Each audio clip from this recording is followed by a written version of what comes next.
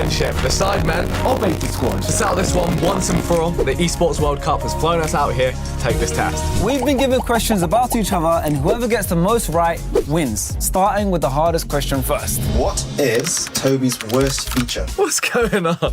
I don't know my worst feature. I'm great. All right, 3, 2, 1.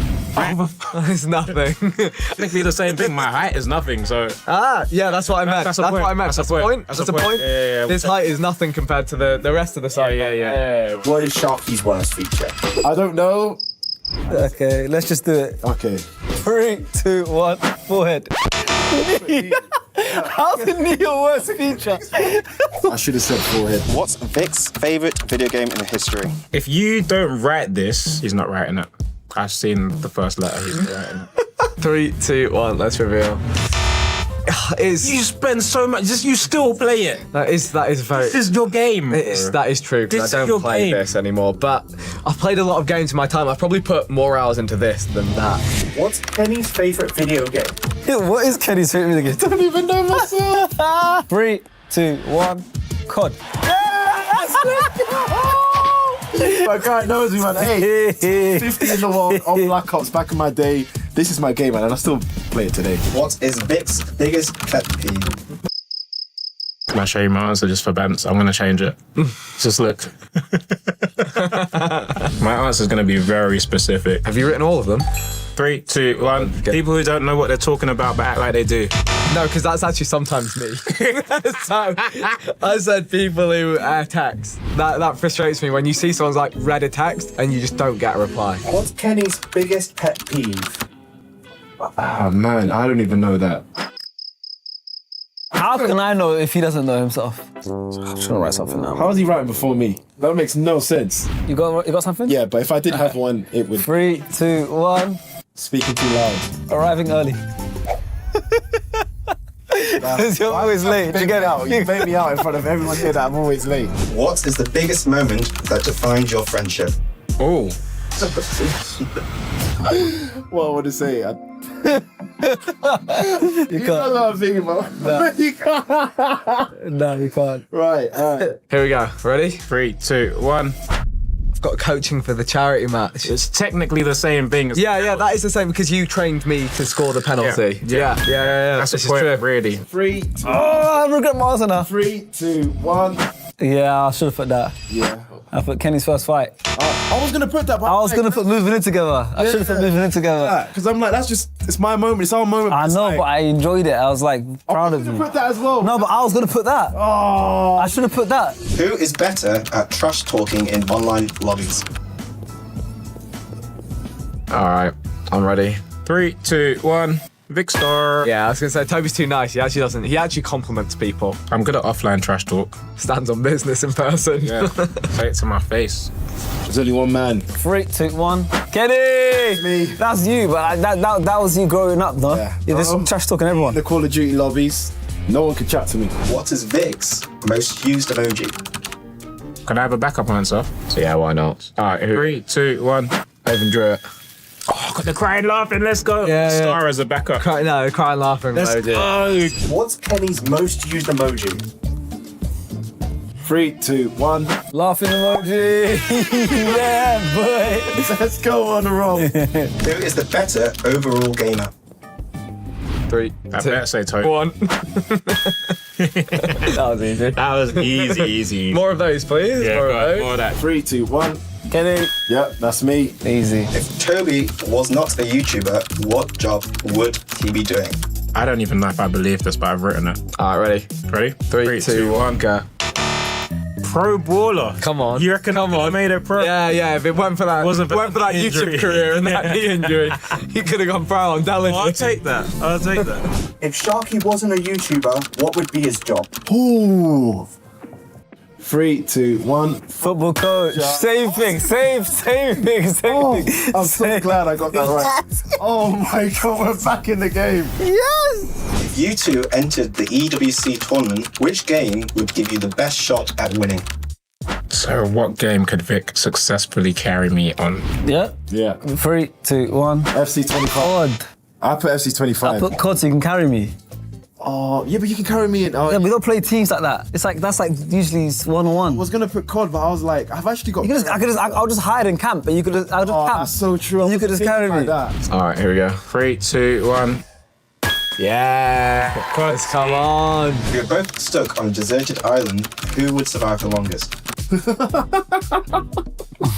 don't even know. I'm just gonna. Damn. 3, 2, 1. Yeah, I would disintegrate myself. Yeah, I'm going. 3, 2, 1, Sharky. Yes! Go on! Thank God. So you would think Kenny, right? You would think. I was like, when you really think long term. I can go longer without eating. Endurance. And I feel like I'll be a bit more tactical with survival stuff. What is the first video game you played together? Don't question it. You're questioning it, aren't you?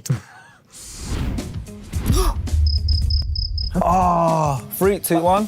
FIFA. FC, yeah. Woo! Because remember, my first time playing Fortnite was with you. I thought I was going to say that. Oh, it wasn't the first time, not yeah. First time playing. Yeah. This guy. All right. Right, 3, 2, 1. Okay. We played MW3. We did. We played MW3 before GTA 5 came out. I remember. Introduction to the Sidemen. Yeah, but this is the first game. You're sure we played MW3 Yeah, together? I remember it distinctly. I even remember the map. We were playing the map called Bootleg. It was me, you, and What's Josh. Bootleg? Is that the It's- village? It's like the grassy outdoor one on Modern Warfare 3. I don't remember that. But anyway, yeah. So maybe I'm wrong. Who is funnier? Ooh. I know what's going to happen here. 3, 2, 1, Kenny. I knew it was going to happen. I knew it was going to happen. Bro, I feel like you're the more like intelligent. Mine are just stupid. Yes, but but that's why you're funnier, because it's like yours is like instant. Okay, I'm ready. Here we go. I put myself, but it's often unintentionally. I agree. He's phenomenal. Underrated, if you ask me. Yeah. New funniest moment is your cow impression. Give him your cow impression. Nah, I'm that. I've got somewhere to be, actually. If the internet cancelled Kenny, what would be the reason? What would I get cancelled for? Already typing, mate. Bro, what? You know what? This makes the most sense. All right, 3, 2, 1. Disrespecting a culture by accident. Because sometimes I'm not clued up on certain stuff. I wrote laughing at something offensive. It's not the same thing. Because you laugh a lot. Yeah. So I thought maybe you're going to be on stream, something offensive, and you just start Doesn't laughing. that count as disrespect? Like laughing? They're shaking their heads. Point. They're shaking their heads. If the internet cancelled Vic, what would the reason be? Well, it already happened. Oh, man. All right, ready? 3, 2, 1. Who's most likely to rage quit during an EWC tournament? Ready?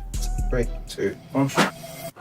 Yeah. So- Bring yourself. I rage quit among us. I Yeah. rage quit in an EWC tournament. He can do that. 3, 2, 1. I put myself. Is it? I rage, man. Come on. I don't rage quit, I give up.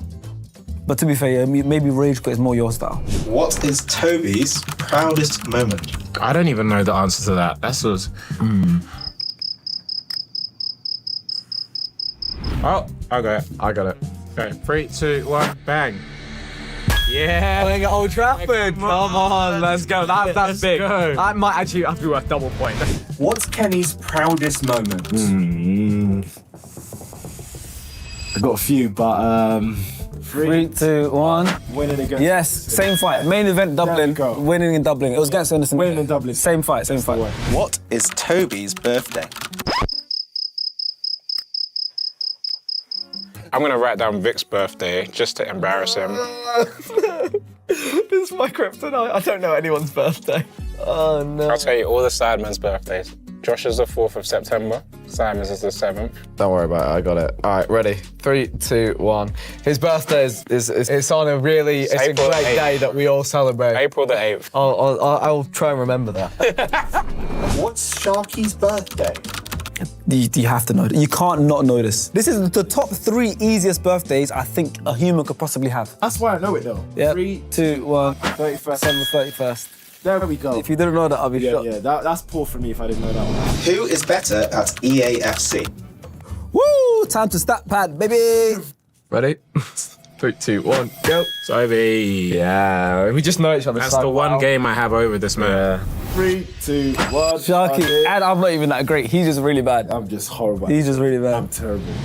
I think we did pretty good. I think we smashed. I think we did pretty If well God there. come anywhere near, I'd be impressed. That was the final question. No! We have tallied up the results. Oh my God, please. Firstly, who do you think won? We won. Who do you think won out of two? Us. We should win. We've known each other for longer, I believe. The person that won by a landslide What? is the side. Yes, come on, W. How close is it? Come on. Not close. Not even close. All right, fair play. Congratulations. You guys can have that one. If you did enjoy the video, please click right here to watch us answer your most Googled questions. Hey, I'm Anna Kramling. I'm a chess master, and the Esports World Cup invited me here to answer your chess questions. I don't understand how chess masters can play blindfolded against like 6+ people. Like, what special techniques are they doing to remember so many positions on the board? Are you able to do it? This is my biggest flex ever. Yes, I'm fully able to play blindfolded. Actually, as a chess player, because you're constantly imagining different variations and you're constantly picturing the pieces moving when you're calculating in chess, it's actually not so difficult to have all of that in your brain. So it's a great party trick, and I think actually more people than what you think are able to do so. Whenever I check a review after my games, it says I always blunder at least 3 times. So what's a mistake casual players always make that I can fix ASAP? I'm sorry that you always blunder at least 3 times. I think most people will blunder quite easy tactics, especially at lower levels. So for instance, you blunder a piece in one move, or you forget that there's a fork in a couple moves. So I think getting rid of the absolute easiest tactics, that's the first way to go. And you can do that by studying more and by doing chess tactics and chess puzzles. Checks, captures, and attacks. Don't miss them. Why are different pieces worth different points? I've heard the castle is 5 and the bishop is 3. But like the castle and bishop are super similar, right? Okay, I'm sorry, Milo. I didn't create the rules of chess, but the castle, we call it rook in chess terms, but it's a castle. All pieces are worth differently because if they weren't, then all pieces would be the same. And you have to think about your chess pieces as a group of different people that have different roles, and they're all achieving the same thing, which is to checkmate the opponent's king. But yeah, it's just what the rules of chess are. I don't know what to tell you. How much money do chess grandmasters actually make per year? Be honest. Most chess grandmasters make very little money. I think to actually be able to make a very good living, you have to be at least top 20, top 30 in the world, which eliminates most grandmasters out there. My parents are both grandmasters and they did not make a lot of money playing chess. I mean, my dad was living in a hotel and he was just basically going from tournament to tournament to try to make enough money to buy all his food for the month. For most people, it's not a job that can make you a lot of money. I can't give you exact numbers because everyone makes differently. Top 20 people will make quite good, and then maybe top 10 women in the world will make pretty decently as well.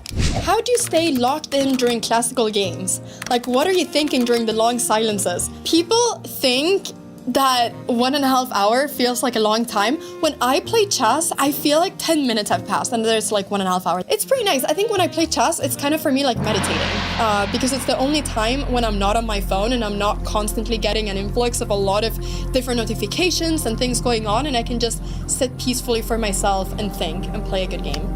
Chess is such a diverse game with so many different nationalities. Have you noticed if they have different play styles? I think that's for me one of the coolest things with chess. I remember when I was 14 years old, that's when I got really interested in chess because I went to the Chess Olympiad and I remember walking in and I saw 2,000 people, everyone coming from all over the world, South American countries, Asian countries, European countries, African countries, North American countries. And I was like, I'm seeing so many people that I would never meet in my life if I wouldn't be here. For me, that's one of the coolest things with chess, that you get to meet people from all over the world. I have not noticed any difference in playing style. I think that everyone is just trying to play good chess. So no, I can't tell you if there's any difference. Is the Bong Cloud opening?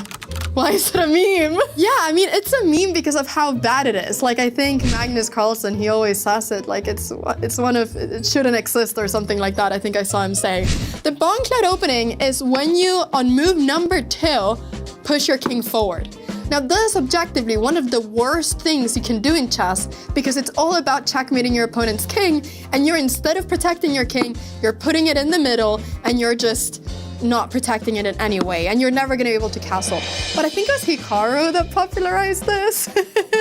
And I think Hikaru and Magnus played it against each other in some game, and it became an iconic meme just because you're seeing the two best chess players in the world basically playing the worst opening there is. So yes, I've myself never played this because it kind of hurts my soul, but it's it's possible, it's just not recommended. What's the real secret behind the Sicilian defense? Why does everyone love it? Okay, I love this question. The Sicilian defense is my love, okay? I've played it ever since I was a little kid because my mom once said, Anna, if you want to win games with the black pieces, you got to play the Sicilian defense. And that stuck to me. Typically, when you play with the black pieces, you kind of have a disadvantage because you're one tempo down, white starts, so you typically end up getting a little bit of a passive opening, but not with the Sicilian. So the Sicilian goes like this. White goes e4, and now you go here.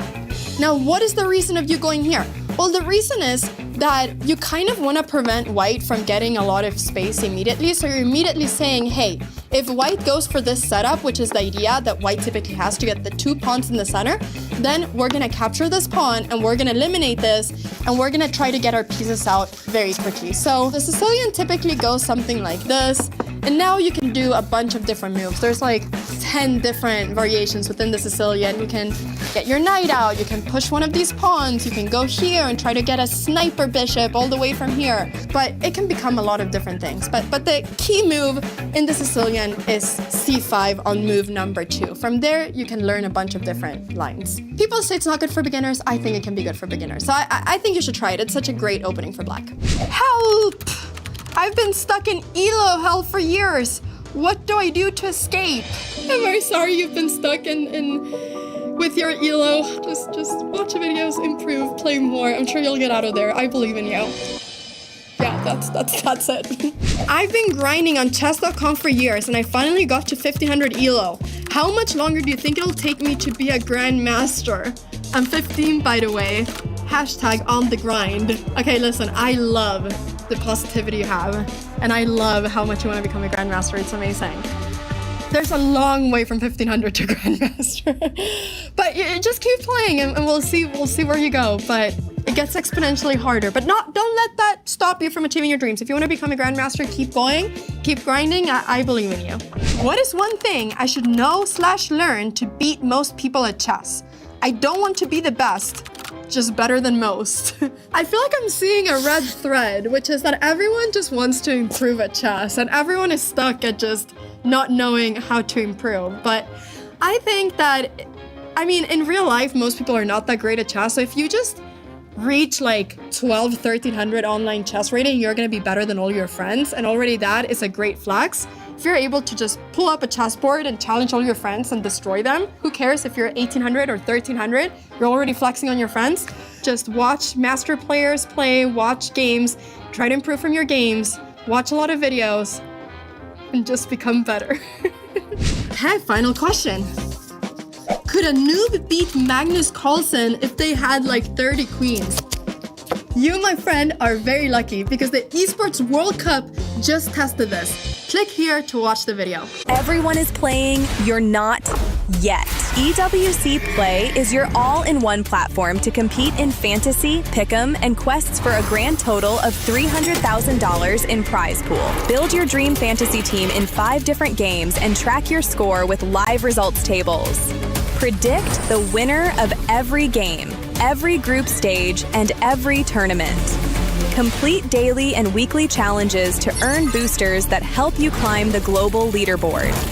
Got what it takes? Join EWC Play now.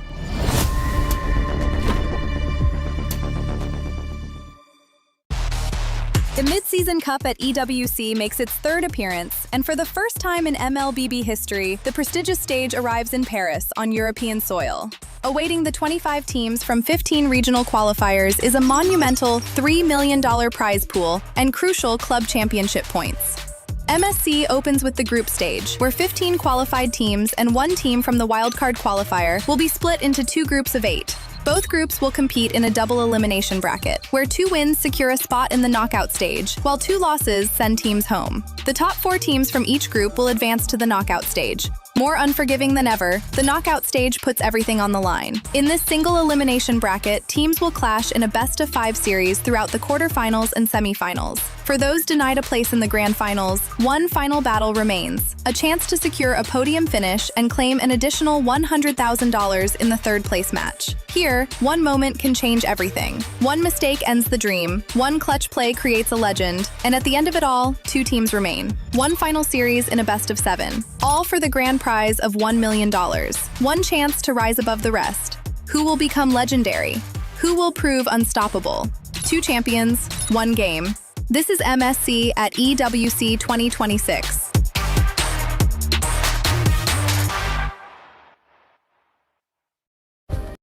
Play is in our DNA.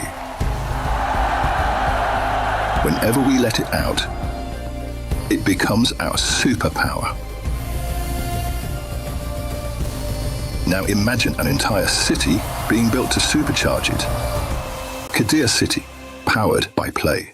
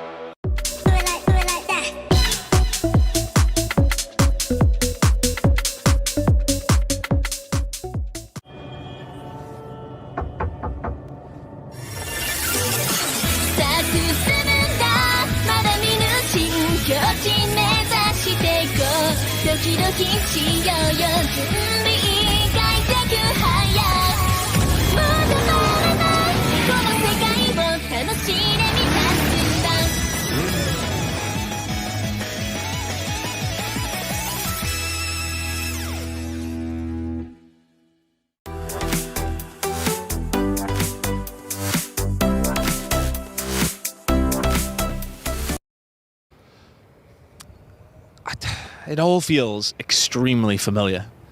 I've been here before. I've been here for such a long time. This view of the Eiffel Tower, this rooftop, it all feels so similar. Chris, wake up! Wake up! Who the hell are you?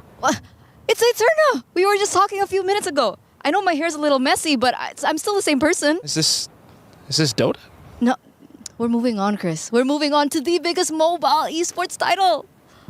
We are. You are right. I've snapped out of it. Yes, this is the Mid-Season Cup for MLBB here, and we're so excited to get into it. Super duper, and especially now that it's going to be collaborating with EWC 2026 here in Paris. So excited. Let's jump into a quick explainer for the club championship before we get things started.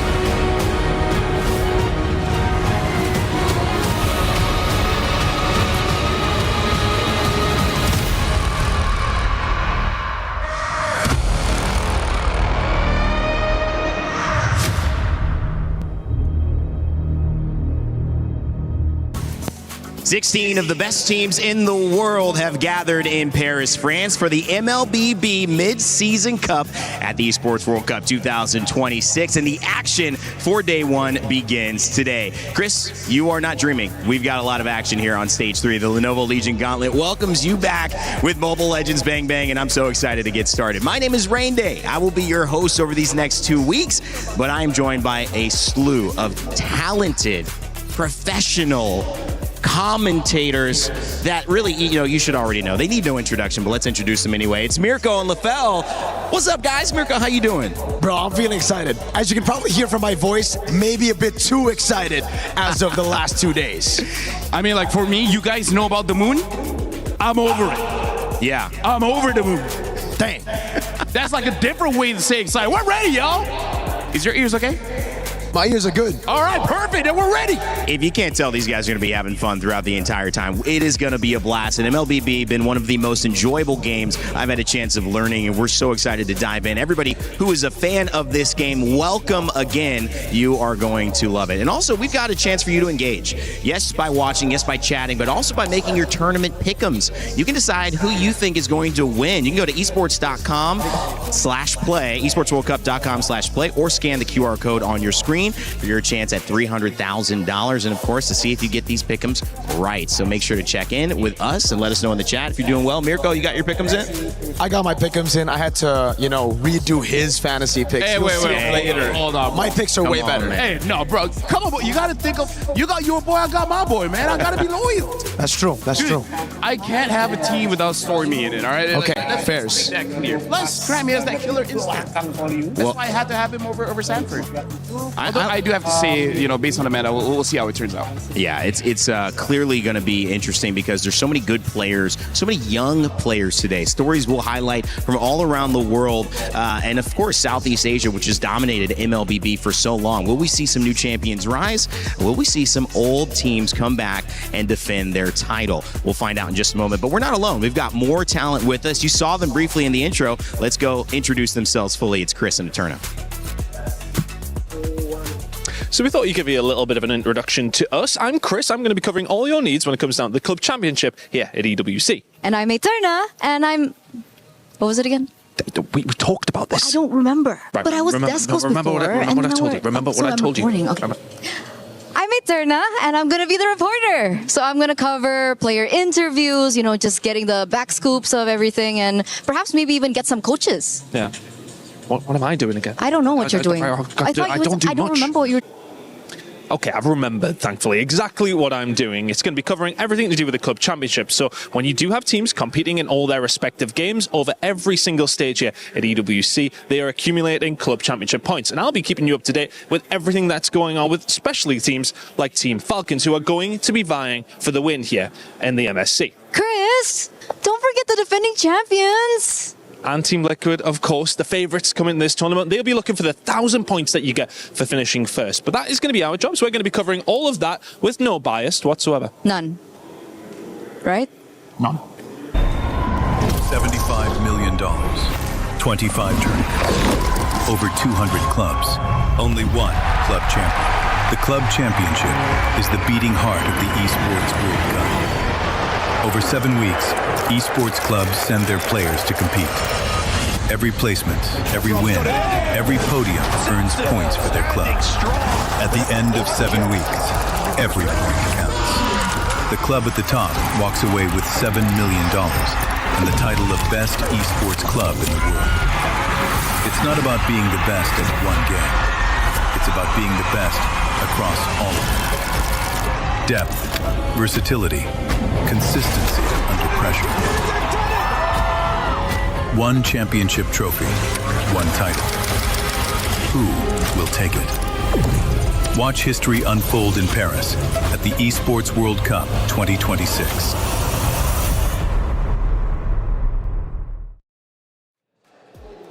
History certainly unfolding here at the Lenovo Legion Gauntlet, and MLBB is set up for a mid-season cup that will not disappoint. There's so many through lines here, from obviously last year, but also the wild card to get here. And I think setting up that story is one that we've paid special attention to. Falcons MENA made it through a 10-team gauntlet that included teams all the way from East Asia, Mekong, Thailand, MENA, Turkey, EECA, Europe, the Americas, to finally outlast and battle to get here, guys. And it's a journey, but now they have their first chance to make it on this MSC main stage. It was crazy. I mean, it was a brutal journey all throughout. I'd go as far as to say that Falcons MENA, nobody really predicted them to make it through, especially with their curse in the wild card. They always seem to fall flat in the wild cards. But again, they were able to really capitalize on the utility jungle meta. So a big question mark here coming into MSC would be, has Boyet adapted to the assassins in the jungle?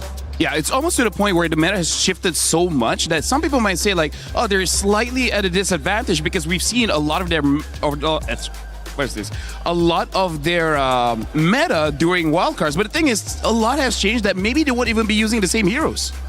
Well, it's a really interesting conversation because last year, as you guys mentioned, they did not make it, failed to qualify, and they were not expected to make it in this one. So Falcons MENA, by qualifying, they've actually given Falcons, our club championship back-to-back winners, 2 teams at MLBB. So twice the amount of chances in this 16-team group. When you look at the split, Group A versus Group B. LaFell, I know you've got your eyes on Group A. I want to hear from Group B as well from you, Mirko. But LaFell, Group A obviously has some great stories there. True Rippers is coming up in my eyes. Guangzhou Gaming. What are you seeing here? Honestly, when it comes to Group A and Group B, I feel like it's a no contest that Group B is the group of death. So for Group A here, I want to see the teams that are here actually maximizing their chances to actually get quite a few more metas in. Like for teams like Team Vitality, Falcons, PH, even Team Spirit are probably one of the favorites to make it through out of Group A. I want to see whether they're just going to go all in, use their best strat, or they change it up. It's crazy to see Group B, though. I mean, Group B is ridiculous. LaFell's already mentioned it, but we have 7 champions in Group B. Only 1 runner-up. And it's crazy to say, but Onyx is the one that feels like the odd one out here up against all these champions. It's an incredible slew of teams, and the reason it's so important and the reason that they are here is not just because of the pride, obviously, regionally to prove that they're the best, but because of the life-changing prize pool. $3 million on the line from MLBB here at the Esports World Cup. $3.5 million total for all competitions. $1 million for the first place winner. So everybody, whether you're here, is not done with their journey. Remember, nothing is granted, right? And so you have to find a way to earn this moment. And if you do, Mirko, it is life-changing. Absolutely, man. Especially considering if you look at the format of this event, man, it's fantastic. We got the group stages already with a completely different format to all the other MLBB tournaments, and then single elimination bracket in the knockout stages. If you lose, you're out. No second chances. I love MSC EWC. Yeah, one of the great things about this too is that right now we don't have to worry about losing any team. We actually do have our schedule for today because it's going to be group stages for the next 4 days. You guys are going to see teams battle against each other, and I love what LaFell said about this because you get to experiment. If you're in Group A, you might have a little more leniency to save some strats for later on if you know you have a weaker group in some people's eyes. But we'll see a lot of teams here. Team Vamos, Team Falcons MENA, Team Falcons PH, and Guangzhou Gaming right after that. Vitality will take on True Rippers, India's first chance at an international representation here at MSC, and Team Spirit versus Ignite Gaming. LaFell, all great teams, and obviously games that are going to give us our stories that are going to help shape this tournament. Oh yeah, for sure. Especially because for now, sure, there are some mismatch in terms of who they're facing up against. I'm looking at Team Vitality because True Reapers, yes, is the first India experience here at International, but Team Vitality, honestly, one of the favorites to win it all. So this is going to be a good test for True Reapers, but also for Team Vitality, because I feel like in that matchup, it's not enough to win. You got to win very convincingly. Yeah, both teams have so much on the line. Coming up next, our first matchup of the day, Team Vamos and Team Falcons MENA. It's time to narrow in on what will be our first set of the day. Mirko, Team Vamos, Team MENA, obviously two teams with a lot to prove. Maybe two teams that people didn't expect to be here, now here, fighting for a chance at $1 million like everybody else. Absolutely. You know, I'm sorry, LaFell, I'm sorry to all the Malaysian fans, but I'll say it. Vamos look uncoordinated, they look chaotic, they look awkward, they look weird. But funnily enough, that's exactly what you need in this meta. With the Assassins, I actually think Error 404, not GOAT, I should say, would do really well. Yeah, no, actually, I'm there with you because I feel like everyone has their doubts for Vamos, but now we're looking at Team Falcon's meta. They already quite a lot of the doubts come wildcard because, again, people thought maybe they'd be top 4, maybe at most top 3, but they made it all the way through. But again, like you said, that was the tank meta in the jungle. We'll see how Boyet adjusts when there's a lot more Assassins. How do you guys feel about this meta report here? 84 unique heroes in 69 games at MWI, Mirko. Healthy? I think it's very healthy if you look at MWI, but just like last year, I feel like if you look at MSC and MWI, we're going to be seeing completely different metas here, especially when it comes down to those weird picks like the Hanabi. Yeah. I don't think we're going to be seeing it here at MSC. I think we're going to see many more Assassins and less healers. Yeah, this is why I'm actually looking forward to this one and why I see in Group A, there's a little bit more room for you to test out new things because here's the thing, it does seem like there's a meta where with 16 different teams, everyone can have their own identity and possibly not get punished that much. The only thing that I feel like would be super punished if they have 0 early game, right? All mid and late game. Other than that, I'm actually looking forward to how the meta shapes up.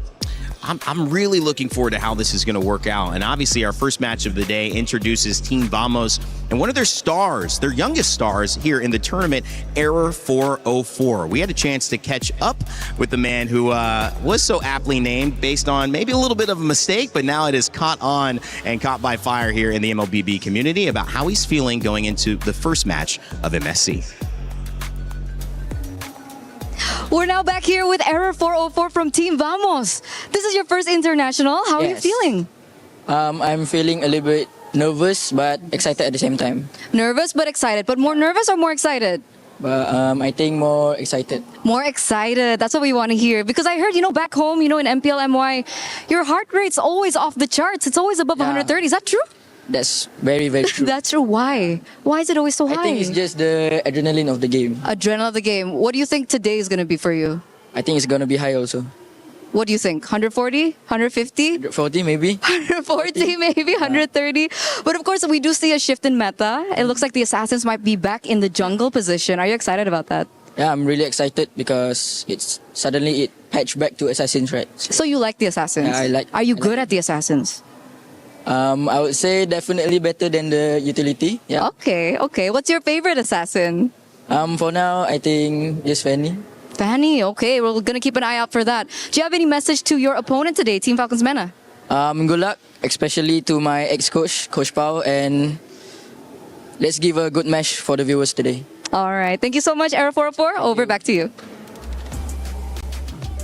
Well, loves the assassin jungle instead of the utility. That's exactly what this meta seems to be offering up, guys. LaFell, your thoughts on here in Error 404? I mean, first of all, good shout out that Coach Pao that used to coach for Vamos is now in Falcons Mena, so he should know quite a lot about the kids. And I gotta say, something about Error 404, we know a lot of energy, right? Marco, you would understand this kind of energy where you're all in a hotel room and you know where each other's rooms are. He will go to your room and just keep on ringing it, and then when you open, he'll come in, he'll run around, jump on the bed a bit, and then get out. He's got that energy for sure. He's done it. He's done it to casters, he's done it to some of the players. So they're like, you know what? He's a good player, but oh my goodness, is he annoying. So that's why he's got the beats per minute that high. Dude, just running around jumping on everybody's always bed. 140. It's insane. During draft, 140. You don't realize mobile games, you could just do a lot of physical activity, unlike just being at a PC. So, one of the benefits is that he could still be ranking up at that point. He's that good. 17 years old, the star of Team Vamos. We'll see what he can do. But we also had a chance to catch up with Team Falcons Mena. This is a team that, again, did not make it last year to 2025's MSC and did not come in as the expected winner of the wild card, but somehow they are here. We had a chance to catch up with Boyet about why. Hey, Turner here for a pre-match interview with Boyet right before his match. So, quick checkup. Boyet, coming from wildcards now, going into the first day of groups. How is the preparation like for the team? For the preparation, we don't know because we never practice because my teammate go to their home and try to study, and me, I'll go back to Philippines and try to fix my visa for this wild card, for this EWC. Okay, so you don't have as much time to practice, but obviously you do have a hold of the meta, right? You have a hold of the meta, right? Maybe. Maybe. Because in wildcards, we saw a lot more, tank junglers, and now we're seeing a lot of assassins. Well, we're getting rumors about more assassins. Are you familiar with this? Yeah, I'm familiar because I'm playing rank game before we come here. So I think the team pretty much know about the meta. But it's all good, right? Yeah, all good maybe. Maybe. Boyet, you gotta give us something here. Because we never practice. Like we just met when we arrived here. So and this is the first time we play. Like, I wish you all the best. Yeah, thank you. Good luck for this first match. Okay, I'm gonna give you a handshake here. Good luck. Yeah. Do you have anything to say to anyone before your match? To anyone, mostly our supporter, keep supporting us, and we'll try our best. This MSC and to our enemy, vamos. Good luck, have fun, and let's give them let's give a fans a good match. And good match we will see. Thank you so much. Over, back to you. Well, looking to give the fans a good match. That message goes out to anyone. And I love that MLBB has such fun commentators and players to work with. Mirko, you're nodding there. Yeah, special message from Boyet. All right, Boyet. The message to anyone, I like anyone. that. I like the anyone message. But who the heck was that? To your opponents, good luck, have fun. Hey. Where was the Boyet from Wildcard, bro? Bro, they gotta step onto the stage, okay? Nah. Eterna was there. She was making it nervous. So she's like, well, I'm good, maybe. Eterna has been making people nervous, I think. That's true. true. That's been happening. I'm nervous. Hey, Turner, you gotta stop, all right? But I think Boyet and Error 404, one thing I want to see for sure isn't just the assassins, but I want to see the taunt. I want to see the emotion. These two players bring out the most out of a match by yelling a lot of I love yous. A lot of I love yous in Malay and in Tagalog. So if I don't see that, I'll be very disappointed. And Mirko can't yell right now. And so that's why he needs you to yell for him, because he's kind of living vicariously through your yells. So make sure you do it. By the way, make sure you also get your pick'ems in, guys. It's EWC 2026, so you already know you got to be a part of it. You have $300,000 that you could potentially earn your share of. So make sure to get your pick'ems in for this match. It's open now. Get them in very, very quickly. All right, gentlemen, I'll go with you, LaFell. What's the biggest story here? Who has to get going? We talked about Arrow 404. We talked about Boyet. Who needs to be the star of this game for their team to have success? Let's start with Team Vamos. Is it all Arrow 404, or who else needs to support him? I mean, here's the thing. Yeah, it's a good thing I'm doing Vamos because they're my boys for this I know, one. yeah. So Vamos, the story coming in is there's always a lot of doubts because right now everyone has the same idea that Malaysia should only have one representative, and that's SRG, because they are far ahead against anyone from Malaysia. So Vamos coming in, Arrow 404 is the new generation. He's supposed to be the new face, the young guy coming in, but then the rest of his team, a lot of veterans supposedly there to support him. So I want them to be able to prove all the doubts wrong and actually show up and make it to the knockout stage. See, we got all those wise words for Vamos. I think for Falcons Mena, it's kind of sad, but it's true right now. It's just play your game, because it's so weird. We heard it in an interview with Eterna earlier. Boyet said they didn't practice. I'll give you another fun fact. I got this from Boyet and Sanji, not the mid laner, the XB laner for Falcons. He said they didn't practice for wild cards either. They're coming here with just the power of friendship, dude. Like pure power of friendship. That's what Falcons Mena have. So at this point, I'm thinking, how do they synergize together? Gentlemen, before we get started, it's tough because we're coming in first day. We haven't seen the meta develop. We have ideas of it. Any predictions heading into this one? I think close set? Are we seeing? I think close. Close. Full 3 games for me. Okay. Yeah, I feel like that definitely can be the case in terms of the heroes. I'm looking forward for Vamos to use a setter for supply, something like an Arlet, and then come into the in the jungle. Either a Ling or a Nolan. It's kind of like Arrow 4 style of play. I'm thinking more of the Nolan to be safe, but if they see an opportunity, I would like to see the Ling. I would love to see fast from Arrow 404, but for Boyet, maybe he actually takes this assassin meta to subvert our expectations. Maybe he goes for the utility jungle because we've seen a lot of it already at MWI. Well, high expectations. That is one way to describe what MSC means to these players. Another way to describe it is what is at the end. $1 million and a chance at glory, regional pride, and the moment that every player dreams of capturing a championship. Let MLBB begin.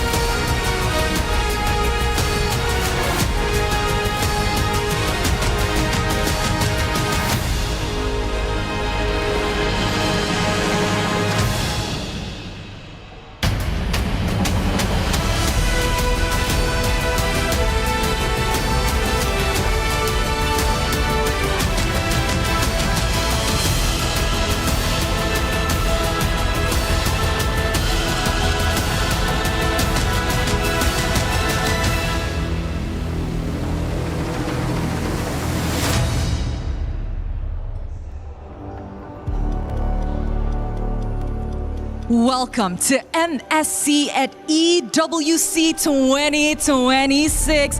It is amazing to be back. And ladies and gentlemen, for another year, Rose and Milosh are your hosts for this year of MSC. What incredible time we had. There you go. That's all the fans out there. Last year we had a lot of fun together on here, Rose. This year we get to do it again. And every summer is MLBB season. We had it earlier on where only last week MWI wrapped up and Team Vitality were victorious, but it does not end there for MLBB. You continue on and start off with MSC. You know what, Milosh? Today we have 16 teams, the best in the world, battling it out for their nation's pride, prize money, and of course, club championship points. A lot on the line for all of these teams, as you said. So how about we bring them out on stage for you? So big introductions. First up with Team Falcons Philippines. Flap, Kyle, Hachi, Super Marco, and Okwen.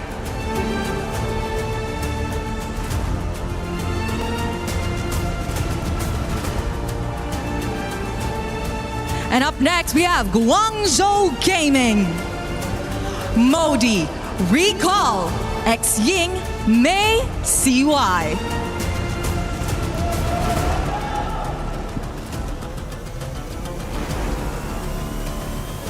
Hometown Heroes Team Vitality. Shogun, Nile, Moreno, Eamon, and Finn.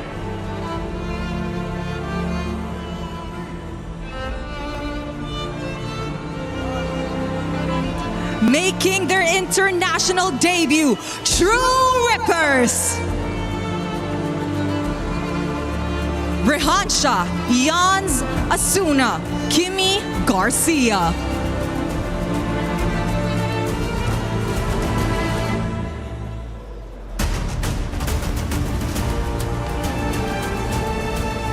Please welcome Team Spirit. Kid Bama, Czar Egoist, Sunset Lover, Hiko, and Sao.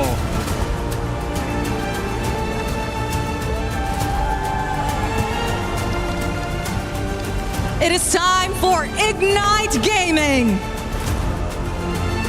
Diablo, Kelvin, Roy, J, CS.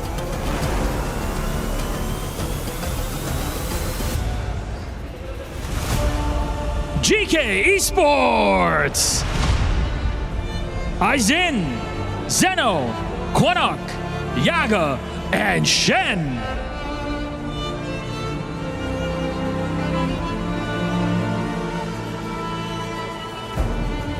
Please welcome Pro Esports. Sorry, I'm Felix, Coily, Sa, PP, and Kuzen.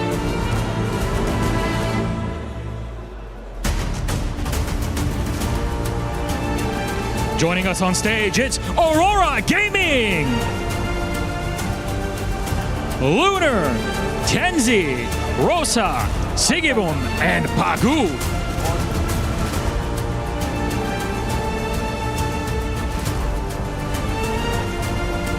And of course, it is Onyx time. We have Lutpi, Kyrie, Sans, Keyboy, Kelra.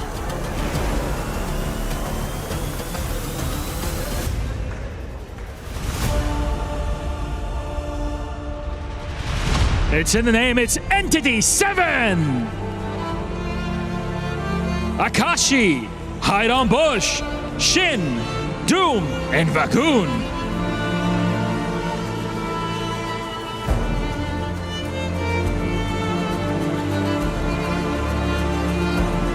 And please welcome Yangon Galacticus, Ying, Han, Kaiser, Blink, Sanji.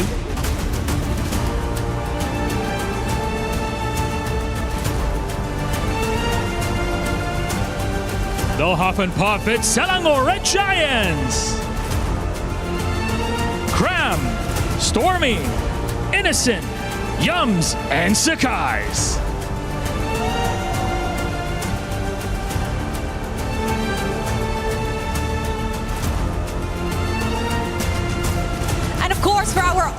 thrilling match of the day. We have Team Vamos! Sapat, Error 404, Klokun, Zikif, Notco.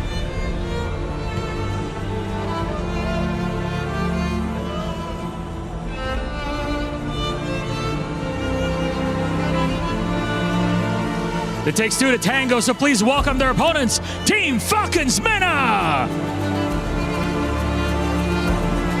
Sanji, Boyet, Cuffin, Sano, and Troll.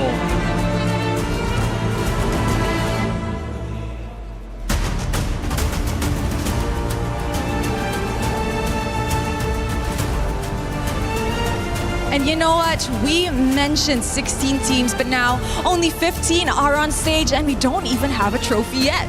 I think that's coming in a special way, so please join me in welcoming our MSC 26 trophy held by our MSC 2025 at EWC champions, Team Liquid!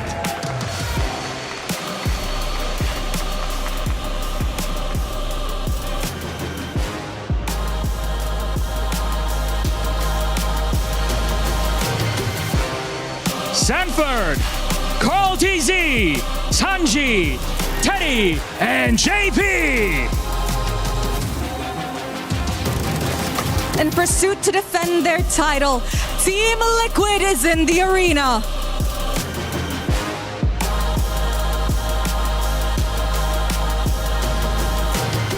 "16 of the best teams in the world, eyes on the prize." And of course, as we head into the land of dawn, only the best will prevail. It's time to rise above.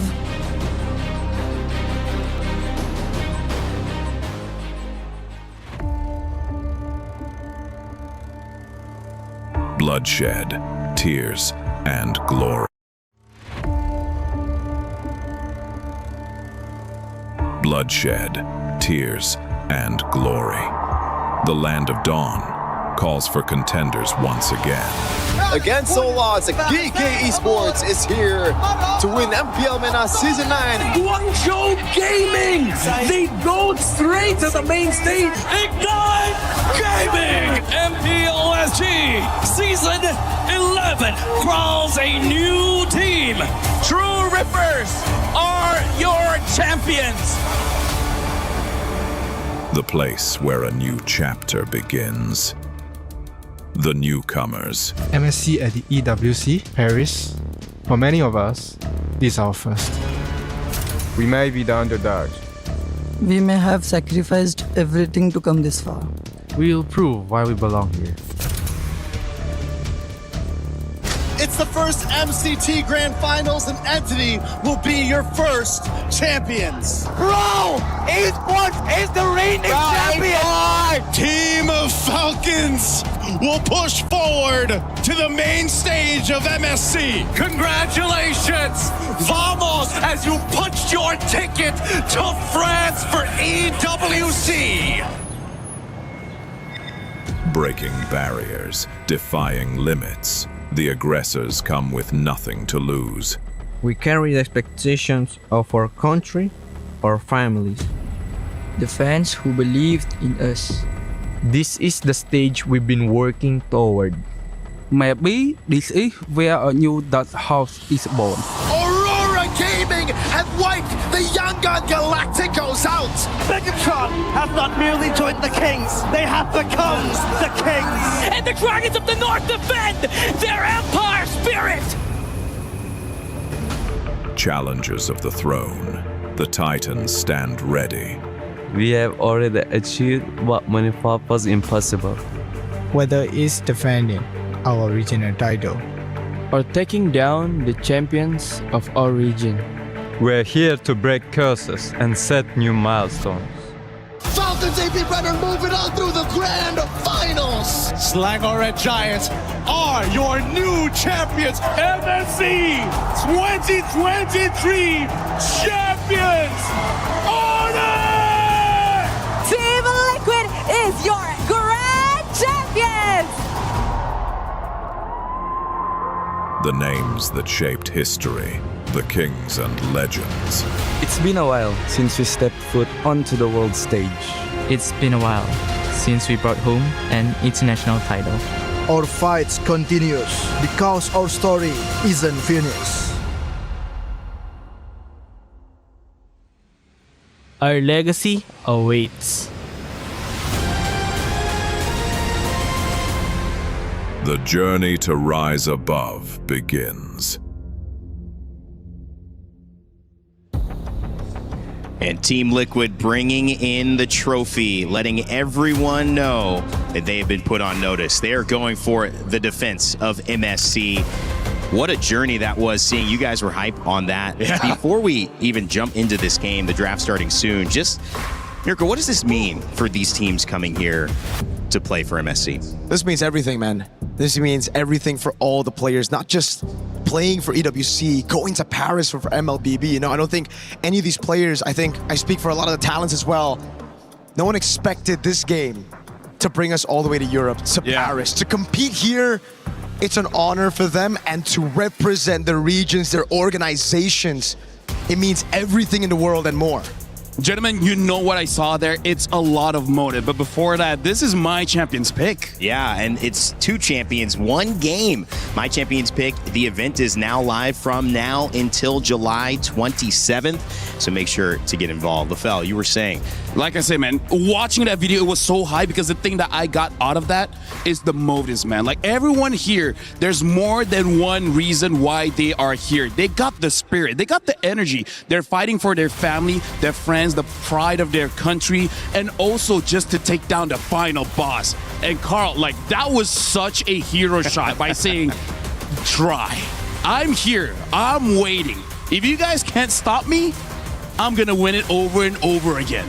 If we were to tell a story before it happened, and we were going to give a little bit of a prelude and an idea of what could be the story for Team Vamos or Falcons Meta before they jump into the draft, Mirko, what would it be? Would it be rising against the unthinkable odds to secure what no one expected them to have? In your words, how would you put what begins right now? Absolutely. I think especially after that opening, you saw the peak of MLBB. Now we go all the way down to surface level. This is where Vamos and Falcons Meta started. Heck, Falcons Meta had to start below sea level. Jeez. I mean, like, here's the thing. Everyone has proven that they're good enough to come here at EWC. But once you're here, good enough is not it. Nope. Even being your best is not enough. Even being perfect sometimes is not enough. You have to somehow break your opponents in the process. Nothing is granted.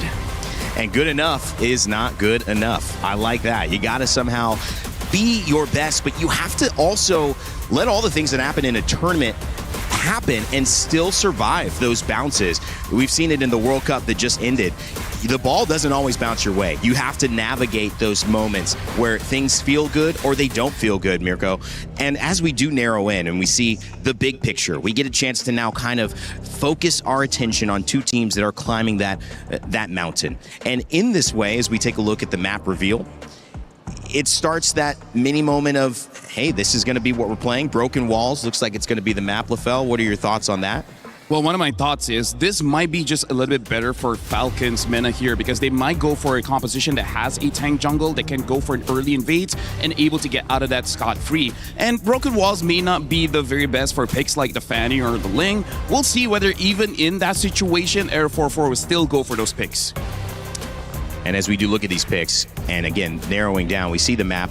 Now it's time to almost start looking at what is the composition, because this idea of the jungle has been something you guys have been discussing in the green room quite a bit.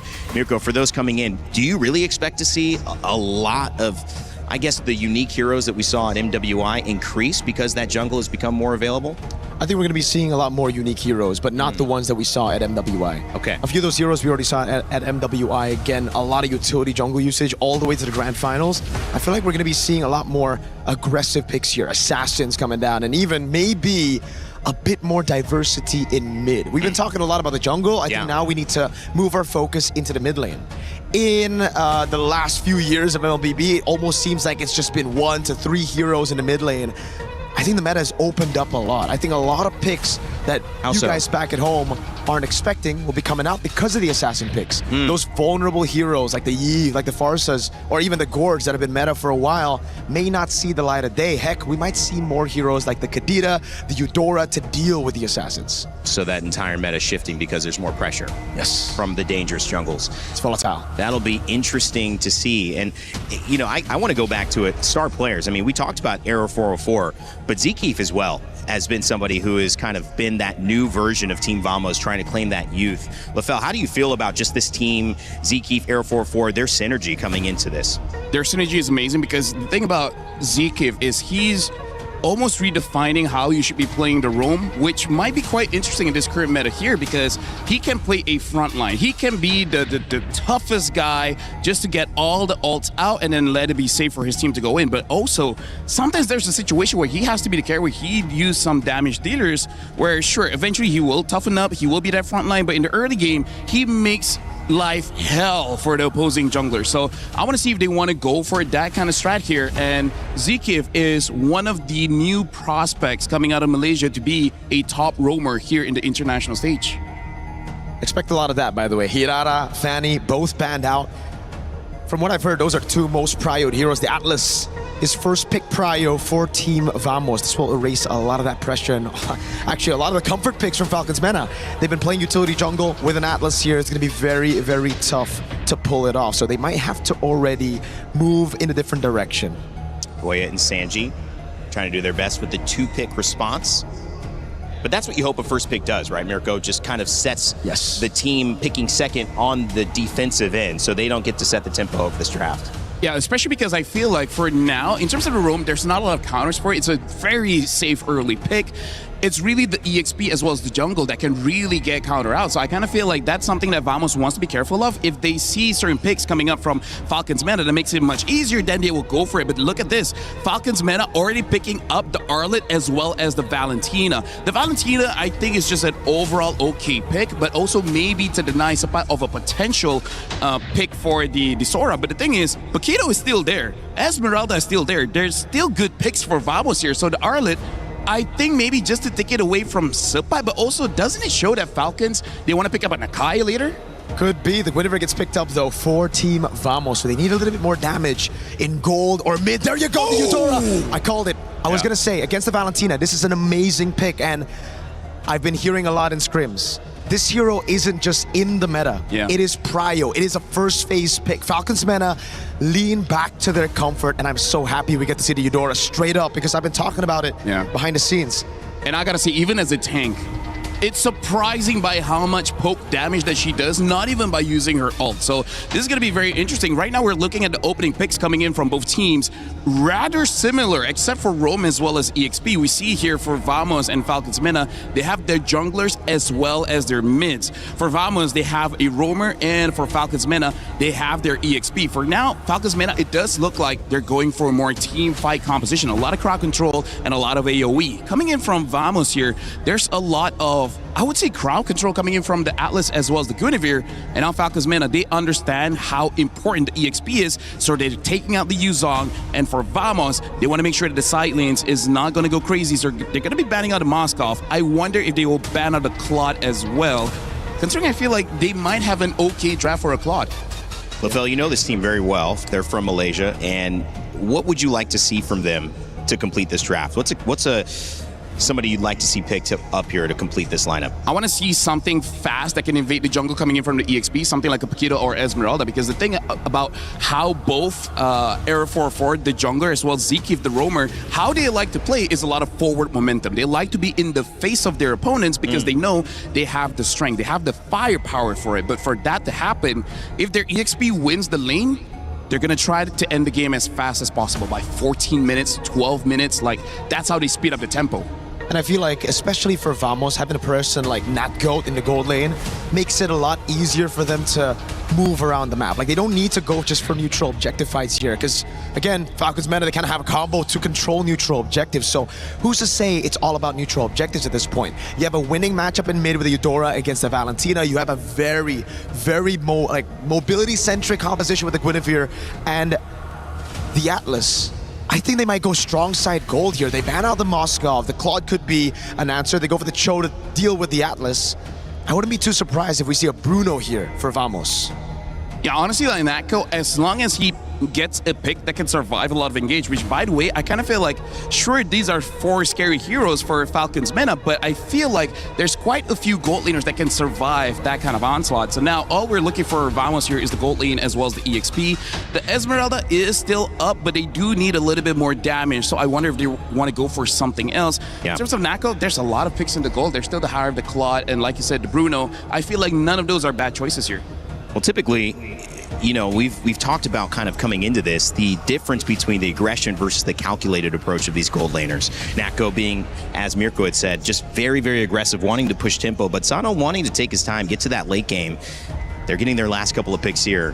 How do you feel this has set that storyline up between two different styles in the gold lane? I feel like having weak side Claude here for Natko is going to be amazing, especially because it really does feel like they're going to be playing a lot of 4-1, maybe a 1-3-1, but I'm really feeling like a 4-1 formation here for Vamos, letting Natko absorb maybe 2 sides or 2 minions in the gold as well as the mid, and now a Bruno for Team Falcons meta. I gotta say, for Vamos, I'm liking the idea here, and Falcons meta, it looks like a very easy to execute draft. Yep. For Vamos, I think it's also pretty easy, right? It comes down to who executes better right now. If Vamos can play the strong side of the map, play around those neutral objectives, win out the skirmishes early on, and it's going to be great. But Falcons meta, I feel like they have more ways right now to play around their gold lane if that neutral objective loses out. If you think somebody won a draft, is it leaning towards Falcons for you? I'm leaning more towards Vamos. Towards Vamos. Yeah, same. You too, LaFell. It's obviously a great showcase of 2 teams coming in with different strategies. Natko and Sano in the gold lane trying to go toe-to-toe in terms of their dynamic. Will aggression win over calculated patience? And will Error 404 find a way to be the young star that he is? It's our first game of MLBB MSC at EWC 2026. I know 2 guys who are ready to call the action. It's Naisu and Gideon HQ. It took us weeks, if not months, for everyone to make their way here to the Mid-Season Cup in Paris. And we're going to find out the next champion for MSC here at EWC 2026. It's going to be nice to Gideon to bring you the action to start off our group stage. Gideon, we have to talk about the Eudora. Oh yeah, this is interesting. This is really interesting to see because most of the time, most people wouldn't even consider Eudora to be part of this particular meta, and Clockwood has already missed a couple of minions, which is already pretty bad look for the start. But the laning phase is by far the hardest part for the Eudora. The Eudora, it went through an interesting change, man. I mean, when it was its older self, you know, she kind of had a one kind of trick, like, here's my ultimate, here's a bunch of damage. But now I know LaFell mentioned it. You know, you can actually do quite a bit of damage just with her first skill even. Yes, yes. That Fork Lightning is now interesting. Now that they've kind of revamped the way that her passive works, especially with the Superconductor. Now, if you look over Troll, right, he's got that little indicator, and that's because that's the Superconductor stack. If he's able to hit with another ability, you can empower it to do some things. Now, Fork Lightning is particularly interesting because now you can start getting some movement speed on top of extra DPS. So you start kiting around these people if you can apply it more effectively.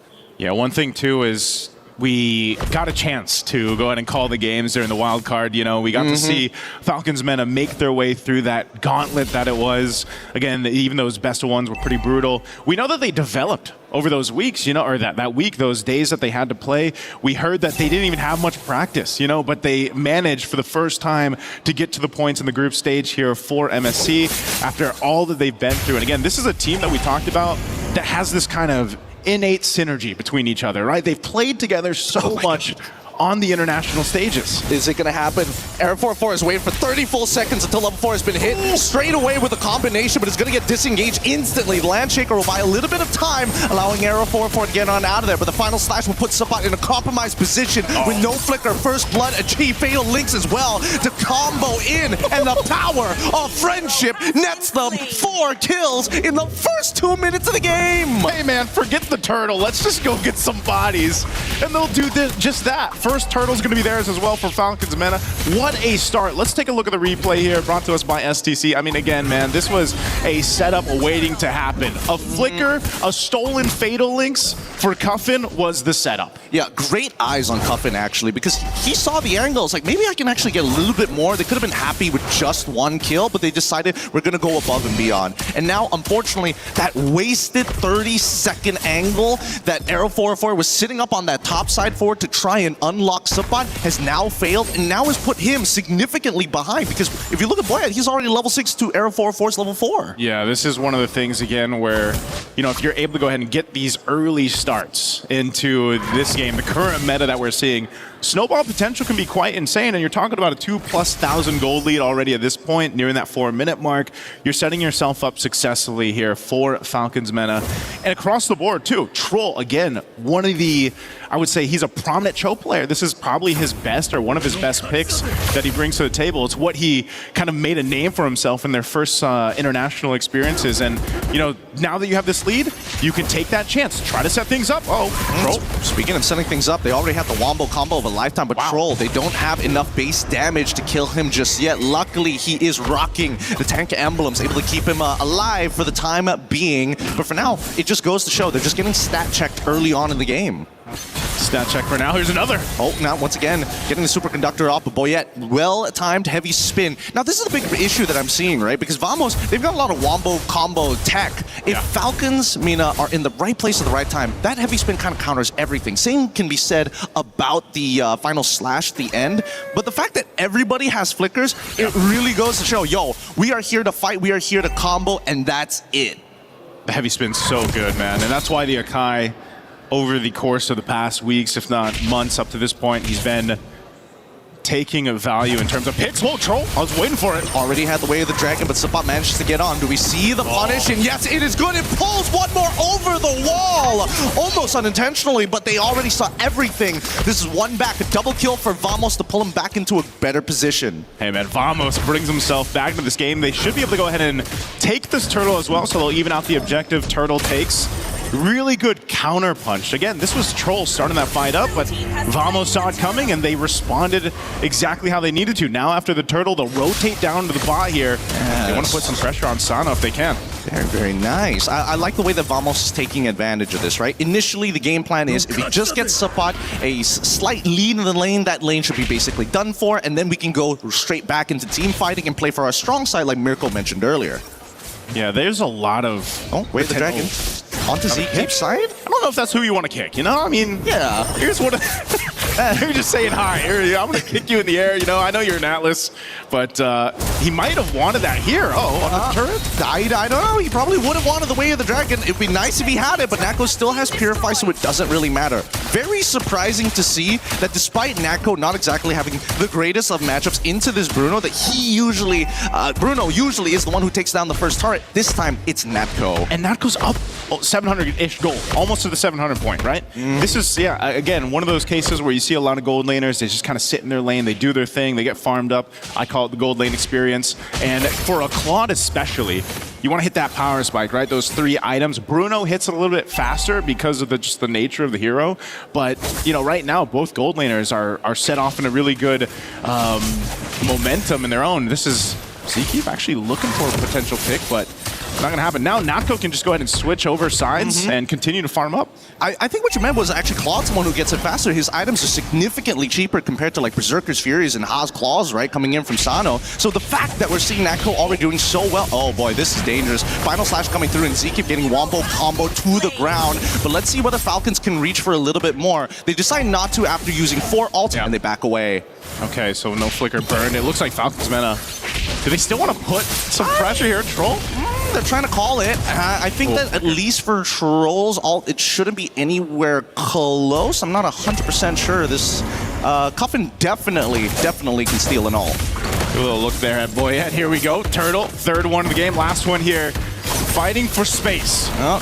Already, spatial migration is good. Now into the Blazing Dew, and Nako somehow is the one who actually takes away this turtle. And now they're on to Boyet. A double kill for Nako so far, and they're not done.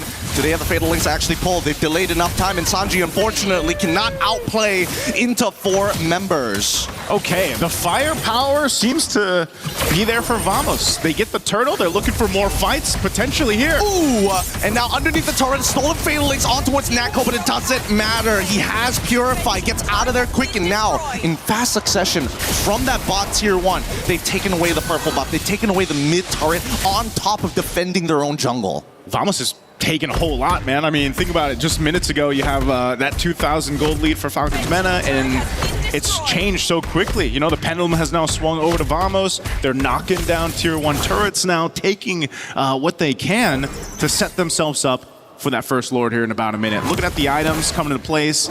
Again, look at the lead between the gold lane. Yeah, it's actually kind of ridiculous. I'm not 100% sure. I think maybe 1 recall is what I spotted out in the laning phase, but then after that, not 100% sure how badly it went for him. But it's great for Nako. Like, this is the gold lane experience that every gold laner prays for. Let's look at the gold distribution for a deeper look. Oh, wait, hold on. Immediately, we find a pick off the support side. The Fatal Links catches onto 3. Heavy spin from Boyet. It's good. They're thinking about it. The combos are just too much. Sanji able to find it into 1 more. They need to get the last 2, but Clockwind and Echo have lost their front line. Beautiful train. What happened to Vamos' positioning on the map, man? I mean, again, we were just kind of talking about how they had this lead. Let's take a look at the replay here. Once again, they just catch Alsapot. The rest of the team gets... Oh, they got heavy. They got heavy spun on, man. That's what happened.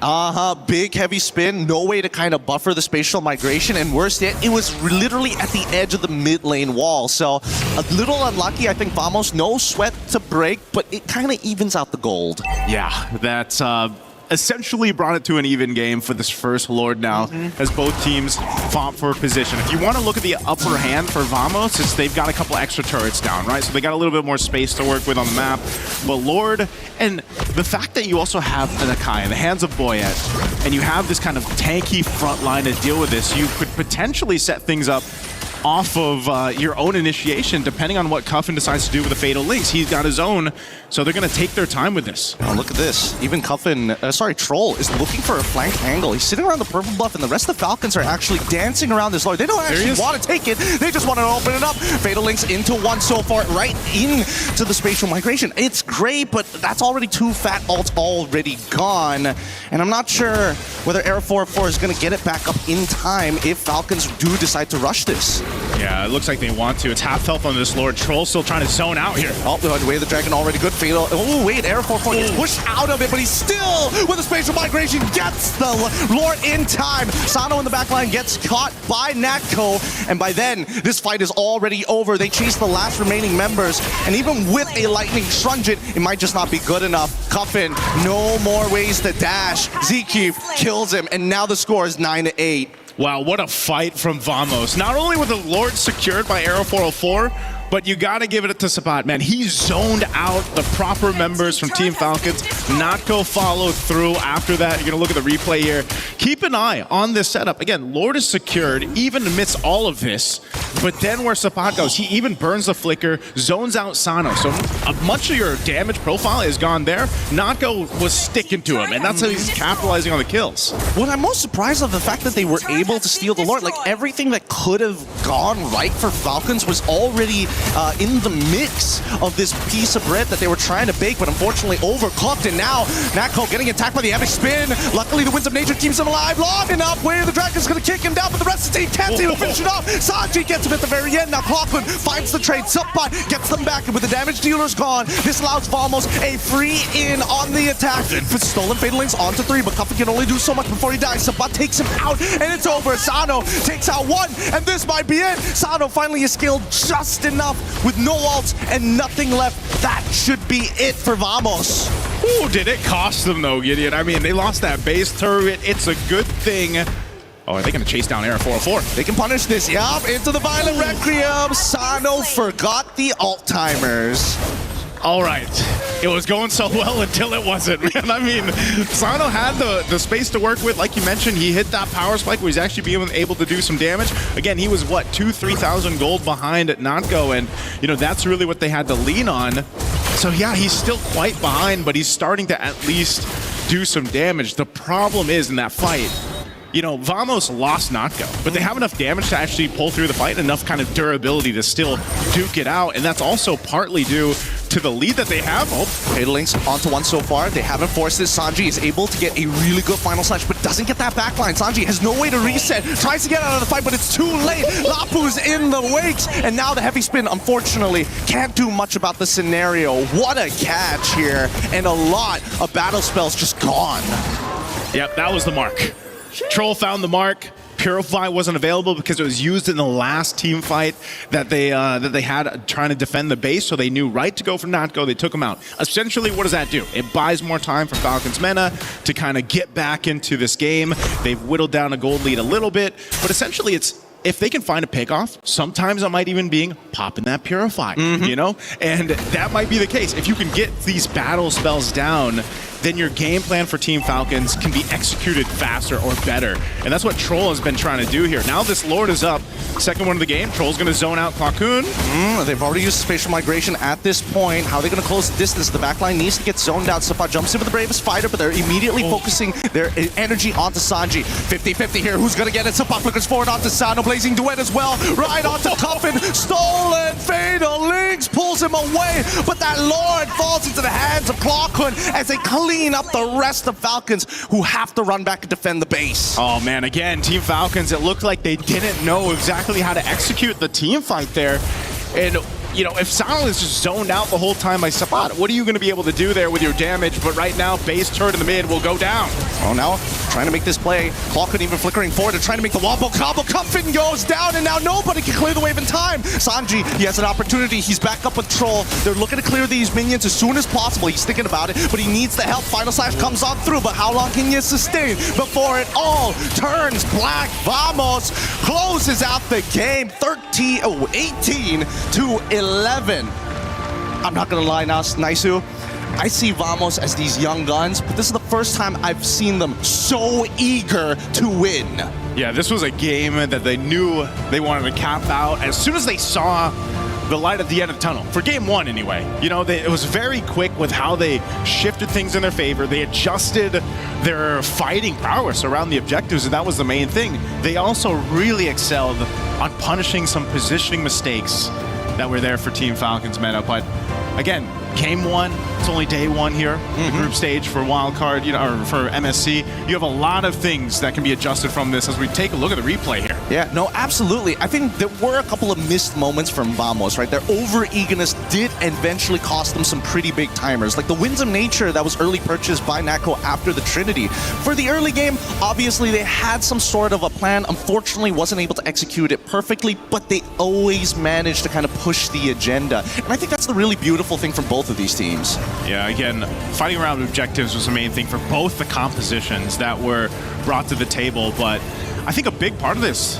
you know, you mentioned it, Claude, the power spike that he was able to hit faster than the Bruno, but also just the amount of lead that he had. And being able to follow someone like Sapat on that Lapu Lapu really gave you the space to just do so many things. And again, looking at these highlights, especially this team fight, Team Falcons Mena had the idea. They had to get rid of Natko. They had to pop the Purify.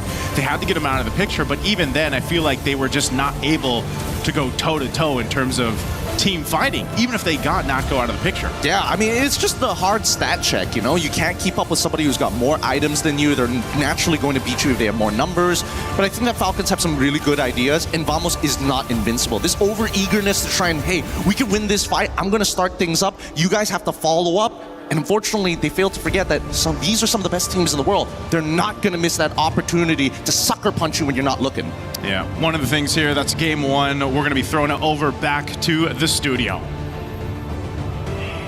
You and Gideon, great commentary on that game one, and Vamos takes the win, and they were not vamosable, as we were saying backstage or on the studio. Welcome back. My name's Rain Day. I'm joined by Mirko and LaFell to break down the action in Game 1. Mirko, Vamos had a lot to say in that game. Sometimes it went well. Sometimes you couldn't really understand what they were talking about, and they let some of that lead go, but they ended up closing it out. Yeah, as Gideon mentioned, man, it's just classic Vamos. Over-eagerness to make plays, over-eagerness to be aggressive in the early game, trying to utilize that composition.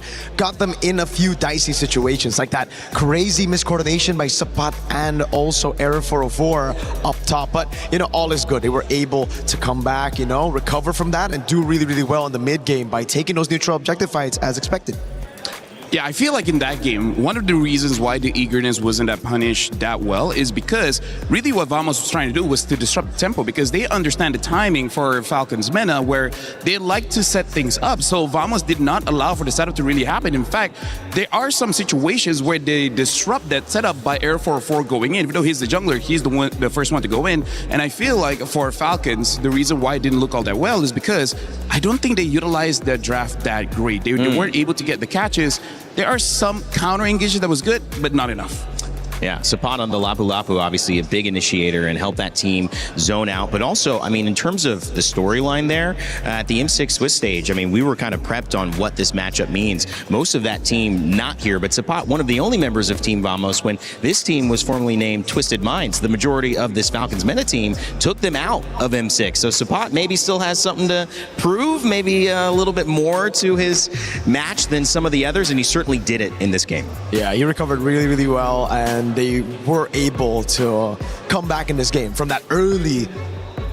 Wait, how bad was it? Was it like 1,000 gold lead early on, right? The four-man pick. It was almost 2,000. Yeah. It was almost 2,000, and then it goes down to 1,007 to 700, and then over to Vamos. I gotta say, Sapat, the biggest change a few years back until now. Those years, he was doubtful. He was like, I don't know if I can do it. But now he's like, you know what? I don't care. I'm the underdog. People don't see me as the potential champion. No pressure. I'm going to go in fearless. Yeah, and sometimes that, like, kind of being in the moment, losing out on it, but sticking through it, it makes you a little fearless. You're like, what else can go wrong, right? Morale is very important, man. Having that confidence, as this guy's doing 6-7 as well. Yo, Vamos right now, if I look at them again, if I look at Falcons Mena, I think it comes down to also Falcons Mena leaning towards their utility jungle picks that got them the wildcard win. The Akai pick was fantastic in the wildcard. Here as well, you can see why they picked it up against the Atlas. But I feel like if you look at this game again, you see that massive gold lead, you see that massive XP dip between the junglers, and you can see why it's going to be very hard for an Akai this meta if you fall behind. If you get all this early neutral objectives, all G, brother. But if you lose just a bit, which happened, I don't know how that happened, by the way, Natko stole the turtle once, and then the second or third time was Eudora. The only reason I don't want to clip it is because there's so many times he just retreat early. He literally retreat early, and there was like about 100, 200 HP left. Yikes. Eudora stole it, and Claude stole it. Well, you actually looked at a couple of clips that caught your eye. We have some telestration you're going to do for us, LaFell. Break down what you saw in that game one. So I got two clips here. First of all, we got to look at the first mistake that really happened where for Vamos, like I said, over-eagerness. Right now, I want you guys to see here the positioning of Air 4-4 as well as Sapat. They're not on the same page. It looks like they're going for different targets here. Maybe the idea was Eric could solo kill the EXP lane here, and then Sapat, he just wants to zone away, making sure that the two members of Falcon does not arrive. But the problem is, as we play the clip here, we can definitely see the damage is not enough, as well as we see the Akai really pushing Sapat out of the way to the point there he had to use his flicker. And this is all while the turtle is going to be the next contest. This is not great coming in from Vamos, but it does look like they have a good idea that we just want to win the fights. We don't care about the neutral objectives at this point, and we can see it's heavily punished here, where looking at Falcons lineup, you can see that they are a more team fight heavy composition with a lot more AoE and a lot more crowd control. So that's the first clip here that we see, but we also got to look at the second clip of where Vamos really turned things around, but it is also off of the mistakes coming in from Falcons. Thank you very much, Mirko, by the way. Yeah, great assistance there. Yeah, right now we see Sapat already use his Bravest Fighter, so he actually doesn't have a great way to engage the fight. But look at Aero 404. At this point, it really does look like Vamos, their idea isn't for those neutral objectives. They just want to go for the kills. As we play the clip here, we see that Troll is moving forward. They don't have full information of where everyone is, and then they just go for Troll because they want to eliminate the crowd control. That's the biggest aspect of why they lost in the previous fight. So they go on to this, and then we'll see here. Actually, Boyet had a slower retribution time. If I can release for a bit. Hold on, 1, 2. Okay. Hard for me to pause during that moment, but you can definitely see Vamos, they got the turtle, but that was not their intent. Their goal was to get for the kills, and they were able to do that. So good on Vamos. And then I feel like that's just something that Falcons has to look out for. Great showcase and great assistance there. Assist of the game. We don't have MVP right now. We do have an assist of the game. That was Mirko, assist of the studio segment. Guys, I mean, that was to me also kind of the thing that Vamos made sure they were going to do, which is set the tempo. Yep. And I like how they also went to their strengths, which is we may not have the best team fighting team, but we can get individual picks really well. And when we do that, we can win the team fight. Yeah, I think also, if we're talking about that team fight composition from Falcons Mena that Lafell pointed out, we have to take a look at Falcons Mena's eagerness to be the proactive team. It seems like for the entirety of that match, they were just leaning towards, all right, we're going to punish Vamos when they make a mistake. A few times it happened, but a lot of other times you could clearly see when they needed to push that turtle fight earlier, they didn't want to. On the Arlet, on the Cho, you need to jump on the Guinevere before the Guinevere jumps on you. And because they were just too reactive, it caused them to lose a lot of those early fights that got the Akai super far behind for the late fights. All right, well, we'll see what they can do to change things up. Coming up, though, for you, just a reminder that we've got Rhino Day. 2 games and 1 champion. Sorry, a brand new interactive effect. That's what it is for Rhino Day. And it's now available. Check it out and join the celebration. So a brand new interactive effect. Rhino Day, baby. I love it. So it's close to Rain Day right there. It's not. Yeah, you know what? I was like, am I doing something for MLBB? That's you. That's you. That's me. Rainy day. Well, I'm definitely down. Go check out Rhino Day. That'll be fun. And I think Mirko, too, when we start looking at game 2, what can we look at Falcons Mena bringing into this next draft that helps them in these moments? Because clearly they didn't suffer from having a good composition, but they did suffer from being able to execute it. And how do they solve that problem? I think it comes down to, again, in the game they were too reactive. I feel like in the drafts they were also too reactive, right? Instead of going for their own prio picks, they were just reacting to it. They see the Atlas, they go for the Cho and the Akai. They see the Claw, they go for the Bruno. They're just trying to counter, getting these good matchups, but ultimately not having a composition that works together overall, or not even playing into the metagame that well, right? So I think the big mistake coming into game 2 that they should fix would be try to be the proactive one. Steal these prio picks away from Vamos before they get their hands on them. Crowd pick's going to be important here for Vamos and for Falcons Mena. Vamos in this best of 3 have a chance to close it out right after this, but of course Falcons Mena trying to push it to a 3rd game. They're going to have to come with some adjustments for sure. A lot of time to check things out too, and when you're on a stage like this, Lafell, we mentioned the stakes and we also mentioned the bigger narratives of these teams. Wild card was not easy and they got here. They do not want to go home or at least lose this first game on their first time at this stage 2-0. Something that I do have to say is a lot of teams, they suffer from the fact that there's 16 teams and sometimes you can't have the same mindset for all 16 teams, right? For example, we saw just now that Falcons try to play more methodical, play more slowly, play more reactive. But against a team like Vamos, this is a game that who starts first, they will most probably win unless they just miss a lot of ability. So I kind of feel like it's difficult, but you can't look at Vamos like Team Liquid. You can't look at them like SRG. Maybe against Vamos, you have to be slightly bit more disrespectful. Be like, I'm just going to go fight for you because you're not that good enough, right? Yeah. Because, like, again, not to throw shade to Vamos, but this is the reality. When you're going up against competition where many different teams are here, you can't have the same mindset. You can't have the same strategy against every other team for the simple fact, not everyone has the same habits. Broken walls. Again, Mirko. Back to back. Oh, I don't know. I mean, they played it so well, Vamos, in that game. They will even like double down on some of these ganks as well. So I think go back to the drawing board, do exactly what you did in game number 1. And for Falcons Mena, again, it's all about stealing those picks, maybe even stealing blue side, which they did. Fanny Ban and I believe the Hirara. This is the question though, right? Do Falcons Mena play the Hirara? If the Hirara is left open, I feel like first pick should be the Hirara, but then Vamos just get their hands on the Eudora Atlas. Yeah.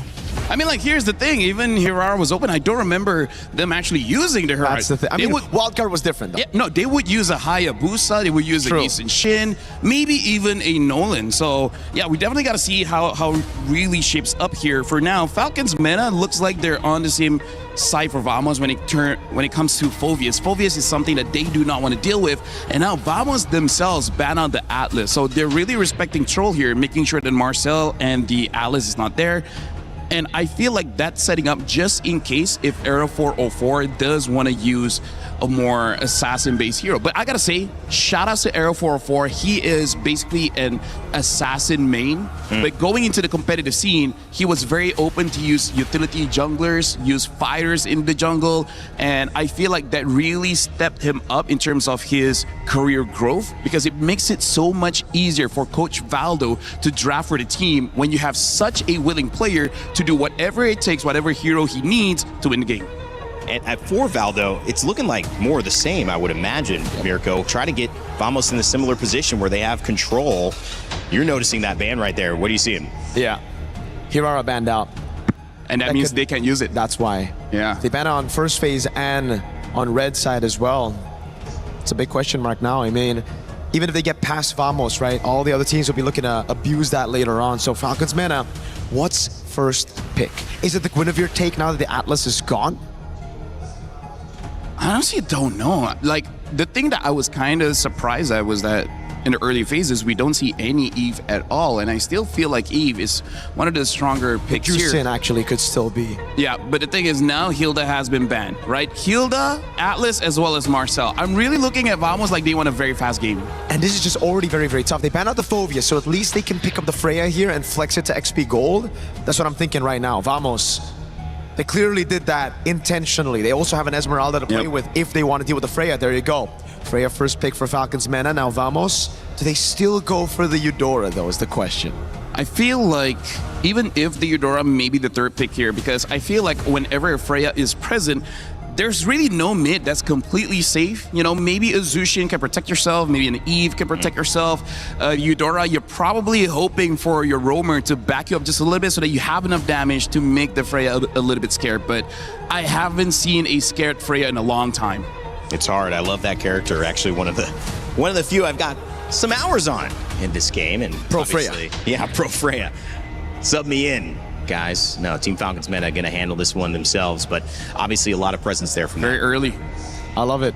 And the Eudora. See, I know it sounds strange to the people watching, you know, but I've been saying, I've been talking about this Eudora pick, and I've heard, shout outs to my source, that this is first pick, like this is first phase prio. It's not just that one time on blue side. It's really good against assassins, so you also want to snatch it away from your opponents if you want to go assassins, and that's what we see here with Ling and Eudora. And I feel like that's also just a takeaway, just to make sure that this Ling is going to be able to survive. So this is very, I would say, interesting coming in from Vamos. Looking at the bands, you know that it's going to be Assassin. You're just wondering which one. And considering it is Broken Walls, they still go for the Ling. I'm very excited to see how Air 404 pilots this, because it is one of the heroes that he used quite a lot in his amateur days, but we haven't seen his Ling on the pro field just yet, just because Ling hasn't been meta for a very long time. And now the Cho, I can understand. But the Valentina, quite early on, we'll see how this works out. This just seems like an easy Beleric pick for Vamos, right? Oh, no, they just go for the, obviously, just the winning matchup. And just all the power picks for Vamos here. Because I'm thinking Falcons mana could still pull off a Yisun Shin and then flex the Freya into gold. But maybe Vamos are thinking we can also flex the Esme to gold. We'll just match it wherever the Freya goes. So, all right, fair. Zekeef, Nako. Obviously, two important players for Vamos. They both had good games, a good game in game one. I feel like Sano's pace, how do you feel about this, LaFell? Was it enough for you? I mean, obviously going against Nako, it's a tough matchup, but different styles. But I think in general, Team Falcons mana was a little slower in terms of those fights, despite starting off with 4 kills. What do you think they need to get Sano going? Yeah, honestly, I feel like maybe 2 more gangs they'll be able to deal with Nako. I mean, like, it's a good thing at the end of the game that Troll with the Cho was able to catch Nako a few times, so Nako wasn't that big of a factor in that one. I feel like it's just in general, Falcons meta in the first game, they look, for lack of a better term, like scared to do anything. So I feel like hopefully in game number 2, they're like, okay, guys, wake up. You know, game number 1, it's whatever. It's a warm-up game. Now we actually got to lock in. With this kind of draft, they have a Freya. Any draft that Freya, you're supposed to be a little bit more aggressive, so that's what I want to see. But I think Vamos already knows that, and they're already having a lineup that can fight early, honestly. Could also be the Harith pickup for Vamos later on, a signature pick for Natco. Moskov gets banned out again. The Claude Snatch Away is also still there. I think for Falcons meta though, again, Belleric, I thought it was going to be red 3. They eventually ban it out. They know how much of a threat it is to their composition. All very short-ranged. So it just comes down to this. Do they want to go Yi Sun Shin on Boyet or no, right? Because if they don't, that means they're going to have to go back again, maybe on a Guinevere or some utility, another utility pick. They ban out the glue, so I think it's kind of like are they going for Fredrin? I honestly...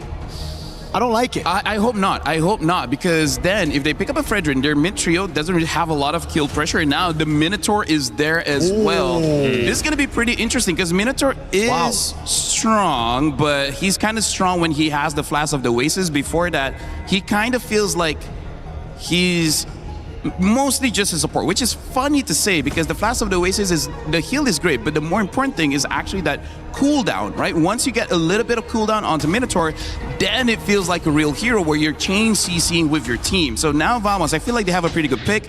If this Valentina was swapped with the Zushin, I feel like they could have dealt with the Minotaur much easier. And it's so good because, all right, the Harley comes around and Vamos were leaving so it is a Freya in the gold lane. Alice goes to XP. Now Vamos, do they answer the Freya with a carry or do they flex the Esme into the XP, or sorry, into the gold lane? Oh! Wow, okay. Okay, this is crazy because my boy told me that this was showing up in scrims. I didn't know we were gonna get to see this early. I mean, I also heard it's good. Seen a few in-ranked games, but yeah, I honestly, this is a big surprise for me. I want to see how this Melissa really turns out. What's the expectation kind of with the shock happening? Why is Melissa showing up here and making a big impact? Firstly, that's my favorite hero. Secondly, they're all melee here, so they can't get past this ult Melissa to go away. It's such a clean front to back with a little bit of spice to enter the back line. Yeah, the thing that I like about Vamos Drive is that they have multiple win conditions. If the Link doesn't work out, you got the Melissa. If somehow the Melissa doesn't work out, you still got the Link. So it's very interesting. Gonna be tough for Vamos to lose this one based on the draft. The studio likes it. We'll see if our casters like it as well. As game 2 underway between Team Vamos and Team Falcons meta. Vamos, if they win, they take the win overall. Hey, we like it just as much, man. Me and Gideon also looked at each other at the Melissa last pick, but we're talking about Ling, Eudora, and Melissa in this game too from Vamos. Gideon, is this very Vamos of them? This is the first time that I'm seeing it, honestly. And if Vamos want to take this angle, I don't think it's actually that bad. I agree with what LaFole's been saying. Look at the emblems. It also reflects the exact same thing. They want to make sure that this early game actually goes well. What I am curious is about Hawkwood as well as Zcreef. They had a bit of a tough time at level 1 and level 2 in the previous game. And then by early mid-game is when you're expecting them to start, winning out on these fights and looking for these lane ganks. I want to see whether they can improve upon that. Ooh, nice little aggression here from Troll, but Era 4-4 is going to be fine. Again, the Ling has popped up a few times now through the course of, especially back in MWI, right? We saw the Ling come through. Oh, okay.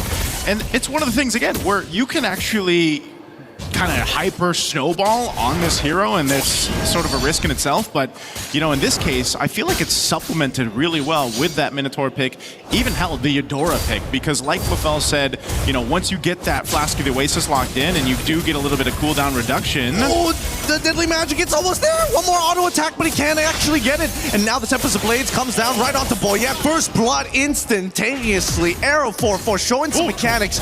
Traded flickers, but we're not going to punish that. That one, that's just ego. That's just by the way. Yeah. We both don't need this.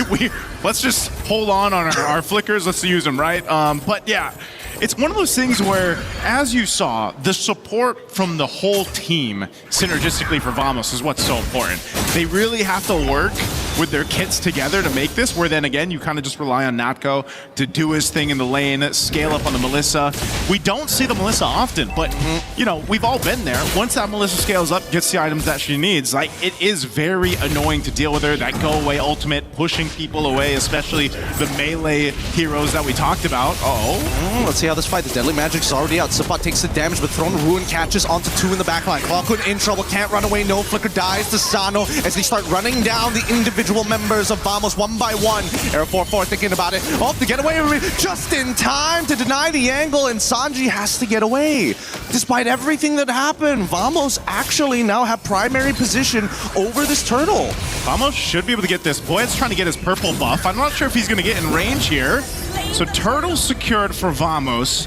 They'll win the objective, but there is some fight here from Falcons. Yeah, it's really interesting to see.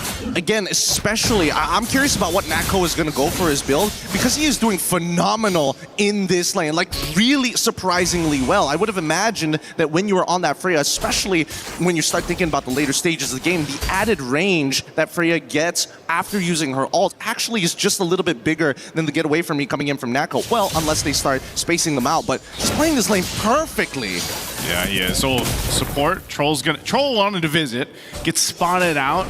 The rest of the team from Vamos down there protecting Natko. Again, one of their winning angles, and there's multiple of them that they can play into throughout this game. So we got to see Team Falcons MENA kind of come up with their own game plan. Where is that game plan, I think, is the main question here, Gideon.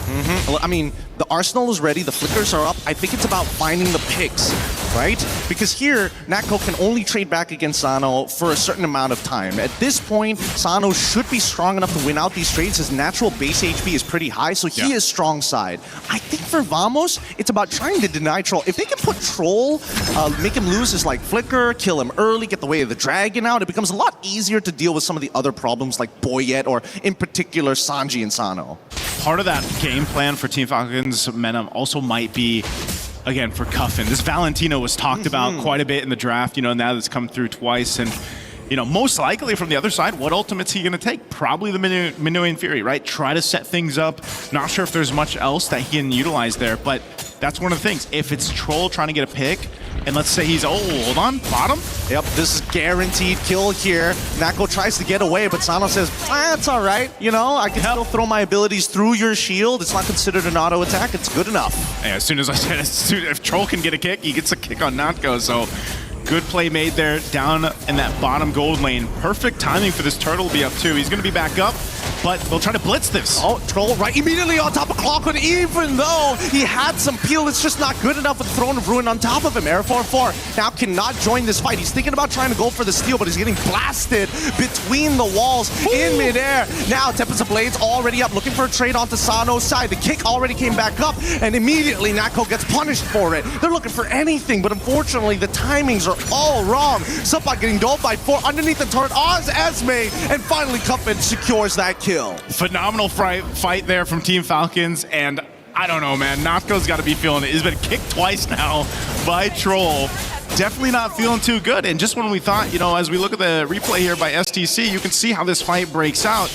You even come to this fight, Natko just revived, dies again off of the kick, and so now you're further behind. So that same scaling that we see in Game 2 is not going to replicate what we were able to see from Natko in Game 1. Yeah, I think that Vamos might be allergic to getting Purifies at this point, right? Everybody needs that flicker to make a play, to get out of some pretty tight situations. The more reliable spell usually is supposed to be Purify, but at the same time, that makes you a susceptible target. Everybody is going to target you as soon as your abilities are down. And that should be said about everything, because now with quick rotations here, Sano should be able to take this top tier 1 without much contention. Okay, turret down, Sano is able to do that. He is a menace to deal with. He's even got the Vengeance, which kind of just helps him, you know, dealing with if he decides, like what we've seen with the Freyas most of the time, they're able to go 1v2, 1v3 in some cases, and you get a start like this for Sano, you're going to be a big obstacle in the way for Vamos to deal with when it comes to these team fights breaking out, especially when we get past this next turtle, then the Lord. So now it's Vamos' idea to, you know, how do we make this work? Troll has been doing a great job just either zoning out, like being a threat, utilizing his kit, whether he kicks someone or not. Oh, wait, Tempest Blaze, they've already thrown out some good abilities and a combo Boyette, and then into the Minoan Fury. Oh my god, it's a massacre! And now Sano looking to clean up the backline. Throne of Ruin does not connect, and Zeke, if he knows he's done for, gets the heal just in time, and now Supa and Air 4-4 need a 1v2. Sano and Sanji is trying to peel them off, but luckily they've got the DPS from Natco's side. Oh man, the reinforcements from every single angle. They might not be a professional team, but afterwards they should be paratroopers. They are dropping in hot. Oh man, they have the clear signal to drop in. They went through. Unfortunate they could have capped out the kill. Last one on Sanji, but he is an Alice. That is a quick turnaround for Vamos. I mean, granted everything that happened there, they did have to expend a whole lot. Talking about battle spells, the ultimates that they needed.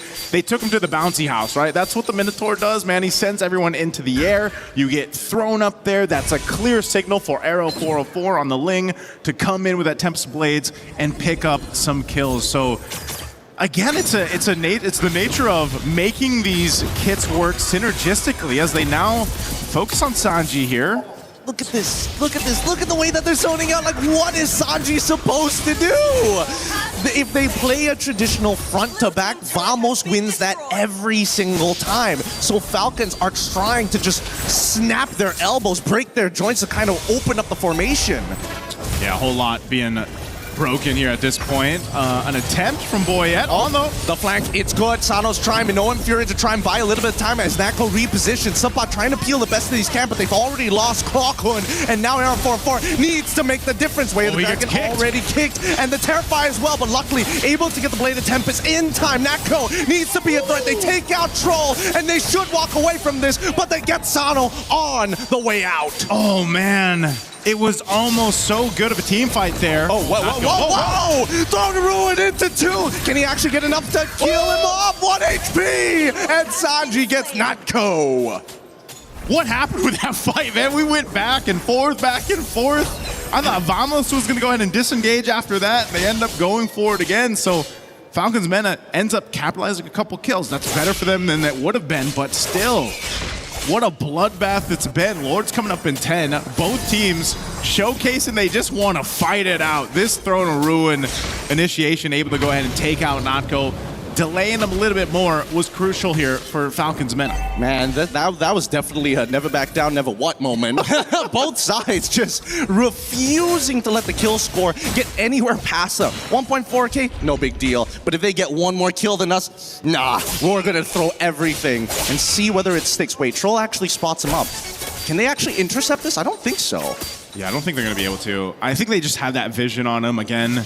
Trying to keep tabs on Arrow 4. Mind you, he has not died. Look at this. Oh man, it's gonna be Bruiser, Harley, and finally some damage, and that's the third item with the Divine Glaive. Let's see how they play this out, because Arrow 4-4 is definitely going to be able to get that Lord first. Considering the positions of Falcons, like, they've got a widespread net, but they also understand the main damage dealers just don't have enough stats to finish the job. I just can't picture that Brute Force breastplate under that wizard robe, man. He's like, I can't be getting all these hits. How much you want to bet it's underneath the hat? Probably is, for some odd reason, right? So Lord secured. It's going to be marching its way with Vamos here in just a bit. But that's something that Falcons Mena can go ahead and defend against. They have to be able to go ahead and clear this out. Do they have decent clear? I think that's the big question. When you look at the heroes they have, how long can they clear out waves and defend? Maybe this one's fine. You know, first Lord push, they will lose some tier 2 turrets. But ultimately, defending in the base, is this a composition to actually capitalize on that? Really, it is, and I think the only one who has decent wave clear in the later stages has to be Sano, but that's a big risk. He's melee, right? So if he goes up to touch that wave, Vamos is looking to capitalize on that wave. Wow, how did Troll get there? Why is Troll sitting in the mid lane here? He's got a bit of a flank. He's trying to make it happen. Conceal. He finds it. Natco's head. Thrown a rune onto 4 straight into the descent of Valkyries, and now the backline's getting attacked. Arrow 4-4 looking to try and get something underneath the Vamos banner. 10-10, and now it might be 11-10 here as Boyette finds Suppot. Hey, Troll does it again, man. Troll goes off on an angle you wouldn't see. Oh my goodness. With the conceal as well. Finding Natco again. You know, There is no go away from me if it's Troll's Cho. Dude, Troll, he is a sniper here. He is just finding crazy angles. And for now, I would say that these two teams, the power of friendship is strong in both. Yeah, right now too. Lord was basically dealt with. It did get the shield, you know, but ultimately Vamos on the first Lord wasn't really able to get too much off of it. Much better for Team Falcons Meta that they were able to go ahead and stop that push from happening. They do maintain the tier 2 mid turret for now, but off of that, again, leading into this next objective is where they want to go ahead and focus on. A winter crown is picked up. Sanji has been doing a phenomenal job on the Alice, man. He's been able to set up Troll again on the hunt. Oh, man, they find an insta-kill, and Nako just disappears into dust. His Clockwind is the only damage there next to the Blade of Tempest, which you haven't seen me use yet. Arrow 4-4, he was too busy clearing those waves, and it's forcing Falcons to make a choice. There's no wave to deal with right now, and they might lose an inhibitor on bot side for nothing. All for this purple buff. Okay, choke out what you can, continue to find Natko.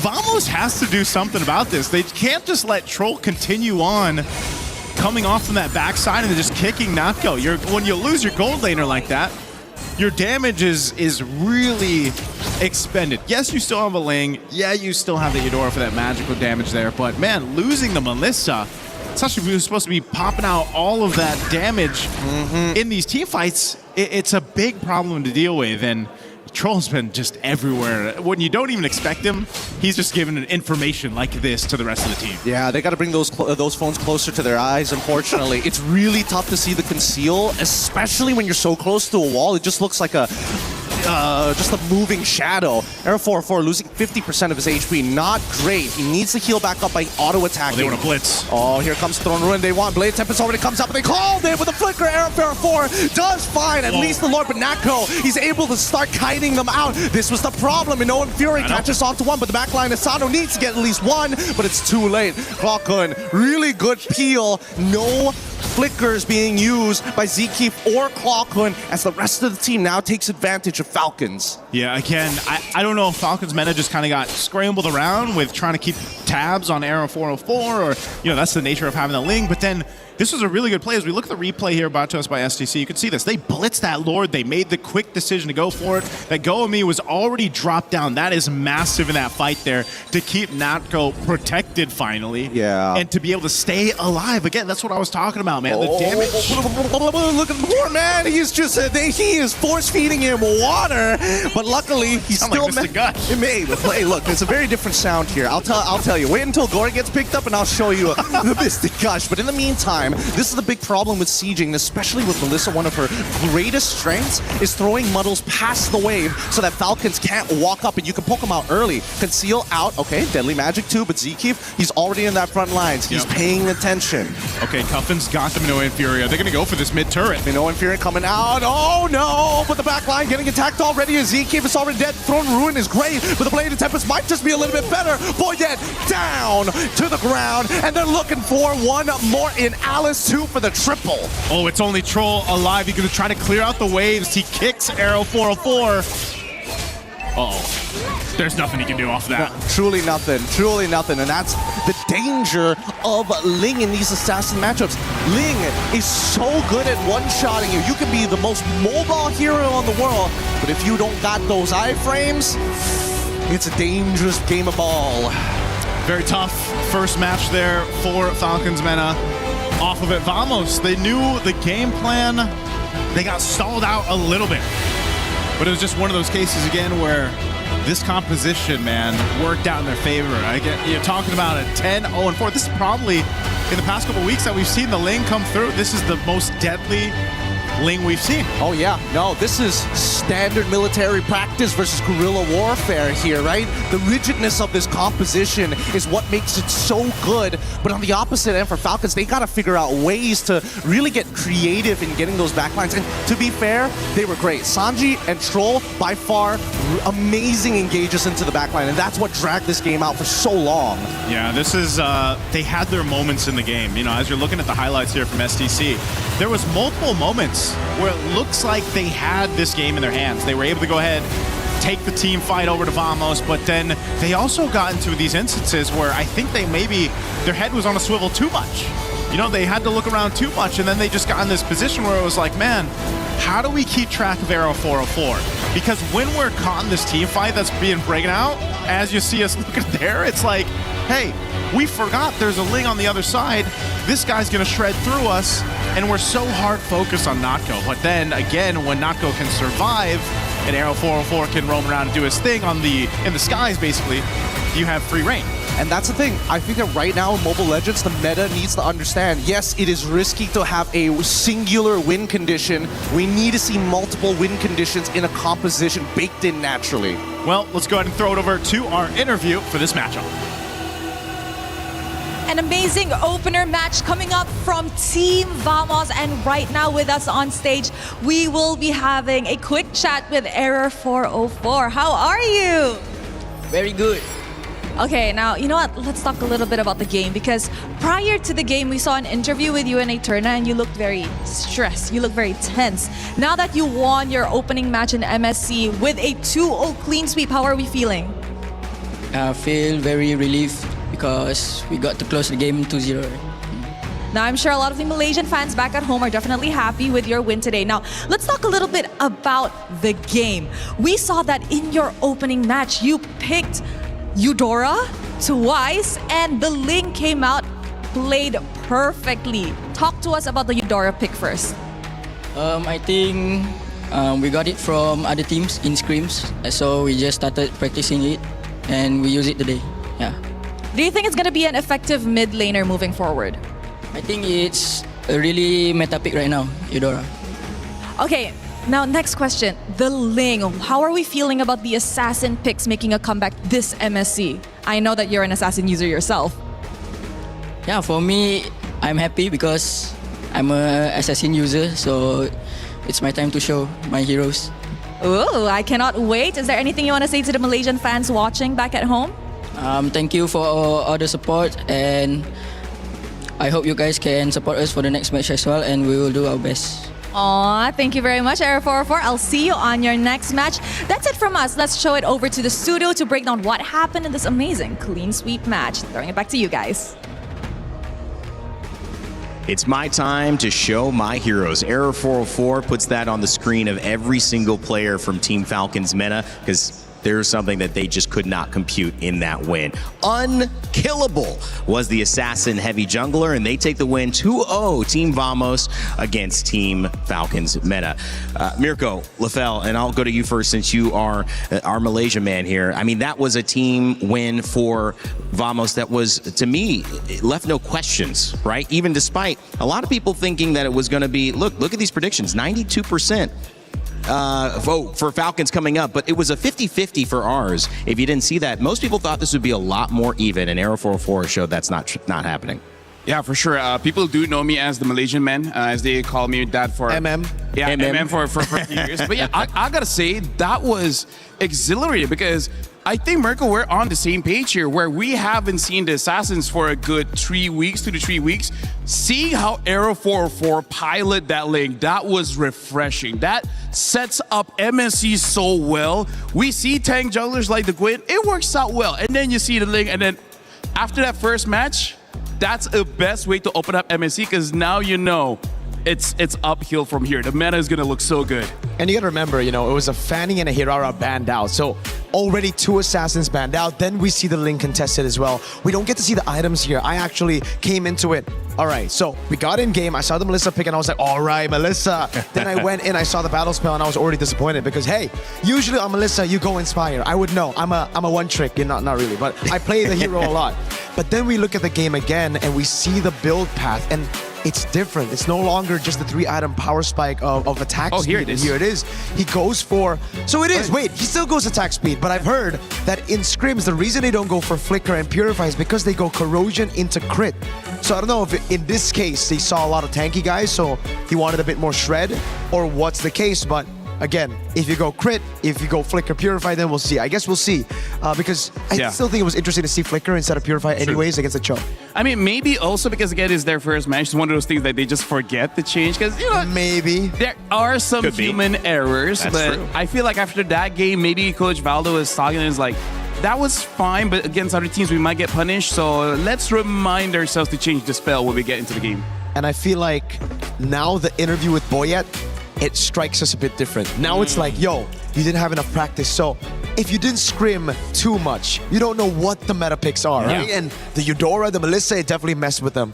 And when you know you're getting kind of beat in the macro and kind of the decisions before the game, you're kind of like, wow, wait, are we ready for this? And now it does kind of make it seem like they knew they were going to have to go back to the drawing board, study up a little bit, and get ready for the next match.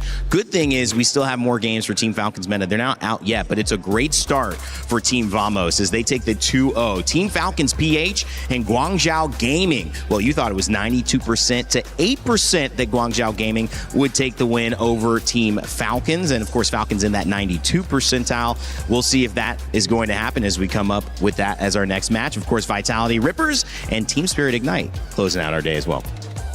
I mean, like, I'm with the crowd for saying 92% for Team Falcons Field. I agree. Let's just say they are one of the champions to win it all. I want to see how, with this as a matter here, Kyle will perform, because that's also back in 2024, one reasons why they made it all the way to the grand finals.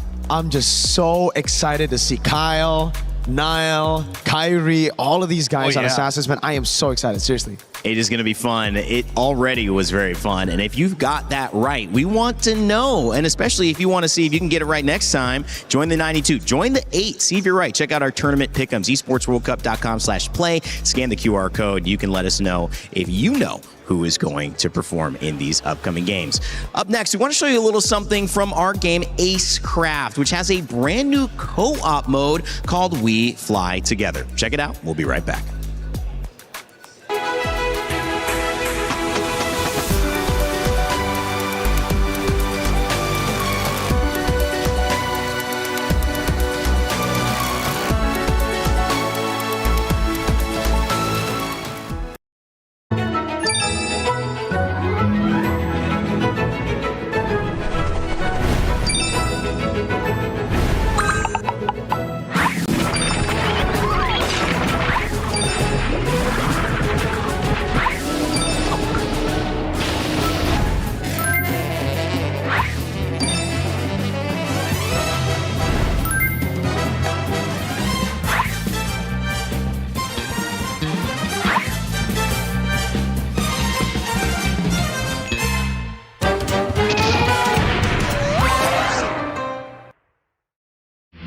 A lot of people are haunted by their past. I'm inspired by it. They're not just playing for themselves, they're really playing for their entire family. They have defeated their demons! They have crushed the curse!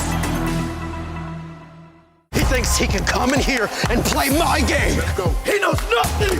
Let's go! Tyler 1, you're done.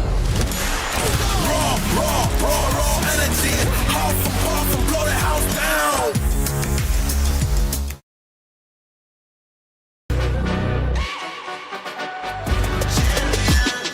This ain't no regular thing. I came for the ring, you know what I mean. You see my name in the lights, better get right, I'm champion.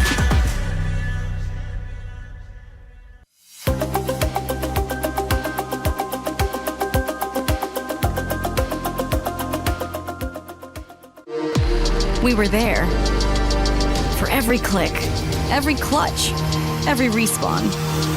We were there for the years of grind, and we're here.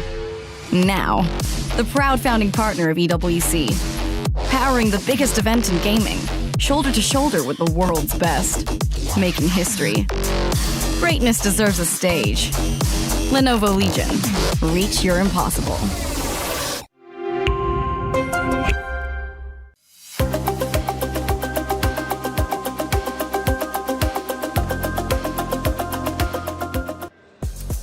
Well, not only can you watch EWC and MLBB MSC at EWC 2026 with all of our YouTube and Twitch official channels, you can also become a co-streamer and join in on the action. If you want to do so, make sure to check it out and go to our creator program, which will allow you to not only earn some cool prizes, but also help to build an audience with the great content that is available here to be put on Showcase. So if you're ready to join, check out that QR code, scan it with your phone, and become a co-streamer. We'd love to have you as well. And if you just want to watch that's okay too. You know, if you want. But hey, we'd love to have you here. Rain Day back on the desk with Mirko and LaFell as we start to preview our next matchup in today's 4-game series. And we've got Team Falcons yet again, this time PH versus Guangzhou Gaming. Fellas, just some initial thoughts on what it looks like to see Team Falcons after missing all of the international events last year, finally back on the stage versus Guangzhou and their first international here.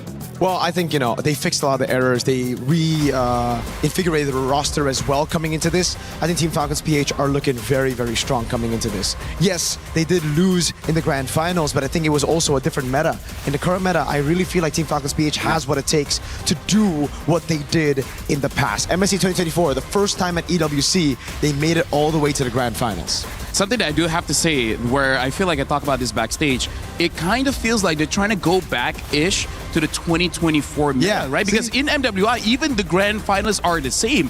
And that's why for Falcons PH, that's where I'm like, wait, hold on. This is looking like familiar territory for them. So I'm actually looking forward for Team Falcons PH to be surprisingly, unsurprisingly good here. So same finals, but a different champion this time in MWI. So Falcons, SRG, and Falcons winning this time? No. Is that the script? Is that the script? Hold on. Malaysian man. I mean, like, you went all 7 games, and at the final game, the $1 million pick happened. We'll see if that happens again. I mean, there's $1 million on the line here as well, so anything can happen. Falcons PH about to take the stage. This roster filled with great players who want to make their mark here, especially at MSC. We mentioned Guangzhou. We'll talk about them a little bit later. But for the 92% favorites from your votes in the chat, it's time to hear from Flap as we got a chance to catch up with him prior to the start of the set.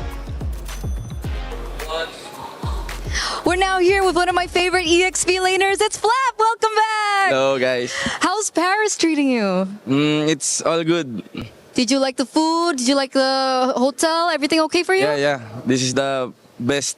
Oh, this is the best. And we are with one of the best, right? So, Flap, we haven't seen you in quite some time. I think the last time we saw you on an international stage was MSC 2024 runner-ups.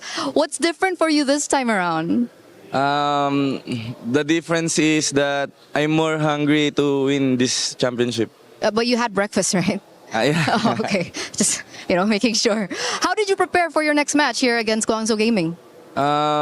We just trained in the hotel. Yeah. Train in the That's hotel? pretty much it. Anything else so you know specific to Guangzhou Gaming that we should know about? Nothing specific. Nothing specific? Yeah, we're ready. Yes. They're ready. We're ready as well. Flap, good luck. Thank you so much. Over back to you. Flap, a 2-time M-Series world champion, M2 and M5. He's got to play a big role in today. Mirko, Falcons are going to do well. Absolutely. He's crucial to Falcons winning. And what the heck? You might be right. What's going on with these players when they get interviewed by Eterna? Who is that? That's not Flap. Hey, I mean, here's the thing. Flap does the thing. He always taunts and poses. Eterna's posing some problems. Hey, you don't know. Eterna behind the scenes. She's a girl boss. She intimidates. You know what? She might have just arm wrestled him right before that. With 2 hands as well. And then he was like trying to catch his breath and just get ready to go. I think that could be it. That could be it. That could be it, honestly. You guys haven't seen Eterna. Like, she's strong. Yeah. She's like, what, 82 kgs now? Yeah, she's strong for a twig. Oh my gosh, we're having some fun here on the desk. We got plenty of time to talk Falcons, and we got plenty of time to talk Guangzhou as well. As a roster, these guys have been really effective, and obviously coming from China, this is a very important story for them. Yes. It is their first international event this year, and I think this is an opportunity, hopefully, for them to not only be a hope for China, but also to be starting a path which they hope to finish as they improve as a roster. We had a chance to catch up with May again, so hopefully he can get some words down with Wolf and Eterna. Eterna here with Team Captain May, and of course we do have Wolf here to help translate this coming into this next matchup. So first and foremost, what was your reaction coming into this, knowing that you are going to be up against Team Falcon first?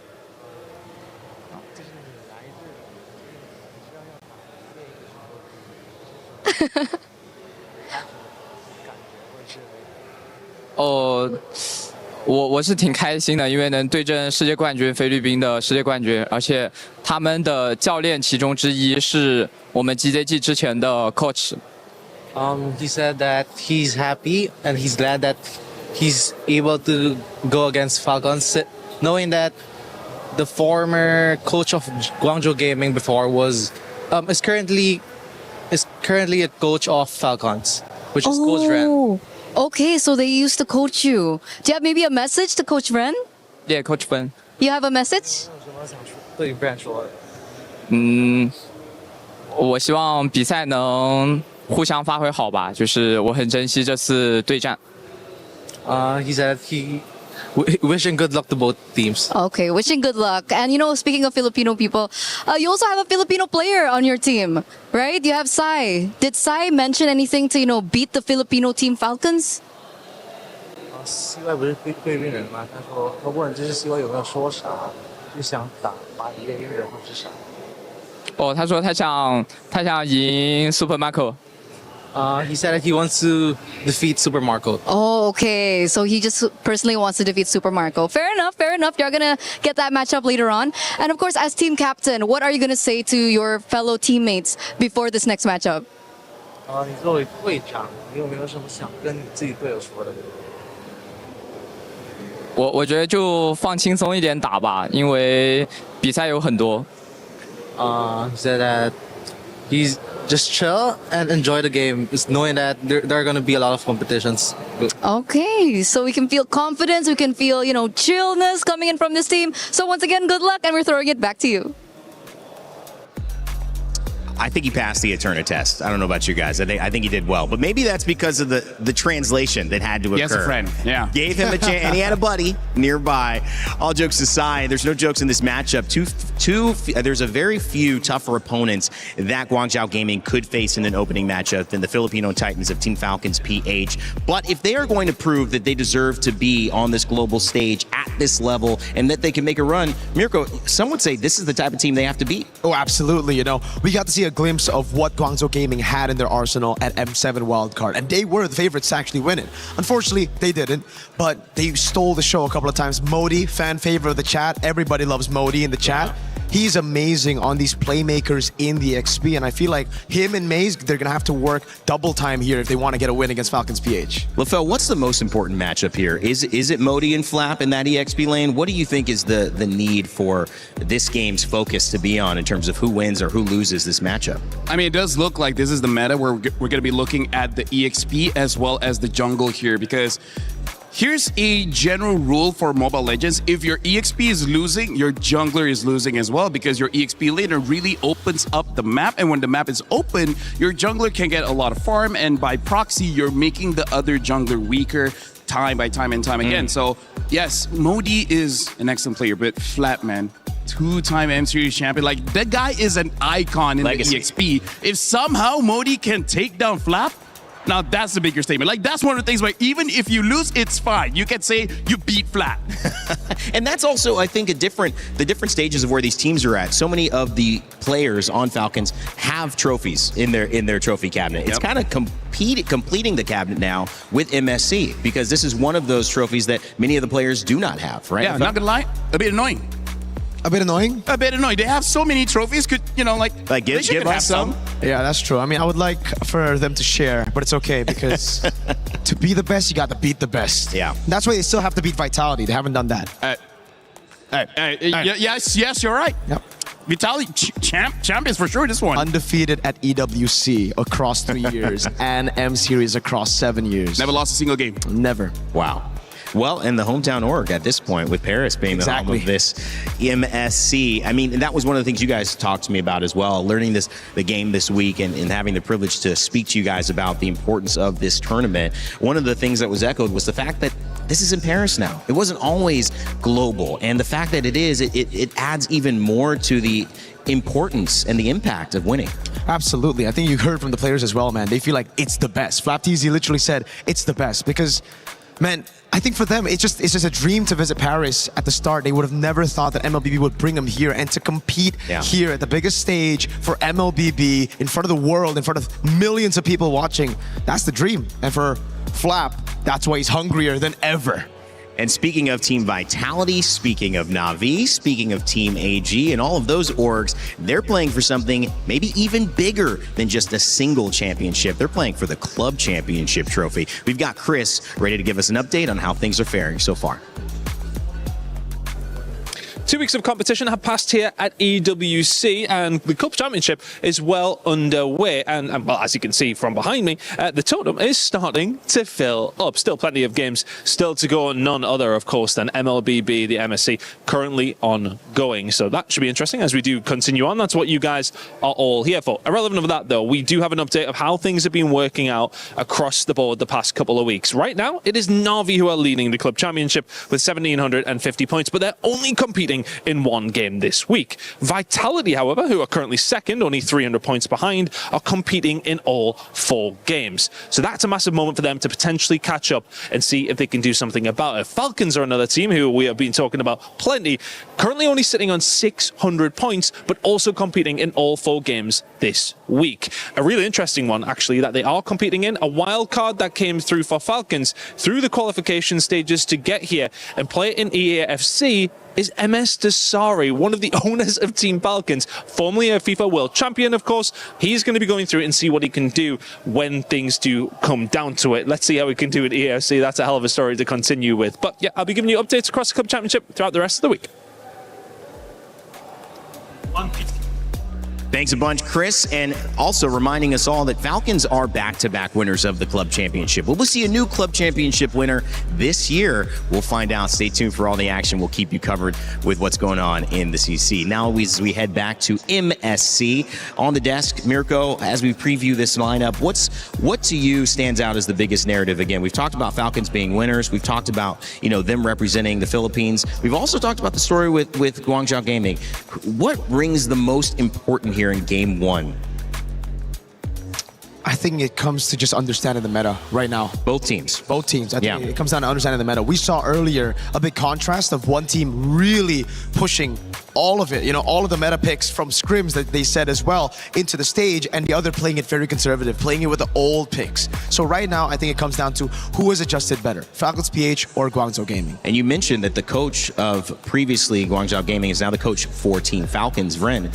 How does that play into maybe feeling comfortable, LaFell, that they kind of know what's going to show up for Falcons, or for Falcons feeling that they know some of their opponents? Yeah, it's good for Falcons for sure, because at this point, they know the identity of Guangzhou Gaming, and that's also the other thing. Like, meta is very important, but you cannot stray too far away from your own identity, because you might end up making mistakes just because you're breaking out of your habits. There are some habits that's good for you to break out of, but some of them is so drastic to the point where you're getting out of character, your passion is not there, and your decision making might be the worst. So for Guangzhou Gaming, I do believe they need to follow the meta, because if not, they're gonna get stomped. But at the same time, you gotta follow your identity. We're so far coming in from the China region, it's all about that gold lane. They try to make the gold lane the strong lane. We'll see if they can do that.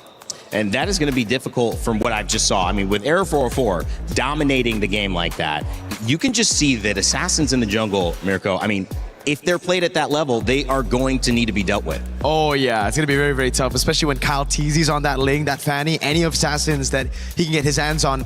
Again, we saw Fanny and Hirara banned. If we see a Hirara game, it's going to be ridiculous.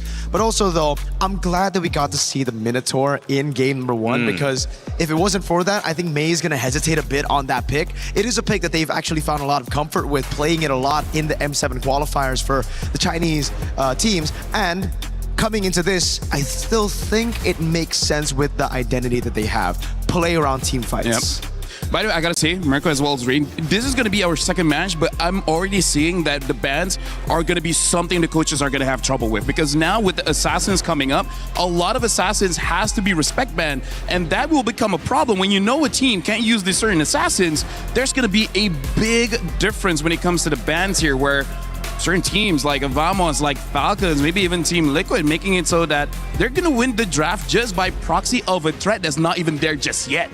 The winner of this match will face off against Team Vitality versus True Rippers, our next match's winner, while the loser will face the loser in an elimination match. Remember, we are going into an upper and a lower bracket for both Group A and for Group B. So that will be maybe different if you're used to certain upper brackets and lower brackets that combine these groups. No, it's going to be different. So Group A, the teams you're seeing here, are going to be playing against other Group A opponents. So every single match is going to impact every single other match. There's something to learn from every single game that we're watching here, especially if you're one of the teams that didn't do well. It's going to be waiting in the wings like Team Falcons Meta previously against Team Vamos.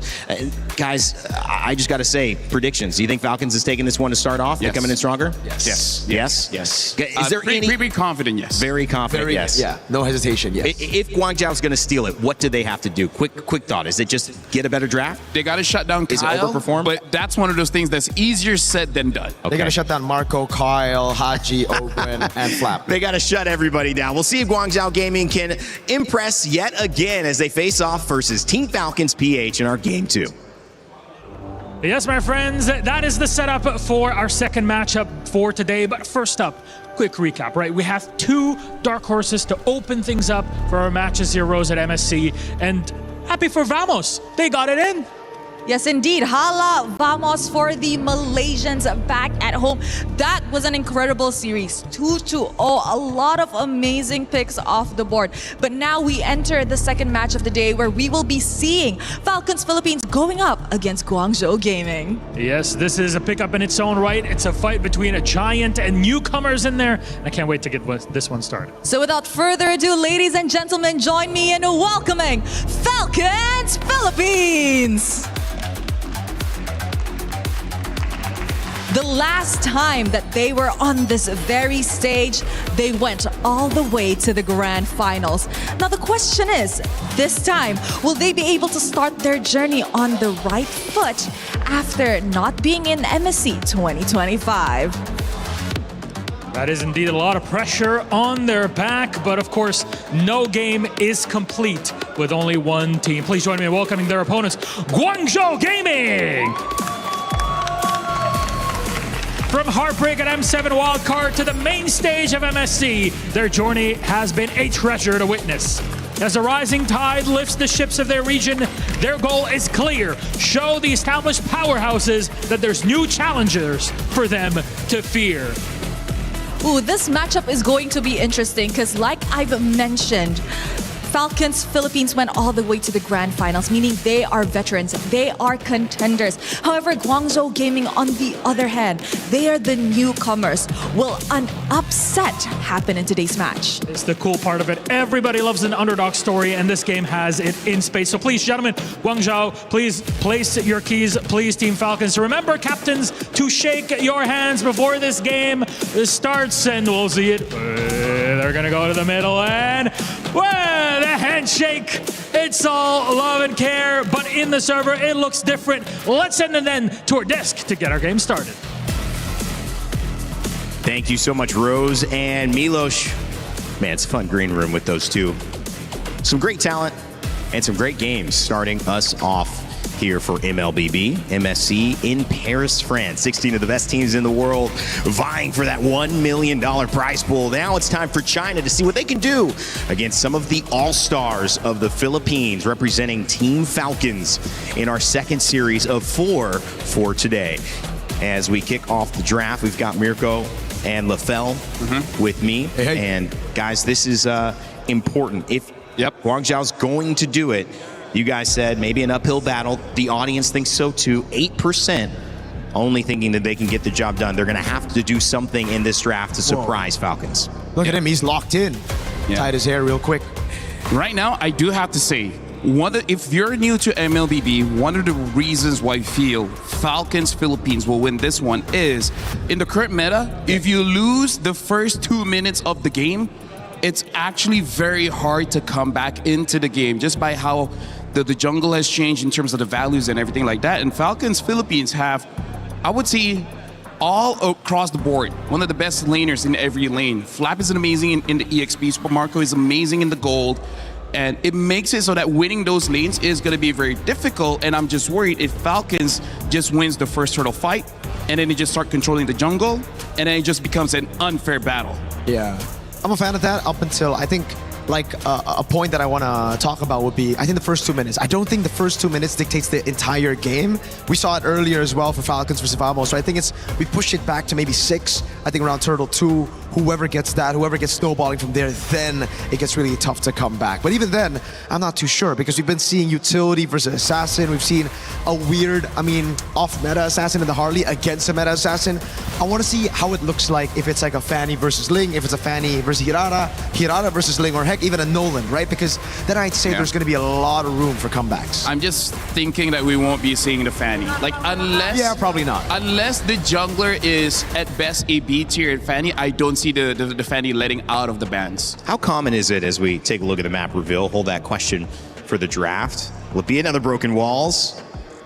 Or will we get a mix-up? It's Expanding River this time around. LaFell, your thoughts on finally a new map here? Yeah, Expanding Rivers make it so that winning in the lanes is going to be that much more important, making it so that you can go to the neutral objectives like the Turtle as well as the Lord much, much faster. So now the lane matchups gets even more punishing, honestly. So if you're winning lane, you have even more access to the jungle, basically. You can snowball that.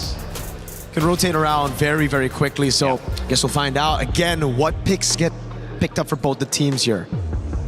Very interesting here. Looks like Falcons is going to be the first pick, betting out the Belleric as well as the Claude. So this looks like they got a lot of information going up against Guangzhou Gaming, and I guess that's good for them considering the old coach from Guangzhou went over to Falcon. So this is the advantage that we see, that we don't need to ban meta picks. We just got to ban the picks that you know how to play.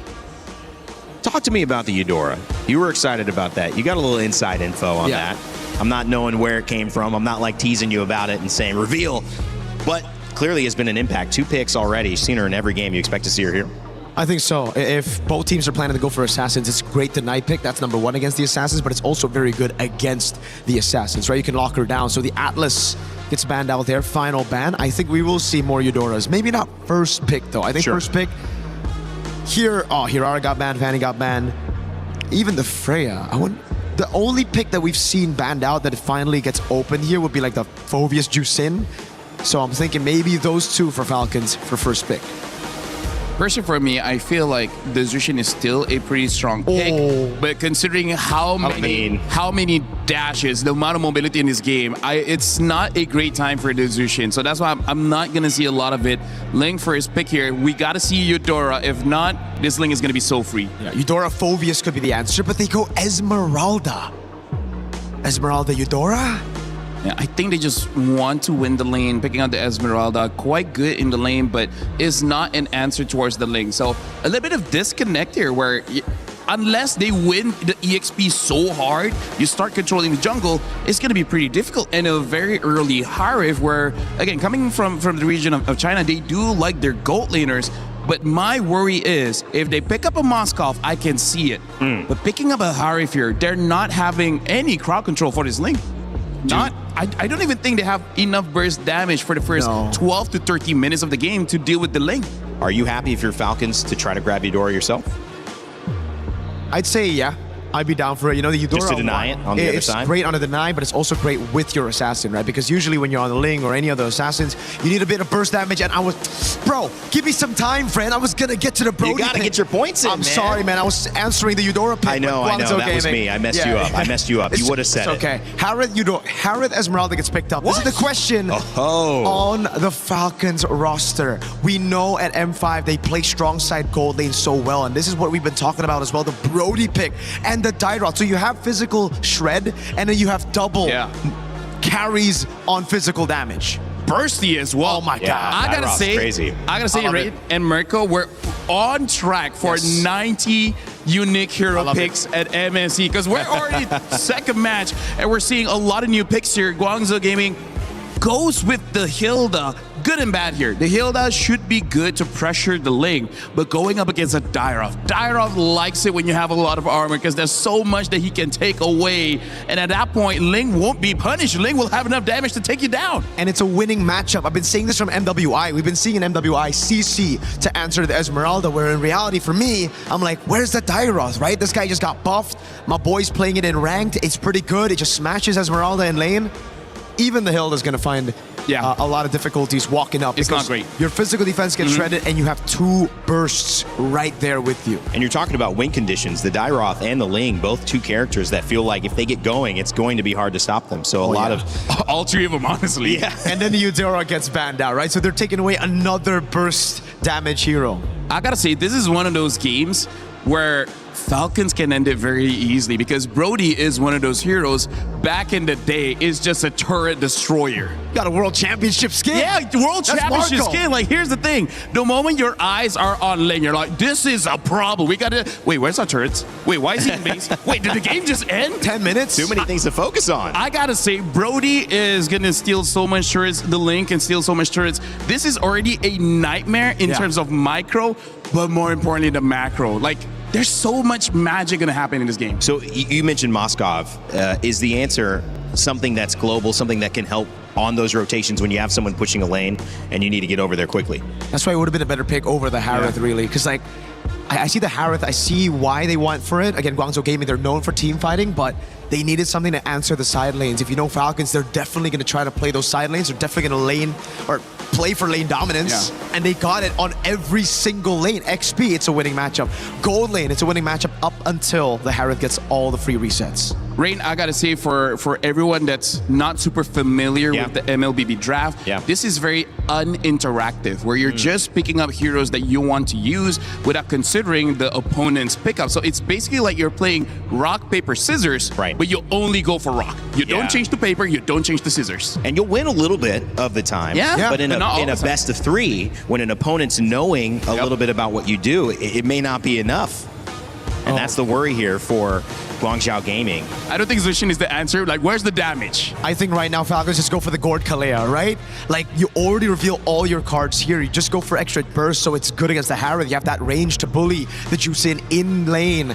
And it's an answer to Esme as well with the Shred. So my question is this. You have one more pick, right? And we're talking about them playing rock. How do you salvage this draft? How do you get the win condition? Because Guangzhou needs something that they're going to be able to rely on. Right now, their biggest problem is early game damage. Oh, yeah. Like, it's weird to say the most damage that we'll see in the early game is their roam, is their tank. And sometimes it's enough, but most of the time, it's not. Now they have a Lilia as well as the glue. They already have a damage problem. Now it's worse because the glue cannot die, and Lilia level 2 can take down basically everyone from Guangzhou, so this is a mismatch in draft. I thought they would take the easy road of just Gord and Kalea. Instead, they read past the pick. They know Guangzhou Gaming only have a utility jungle left in their arsenal, and they go for Lilia, someone that can stay in the mid lane, independent, bullying both, while the glue roams everywhere. Marco, this is the kind of draft that, in my eyes, creates despair. Like, the more you look at it, the more you fight against it, as the time goes on, it's like, wait, our chances of winning is going down and down and down. This is a draft that will make you feel very sad. And now it's forced. The Nolan pick out of Guangzhou Gaming. Nolan, notoriously horrible pick against a Ling, and especially a Brody that can kiss you. Dairoth versus Esmeralda in the EXP lane. Flap and Modi. That Dairoth looking to cause havoc, but if it doesn't, well, they've got the Ling as well. 4 new heroes picked up to add to our unique hero total for this tournament already. Series 2 starting off with a bang. We'll see if it's China or if it's the Philippines who can take Game 1. Thank you so much. We head on in to the land of Dawn, and we're excited to see how this game is going to be played out, because for the first time in a long time, I have never been so confident in Falcons just cleaning up kills. They have so many ways to clean up fights, but it's all up to Haji and Kyle to make things happen. And I, for one, am pretty sure that they can accomplish just that. Team Falcons and their mechanics, no doubt, they could carry that out, but Guangzhou Gaming, they forced out an early flicker from the hero you expected to be most aggressive in the early game. And this is the scary thing about this game, right? Because you're looking at everybody, there is no particular winning matchup, right? Especially in those side lanes, unless they find a big mistake. So they do need the extra bit of support. Guangzhou, especially for Mei and Xing, all they gotta do is maintain control of mid, and it's gonna be super difficult for Ogwin and Haji to have that impact that we're looking for. Yeah, at the very least, they're holding down Mei in mid, so he's not able to really get out of there as much and go into Kyle's jungle. But that's a lot of pressure already on their mid duo. Beautiful stuff coming out from Guangzhou, right? That's already 2 big battle spells out super early on, and now they can start going for the invades. Look, Kyle is just taking so much damage from Mei. Never mind. I just said Mei couldn't just really go straight into Kyle because of what Haji and Ogun were doing, but with the amount of support that they've been providing one another, with this rotation you've seen firsthand from Guangzhou, things to be somewhat favoring their side. Yep, even the battle spells is also telling us the exact same story. Falcons, they want this early game to be good for them. They want to speed things up. Right now, CY trying to bait something out as Recall is very nearby, but I'm also curious, right? Because from Guangzhou's POV, I would have imagined that they would have gone for like maybe, I don't know, something a little tankier early on. Like now they're stuck with this Nolan. They too have a certain degree of a timer. Yeah, so maybe that's also why you see them really trying to pick up the pace and make sure that everything goes right in the early game for them, because they somewhat picked up on jungler that also has to keep up, but at least they're holding majority of the positioning here in the turtle so far. Flicker's already forced down! Ogun actually falls to the hands of Guangzhou as first blood, and it seems to be going all the way over to Guangzhou. It's only Kyle left, and even Kyle doesn't make it out alive. What a start for Guangzhou here. Zipper, we need a replay of that. That was a beautiful fight coming out from Guangzhou. Like, it is... Ogun was already looking to actually put that final nail in the coffin, but keep your eyes here as Mei flickers out and baits the entire team into an unwinnable fight with Xing, making sure that Lantern Flare was up the entire way. With Turtle in the hands of Guangzhou Gaming, this is by far a really good start. I wonder what information and preparation they've done, because again, Guangzhou, you know very little about this team. Even the heroes that they've used in their recent qualifiers don't tell you much about their playstyle. But what has changed? Why have they seemed to adapt so well to the current meta despite them picking or having these heroes which Falcons attempted to counter? Well, I think, you know, it's a lot of research, and I definitely think, you know, the length of the MPL PH definitely played a part of that. That's true. Unintentionally, but here, when it comes down to the meta, that's what everybody's trying to figure out. What is not only the meta game for the game, but specifically for the tournament? We need to see that develop throughout. But with the lead that they have, 4-1, I'm expecting Guangzhou to play more reactively, right? Yeah. They want to make sure they punish the Falcons everywhere they go. They need a man-to-man defense and make sure that Haji doesn't scale too fast. And honestly, that tournament meta, I feel, is something we won't really get to figure out until maybe day 3 or 4. I mean, we can speculate. Because day 1, first 2 matches in series have already shown us so much of the more unorthodox picks already. Well, is it unorthodox or are they just ahead of the metagame? We won't know until day 2 or 3, but in the meantime, you can see both teams high contention for this mid lane. It's less about the side lanes. The side lanes are kind of independent until we can get the mid trio to move in their direction. Guangzhou going to take that first move as they send supports to the top side. Yep, at least for Falcons and their sides, they're doing really okay. It's a Brody and a Dairoth, which you pretty much expect to win their lane, and so despite Falcons not really winning out massively in terms of their mid, they're not really in need of that much rotations, but that's the thing. Guangzhou might just really take advantage of this entire situation, but it's already Ogun here up top, already trying to somewhat provide a bit of help. Does catch Sai, but it's gonna be Ogun all alone this time. Now he's trapped against 3. Do they have enough damage? Do they have enough burst? That's a Crimson Beacon in and a stun. Guangzhou eventually take him out, and Super Marco looking like the next target, torn about memory, but he doesn't find anyone. But he still survives. Just a bit, it's an outplay. 2 goal laters go down. No way, no way. All the auto attacks just weren't big enough. He didn't have the physical damage. It is unfortunately, a magic marksman dependent on skill cooldowns and abilities. That's gotta feel so bad. When you thought you were about to kill him, guess what? Quantum charge, walk away. Okay, here goes the replay. So he was definitely left all alone there. I think he kind of survived it for a bit longer than we expected him to. But what a play. Even the coaching staff thought it was unbelievable. For the second time around, what? Super Marco not having a great time now. Recall said, team, we're not going to let this happen again. Let me show you how it's done on a Nolan. But on the opposite end, we're not seeing Falcons waste too much time here. If you notice that the gold lead, despite it being 2-7, for some reason it's only 900. By this stage, you're expecting somewhat of a 1K, a 2K gold lead. Oh, Black Shoes already forced out too. They get to find Haji and land another stun, forcing out the flicker. There goes Flap trying to defend, and they outplay Mei in mid. A small win for Falcons this time. Really nice play coming in from Flap as well. Now you're seeing that the traditional lane roles, they're starting to get mixed up a lot, right? What is Dairoth doing up here to maybe try and help Ogwen and Super Marco? He reveals himself, but all of this is so that Kyle can scale up a little bit faster, taking the wave as well. Yep, they're at the least maybe trying to slow down a bit and maybe go for the farm, because clearly Guangzhou Gaming have taken charge of the early game, and that's exactly according to plan so far. So maybe less of the direct one-on-one counters, and now we see more of the 5-on-5 rotations come into play. Recall though, very confident right now on this Nolan, forcing out the Black Shoes again. Yeah, and honestly, there's no reason to actually contest for the turtle, because they know for a fact, hey, Nolan, his retribution is coming up, but without his ult, that's fine. That means he can't really get in and out as effectively.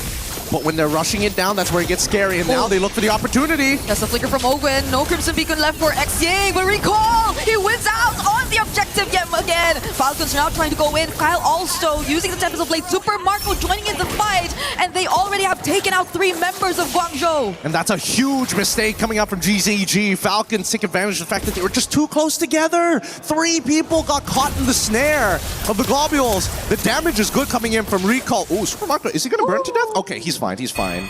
Yeah, that was close though. And at least Falcons get a bit more space, because it felt like earlier they had to work hard for this space, and they had to juggle between switching lanes here and there just so they could really find some more objectives across the map. But even despite losing that objective, and I believe that was the second turtle that Guangzhou have already secured, they've at least gotten a bit more map control. And now the question is whether or not they've developed enough of a lead. And whatever they had before instantly dissipated in one singular fight. I love the fact that Haji is immediately going for that Wishing Lantern. It's perfect for getting rid of these annoying pokers like Mei, who wants to be in his face, or maybe even Modi, who again hasn't really been able to participate as much as we would like to see. Yep, does run the Vengeance too, so we hopefully do get to see him later on in the team fights, because I feel like that will be a great help to Guangzhou Gaming in terms of actually getting the wins. But Flap, oh no, getting bursted down here by Recall! Oh, nothing that Flap could do. He flickers a little too late, and honestly, I think a lot of his abilities got cancelled out once he got spun into multiple directions. That being said though, Guangzhou looking to try and take out at least one of these turrets, but they decide not to. They give up on it. They see Ogwen and they're like, not again, not again. Nope. This is such a statement you're seeing from Guangzhou, especially Recall 5-1-2 on the Nolan, when in fact it was a pick who was chosen last. You thought it was just some sort of pick that they were forced to pick up, but the Tempest of Blade just being forced out, and now Guangzhou just confidently standing in front of Team Falcons. Yep, this is going to be a really awkward position for Falcons, because again, they were the ones who wanted to play for the earlier stages. Now they're highly dependent on Kyle to finish up a lot of these fights, or at the very least, Ogwen to try and create that space. Because so far, Super Marco, he's not getting as many auto attacks as he would like. Yep, now they're forced to group up. It's always just Kyle away from the team, and that's the kind of play that they're maybe forced to do at this point. But now it's different. There's an objective that's coming up. So Team Falcons would have to be very, very careful about this. Flap cannot go down first, similar to what has been happening a couple times already in this game. That's going to be the Malefic gun purchase here. Now Super Marco has the range to start hurting people from afar. Question is, are they going to be able to get into the pit? Because Guangzhou, they've got a really good control around it. Oh, Gwen goes in, flickers in, but it gets bursted, and now the Salmon Force has a response too from Sai. They're just flushing Falcons out of this Lord Pit, and they're taking control. Black Shoes too, forced out by Recall. Tempest of Blades, but can they get more? They find Mei, and that's going to be a 1-for-1. Not too bad, but the fight's not over just yet. Guangzhou understand that, hey, all right, we may have stuck a little too close together, but this time around they spread apart instantaneously as soon as they saw Ogwen walking up for a potential engagement. That being said though, at least for GZG, dear lord, where did he go? How did he know? That was okay. I think Falcons now are at a much clearer advantage. Well, they may be at a much clearer advantage, but I don't see this being a free lord just yet. Like, they're going to try for it, and I want to see what the response is going to be. Because for now, CY is in a pretty good position if he can get that Holy Crystal. Okay, Falcons are starting this objective right now, but Ogwin has a good idea of where majority of them are. Modi jumping in, Kyle just securing it with Retribution, and now Falcons want to go in for the fight. Zai already using the Zaman Force, but he gets bursted! It's a double kill for Kyle. He's been waiting for this moment. Yeah, he tried a little too hard. Modi, unfortunately, making the mistake, walking into the fight without the vengeance. And that stun from Super Marco is such an effective tool, if not at least the mini stuns from both Flap and Ogwin. At this stage, Falcons, based on the items that they have, can really start pressing the advantage when it comes down to structures. Oh, fortunately, Haji got to quickly press on that Black Shoes. Mei, though, looking in danger and will go down in the hands of Team Falcons as Xying only had to Crimson Beacon out and the Lord is still up. Yeah, they don't have an answer to Ogwin right now. Glue can kind of do whatever he wants as long as he doesn't get one shot, can ruin somebody's day. Ooh, look at the damage! Recall getting blasted from halfway across the map. And the Black Shoes are back for Haji if in case Guangzhou actually forced that fight, but they're not really going to do so. They just focused on evening out majority of their resources across the board. That's going to be all outer turrets already taken down, and in the blink of an eye, you're already seeing a 5k gold lead in their hands. Now, let's talk about how they're getting this, right? Before this, barely nothing. A lot of team fights, keeping it simple, kinda even. GZG, mega lead in terms of kill score, but doesn't have that 5k lead like Falcons have right now with a singular kill. And a lot of this is about time efficiency. With GZG's movements, they're sticking together. Notice, top quadrant, all 5 of them are there. Nobody's dealing with that bot wave. And that's why Falcons' overall macro is more efficient gold-wise in comparison to GZG. Yep, that's why even if you thought things were kind of slowing down, that was just Falcons playing their game. And now it's going to be Modi bursted by Flap. Now that you see them grouped up, this is exactly how they want to utilize this lineup. Yeah, and it's great because, again, the one combination people don't think about is the shred specifically from Flap. If Flap and Marco work together, no matter how tanky you are, they're going to cut your armor in half, if not more, now that he has the Malefic gun. Okay, Conceal. Could there be another flicker play? And there you go, Mei! Barely surviving this. Winter Crown already forced out, and the flicker too, but they just want that base turret. Guangzhou are not gonna force the chase. No, they can't. They can't afford to. Unfortunately for Guangzhou Gaming, until Sai is, I want to say not just the Holy Crystal at this point, because Ogwin is too big of a problem. I'm trying to figure out how can they bait Ogwin out, or at the very least burst them down, both of which not very good ideas considering the priority list. Because at this point, the only heroes from Guangzhou who maybe can go for some backline plays are just really Recall and Modi, or unless Xing just really wants to go full commit and Crimson Beacon in and they just all jump on Super Marco, but will that be worth it? Because at this point, again, the shred you mentioned, the armor just going down as soon as you approach these heroes who could deal massive damage and penetration.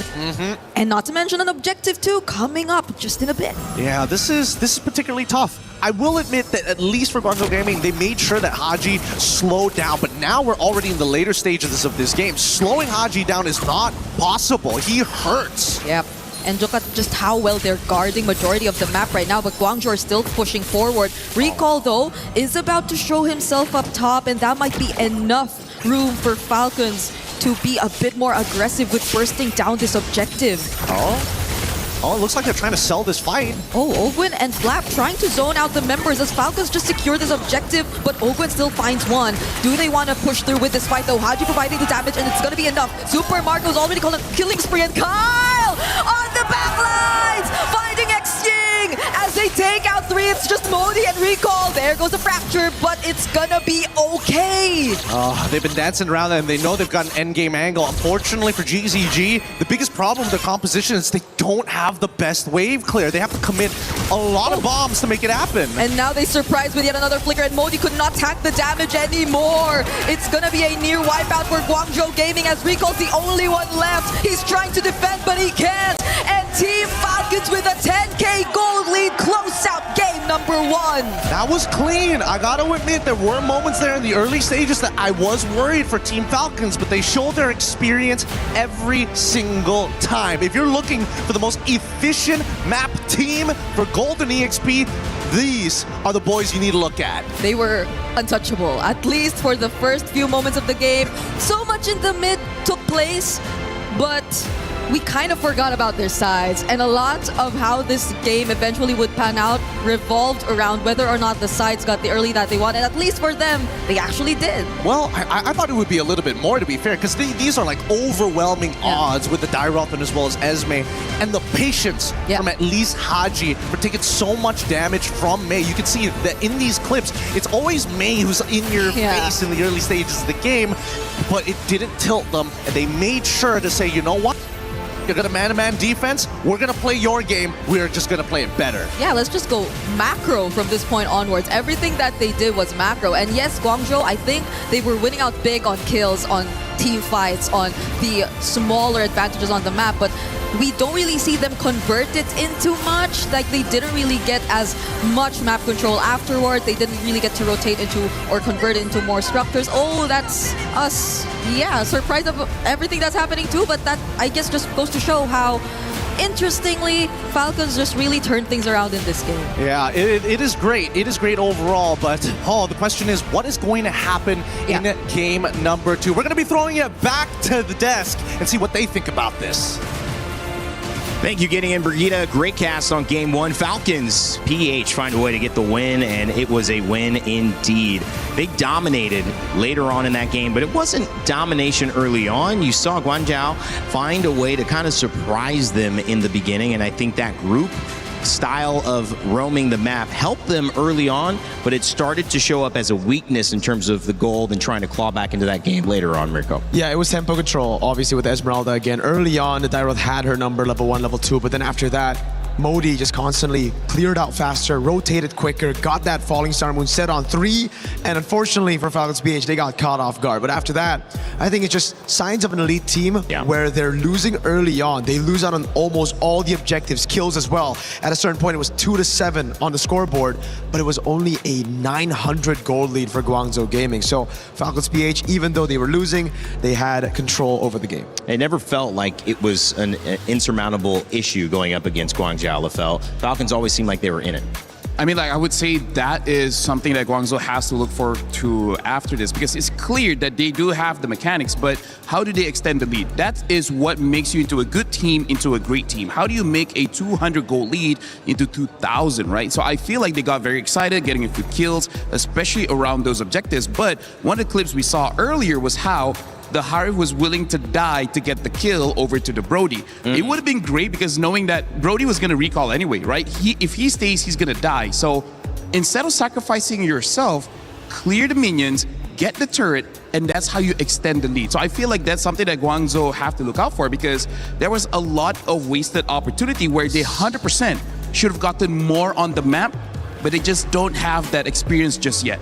Those little moments, 54,000 to 43,000 gold. It wasn't that way, but it became clear that Falcons were going to take the lead of this game.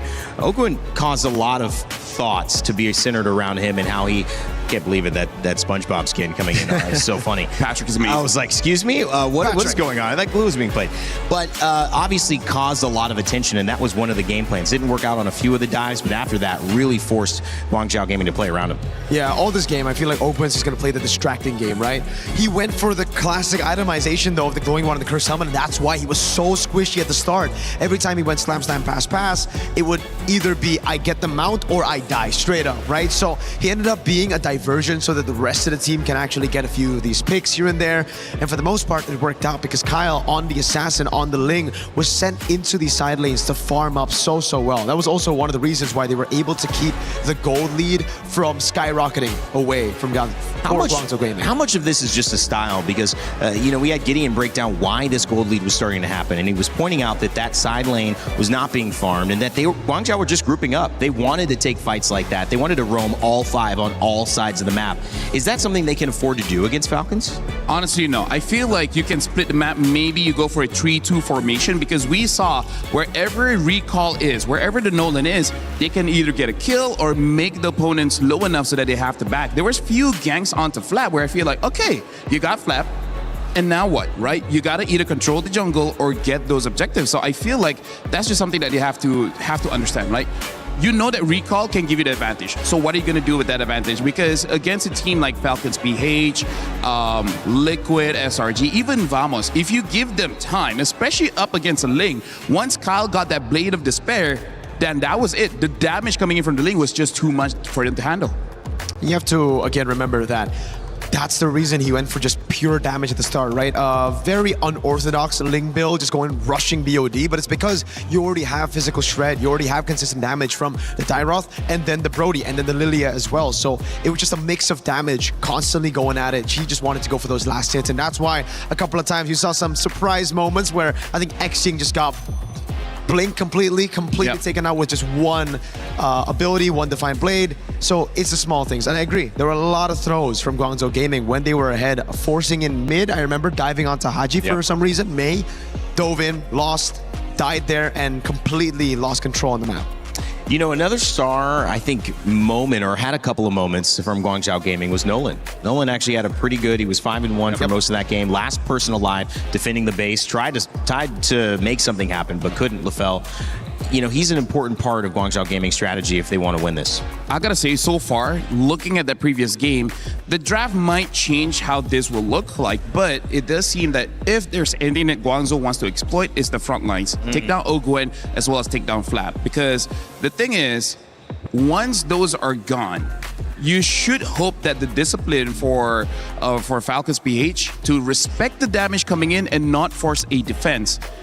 Try to use that, because in that earlier fight, I just don't like them sacrificing themselves for nothing. Yeah, I agree. The sacrifices definitely, they gotta fix a lot of those. But I think going back to the Nolan pick, I feel like in this position, it doesn't matter how well the Nolan plays at the end of the day. Because that pick in itself was already forced out, right? We saw all the assassins banned out. Fanny Hirara in the first phase, the Ling first picked, and then the Hayabusa taken out in the second phase, where then you are left to play either utility jungle, which will already be countered by the Lilia, the Glue, and shredded down by the Dyroth, or you go for an assassin, which can clear fast, can get an early snowball, but will ultimately amount to nothing. Because again, in that game, Nolan, you're up against a Lilia, Black Shoes instantly. You're up against a Brody that can stun you and lock you down. And then a Ling who literally is the counter to the Nolan. It's tough. Day late and $1 short sometimes for that last pick. And I think obviously Guangzhou Gaming trying to pull out, it could be a rabbit out of the hat. They might need more than that. Might need a tank out of the hat to have enough firepower against Falcons, because they came to play. There was no doubt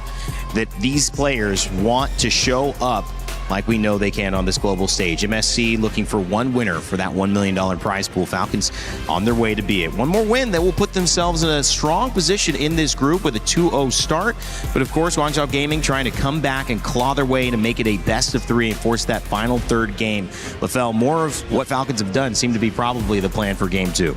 I don't know if Mirko agrees, but I was hoping for much more coming in from Falcons here, because yes, they win, but even as analysts, we're like, interesting. It's not going to be enough just yet, because you got to look at this tournament as a whole. Guangzhou Gaming, they've shown that they are strong, but there are some games you need a statement game to show that you are far above and beyond the competition for you to go to the grand finals. Because at this point, it's not about beating Guangzhou, it's about getting that momentum, that tempo, for you to make it all the way to the grand finals. And I hope this is kind of like a wake-up call to be like, okay, there's mistakes here, here, here, and here. We got to fix this before we get to the grand finals. Because personally for me, I want to see a bit more coming in from Falcons. Okay. Yeah, for me, unfortunately, I see where you're coming from. I agree to a certain extent, but I think just going off of the experience of all these teams, you know, Falcons, PH, TLPH, just the Filipino teams in general, there are so many times where in a tournament they would look weak early on, but then they would just adapt and improve as time passes by and as the tournament goes around. So I think that's another, this should be another example of that. Falcons, PH, TLPH, all the teams, I think here in their first day will still be kind of like reading out and gauging out what the meta really is, and they'll still be going for weirder picks. picks, and then later on we'll have a much more we'll have a better understanding on the meta. Same as Navi in MWI. But yeah, I feel like in terms of the meta, I think it's flexible. True. It's really just about, I guess, the micro and macro, knowing when to go in and out, because Dyrov is not a hero that's in the meta a lot. So it's one of those where you kind of punish yourself. You know, interestingly enough, a lot of MOBAs have this sense of one really strong counter pick that's like you can't deal anything with. That could change your entire game. Do you feel that that's available, at least in this meta right now, where you could see a lineup come out like Falcons PH, and you see a last pick or two last picks from a team like Guangzhou Gaming that go, oh wow, we can't deal with that. We got 5 good heroes, but we cannot deal with those 2 once they get going? Or is it more of the fact that you're kind of needing to draft this lineup that sets up you to be successful from the very beginning, and then having members of that final pick complement it? Yeah. I think it's possible that one pick can just be like, all right, we're done. But that's a very rare case, especially on an international stage. Yeah, so where we'll have that would be usually in the laning phase, right? Like the Dyrith against the Esmeralda. But then that's where the others come in and help her out. And I imagine that's because, again, this is a much faster game. When it comes to MOBAs that can last over an hour, we had Dota 2 on the stage, right, just last week. It's a different pacing, it's a different timing, and it's a different scale. When you're here, you need the tempo, you need to be available in those first 5 minutes, those first 10 minutes, because those turtles, that Lord, it's going to maybe change and secure your victory right away. Though I got to say, here in the Mobile Legends ecosystem, we have another thing to consider. It's not sometimes just one hero. Sometimes it's just the draft does not have the answer against the composition that opponent has. For example, we've had teams draft a no crowd control kind of draft where you're going up against a lot of fast-moving assassin, mages, marksmen, and they're like, how are you going to stop that? How are you going to... They're just dancing around, and there's literally nothing you can do. We've had teams where they have so much crowd control, but 0 damage, so you're just fighting for 2 to 3 minutes, and nothing happens. So that's also a balance we have to see in the drafts. When you have a team that is so good at being aggressive, do you try to match that and say there is no version of Peel that we can provide that's going to stop them? So the best chance is actually try to hit them back. Sometimes it's better to fight fire with fire. Some other times, you might have to just double down on Peel, right? And right now, I think for Guangzhou Gaming, the route is double down on meta. Because again, they had a pretty good composition from the start of the game. They had tempo, they had the snowball, but unfortunately, they weren't able to capitalize on the leads because they didn't have any pick that could deal with Kyle on the Ling, constantly clearing those side lanes, right? So again, with the Nolan, you aren't able to 1v on the Ling in the side lane. With any of those picks, you're kind of like forced to group up. That's why we were talking about the Moskov. I think the Moskov, just that one pick added into that kind of composition, and they'll be pretty good. Yeah. Dangerous grass picked up for the map. How does that change things, Lefel, if at all? Well, it really helps out a team that really wants to be aggressive, and it forces you to never autopilot because you're playing a normal map, you know where the bushes are, but sometimes it just disappears in your brain that there's a bush in front of you, you just forget about it. Oh, man. Goodbye to Assassins, I'm guessing here. Fanny, Ling, both banned. I believe the Hirara should be coming out next. Yep, and we have a fun fact here. Sunday, formerly known as Ahao, was a world champion in a different MOBA. And will his winning from the Guangzhou Gaming pull off an upset today? I mean, like, it was pretty good at the early. But again, it's all about utilizing the advantage that you have. And it's also about timing. And I think certain players, we see this across multiple games as well, I'm sure in MLBB, fit different metas better. And you could play the meta, but sometimes it's not the meta you would prefer to play. It's not your style. It's not where you feel at home.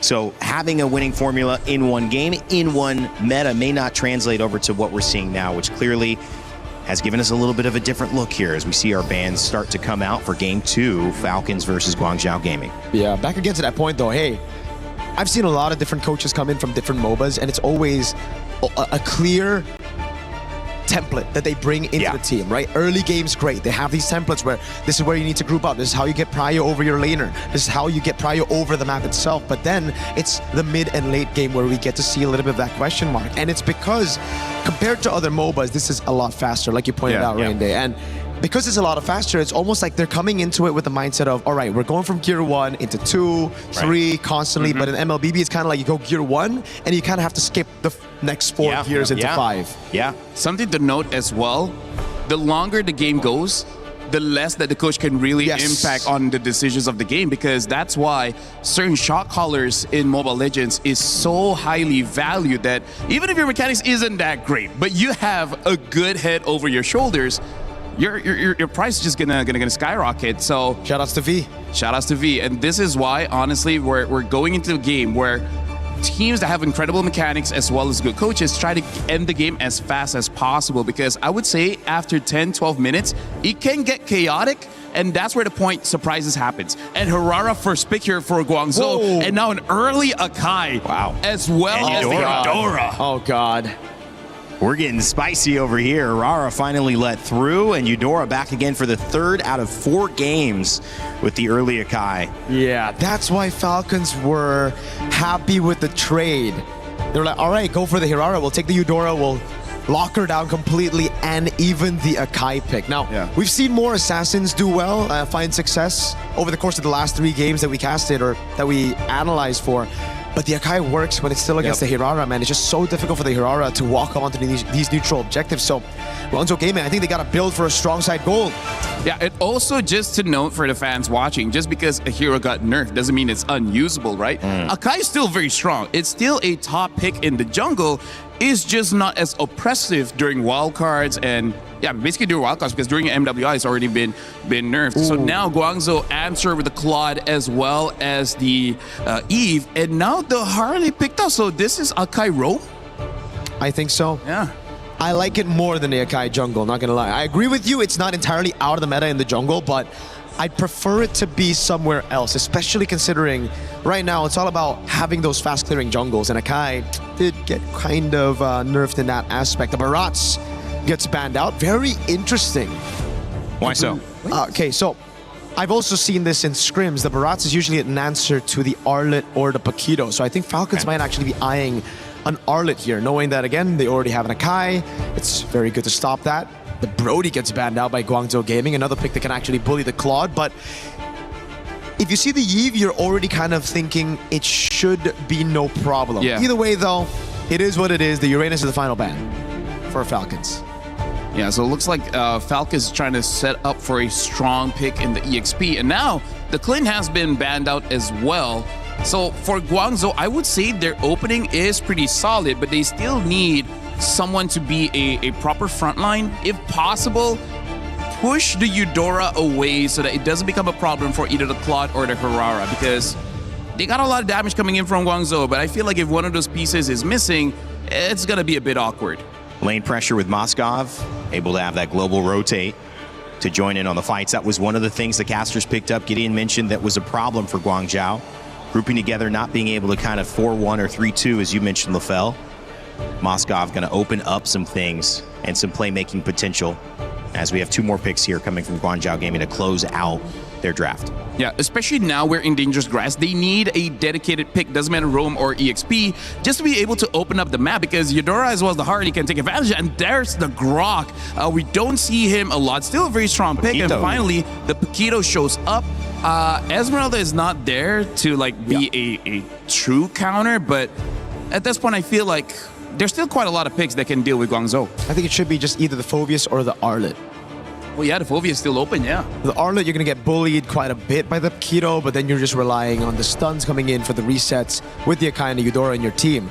If you want to take more into your hands, you would go for the Phoveus, but instead, they go for the Sora. I gotta say, Falcons PH... Just for dive? Falcons PH, at least for this matchup, looks like that, like just more damage, right? Yeah. A good offense is a good defense. So a lot of firepower coming in from Falcons for the first match in game number 1 and game number 2. Because it seems like with the Sora pick here, it's more of like, all right, we don't care about the lane anymore. We're just going to go for the team fight, because the Paquito is usually an answer to the Sora in lane. And at this point, why would they? Whatever works last game could work again. Confidence for Team Falcons PH trying to close it out over GZG. Let's send it over to our casters, see what they think as Gideon and Brigitte join us for game 2. Thanks so much, Reindeer. Let's jump right into this. We are ready for battle, of course, but right now, it's about trying to figure out how to get underneath the skin of each of our competitors here. And so far, currently at match point, it's Team Falcons who are leading that charge. We want to see how GZG is going to try and turn this around. And I agree. I would want to see more from Team Falcons as well. It was already brought up by our panelists. Initially, I think heading into this tournament, you were really expecting them to be one of the cleanest, but game one, GZG pushed them to the limits by just a little bit. So this time around, though, things seem to be pretty different, draft-wise especially. Oh, what a sneaky little invade here by Kyle. Able to take a camp out. He figured out the starting path and was able to take at least one of these camps. This does mean that it's going to be a bit of a delay. However, we're going to see Recall here going to try and contest this. It's dangerous stuff, and admittedly, they played it well. Even Haji getting into the right position to see it happen. Yeah, somehow equalizing the advantage in the early game, given that Kyle did take away one green camp. But a quick look onto the emblems as well. There seems to be the mid duo taking that PYT. Interesting stuff, but at the same time, I'm liking the way that Falcons are actually playing this right now. Flap gonna take a bit of damage here. What's that? Felt like that was a kill angle. Yeah, if it weren't for Oakwood. Yeah, but even then, I think that should have been a solo kill, right? Empower jab into auto attack would have been like more than enough to take him out here, but now. Oh, this is something unexpected. Xying did not expect that, but it was still Guangzhou who actually picked up first blood. They find Haji in exchange of Xying, but it's a double kill now for Kyle, and it seems like they got the better trade. A much better trade, in a matter of fact, and May understood. Again, this Grok can be a game changer. The problem is that it's very timing based, right? You have to maintain control over tempo. It's not a fight on a dime type hero. You really have to kind of set the plays and really find the right angles. At the same time, with tempo. Oh, whoa. All right. So we know that Kyle's on top side. Okay, and now, you know, the Modi's just holding this bush. We're seeing dangerous grass in a while, and now it's Falcon starting it up. But Recall and the rest of the members are going to be here too. Flap trying to look for an angle. It's not going to go in for the setup just yet, and there you go. But it's still Recall actually winning out on the retry battle. Blazing to it, already coming in here by side. SOD will not connect, but Oakwood still goes in for the knockups, and the flicker from Flap. They still actually find Xying, but they might just get traded out. Unfortunately, the heavy spin will keep them safe. The knockups, however, close call for Oakwood right there. What a timing by both of these supports. They both knew we're about to hit level 4. Just give me the right timing. I just need to reveal one extra person. The tech charge alongside with a heavy spin. Life-changing spells. And now you get to see how these compositions actually want to play the game now, right? Falcons, understandably, hey, even though it's a skirmish, we can't risk losing these big spells before the most important fight. But look at Kyle, repathing down towards the purple side, knowing that Hirara is on the orange buff side. Yep, I think the only small win really that we could really consider from that was the fact that Recall still got the objective. Other than that, the team fight, the post-turtle takes seem to have really favored Falcons, especially as Recall has lost on so much resources at this point already. Fortunately though, he's not really as behind, but you can see that Kyle is really having such a good start. Wait, keep your eyes out here. Flap might find an angle. If he gets on top of Xing, it might just be over. It doesn't reveal him, but he's going to walk through. Good check. Good game sense. Yep. They're not they could not afford to lose out on any more. At least Modi, I think, would be communicating every single time he feels that Flap isn't within the area.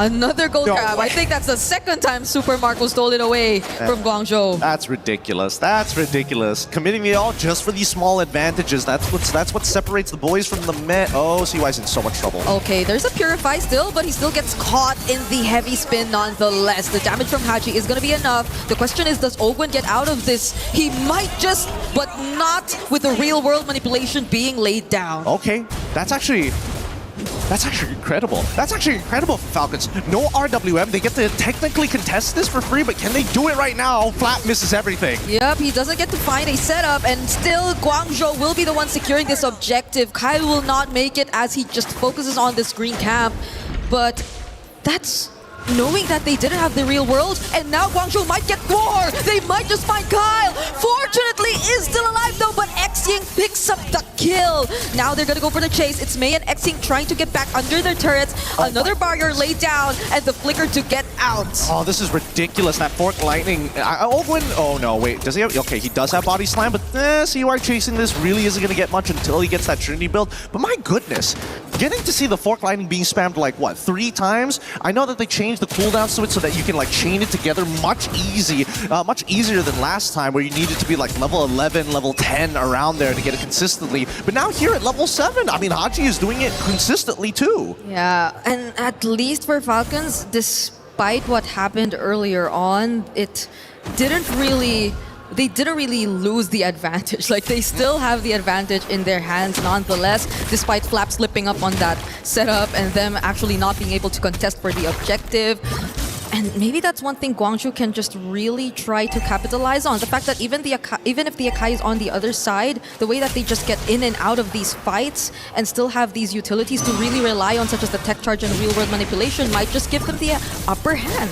Yeah, I gotta admit, I think GCG, they got the mechanics, and I think they also have great communication with each of their members, but I think Falcons is much better at just playing patient, and honestly, super tactical. Oh, Flap is gonna be here. Haji flickers out, but they find themselves under the real-world manipulation, but they're not gonna fight under that anymore. So that's just resources burned again from the side of Guangzhou pre-turtle. And here I was complimenting GCG about, great communication, and yet, they could have, I don't know, used their ults at the same time, or find the engagement a little bit sooner, but that's fine. It happens, especially in high-stakes games, and especially when you're playing against a team like Falcon. You know they've got plenty of history. Yeah, Kyle shows up here in mid, and Ogun will be at least positioning here in the turtle. But Guangzhou have a lot of information. They know what to expect and where they could potentially come from. But does Flap start things off again? I think it's about the big question. Oh, it's gonna be Mei instead who gets caught now. Tech charge does land, but does he go down in the deadly magic? It's not gonna be the case. Guangzhou once again take the objective for themselves, and it's Flap just trying to run for his life, but Xing does not allow him to get away. And this seems like a repeat of game number 1, where it's not Kyle going to the other side of the map, but instead it's just Super Marco at this point. Only naturally, right? Because when you have the access to the SOD, being able to close that distance with the rest of your team on neutral objectives is sort of the point. But I think at this stage, Super Marco, he's probably going to start rotating after clearing this bot side, rotate over to mid, and then immediately, oh wait, actually, does he need to? Nah, he doesn't need to. The Lord is going to spawn on that top side. He's staying down bot. Oh, but half HP. Guangzhou Gaming have been really good in terms of these pokes and back and forths as well, not really granting the massive advantage to Falcons despite the slight sloppiness, I'd say, especially pre-objectives. But at least they're somehow grouping together and making sure that they somehow, at least, the next team fight we see, get to communicate and layer their skills better. Yeah, I'm noticing that GCG, like, the gold lead isn't too far away from the Falcons, right? You can play a little disrespectful, but I've noticed that they don't really invade, do they? They just sit around the river a lot of the time. Thanks for bringing up the items, because I am curious to see how far along the track they are. Chastised Pauldron already purchased by Mei, and now that the rest of the Falcons are looking to get this tier 2 side, we're just a little bit of gold off before Super Marco is actually able to complete the Trinity. DHS and he's done. Yeah, I think the only time we really got to see them invade was when Mei was on the Hilda, and it was just Mei as the Hilda. Like, there wasn't really help that came from the other members as much, and that's naturally what you expect. But this time, on the Grok and Eve, it seems to be a bit different in terms of their gameplay, or maybe Falcons too are just overwhelmingly good in controlling the map. Maybe, but I think the Falcons need to recognize that, hey, GZG are really good at chasing you down, so they cannot take that initial impact. If it's too much damage and they back away, it's just as good as a wipeout. So I think that Falcons are being extra precautious on the way that they need to maneuver around these fights, knowing that the tech charge is probably their best form of counter-engage, and the real-world manipulation, it's a box, so you got to start thinking about angles. GZZ are just blocking off the entries for Ogun at this point, forcing the recall for Super Marco just to get here, but now Modi all alone. How did it end up like this? there were just 3 members surrounding him at that point, and he was all alone. Now GZG are down 1. Recall shows up, Flap trying to keep him in check. May still has the ultimate, but Open uses his first, and now Falcons are just gonna go for Hero. Super Marco's here to help. Sai using the Blazing Duet to get away, but the SOD is gonna land. Super Marco goes in, Flap 2 helping him make or get some kills. But that's just them pushing GZG out as they focus on the objective. That has to be one of the biggest whiffs of all time. Zipper, don't put up the replay on that one. I swear to God. Recall dying there? Like, why would you use your iframes to try and bail? Like, you can't stop the spin. That's the problem with a heavy spin. You can't stop it. Oh! Doesn't have enough damage. Yeah. But sure, boy, was that flashy. That looked cool. It was cool. And they got Tier 2 turrets out of that too. Unfortunately, you have to take a look at the replay. God damn it, Zipper! I mean, just look at Recall, right? There's no reason for him to actually dash into this to get the extra little bit of damage. If they wanted to do something earlier, it's got to be the RWM. The order was wrong, and unfortunately for Recall, he should have known. Don't go into the heavy spin. You can't cancel it out as easy as you think it can. Yep. And now they have to deal with the Lord, who is still up, by the way, marching down bot as Falcons will just try to focus out on the other remaining outer turrets. And Recall shows up yet again in this spot. Fortunately has the iframes, but now it's Falcons winning out big. It's a 5k gold lead all over again. At least they have Holy Shields, because earlier when they had this Lord, their Holy Shields were already down. But still, it's pretty good. GCG, if they can just clear out these... Oh, the conceal. Oh, Flap's gonna go in. Does find one. Real world manipulation used as a response, though. Kyle's just gonna focus on X-Ying! Deadly Magic definitely gonna take him downside. Doesn't have enough damage with the Blazing Duet just yet, but Recall will finish the job. They find one in exchange of 2. Kyle being chased by Modi, but this is not enough. Super Marco goes in! SOD threatens them, and they cannot chase after Kyle anymore. Modi, though! Can they actually do this? Almost. No. Oh, he outplays it! He gets the power, but still dies in the end. The KDA machine says no! Wow, Ogun picked up an Immortality too. Were they expecting the team fight to last a bit longer than it should have? Another Deadly Magic onto May. But this is going to be a Croc, so they're not going to take him down. Yeah, typical Paquito things, am I right? You know, it's just like Suyo when you're just about... You get that first kill and then you purchase the Sky Piercer. Same goes for the Immos, right? It happens at times. But for the time being, we can see that like they've got good damage here. I am curious to see what they have. Thank you for the item, Zipper. 3 already done. Malefic Gun on the way through. Winds of Nature, good purchase here for Super Marco. They understand that it's going to be up to the Blazing Duet to kind of make up for the lack of damage. Yeah, so we see that how surprisingly Modi lasted a bit longer than we thought, apart from the fact that, yeah, Haji's skills were mostly on cooldown, I'd say, but this is looking really devastating. The damage that you can expect from Kyle is really massive, and now Etienne gets caught by Flap once again. It's just Flap doing all of this pressure onto the back lines, and he surprisingly nearly took him down.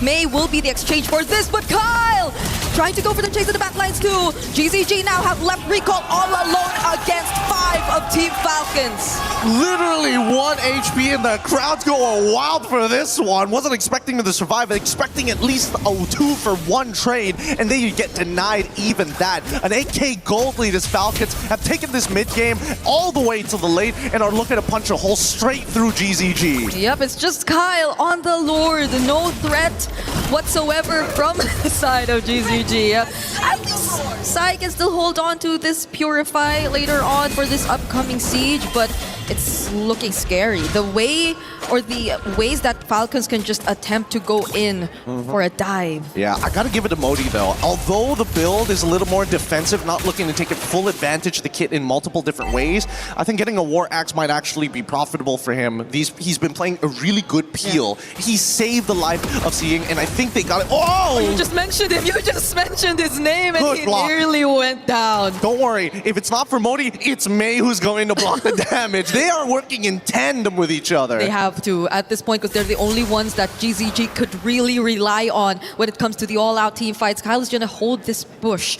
Recall has no idea, and the Lord is going to march down here as well. They get this turret for free, and now Oakland goes in. Already down half HP though, so you got to respect the damage coming from GZG. they're dancing around this and they understand, man, the waves are not exactly in the best position, and unfortunately, in comparison to Guangzhou Gaming's lineup, it's a lot harder to get the siege down. Oh, recall goes in. Oakland already very low. They don't know. They don't know. They don't know.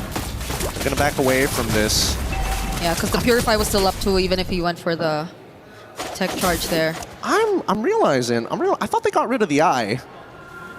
Or maybe this is like a spectator thing.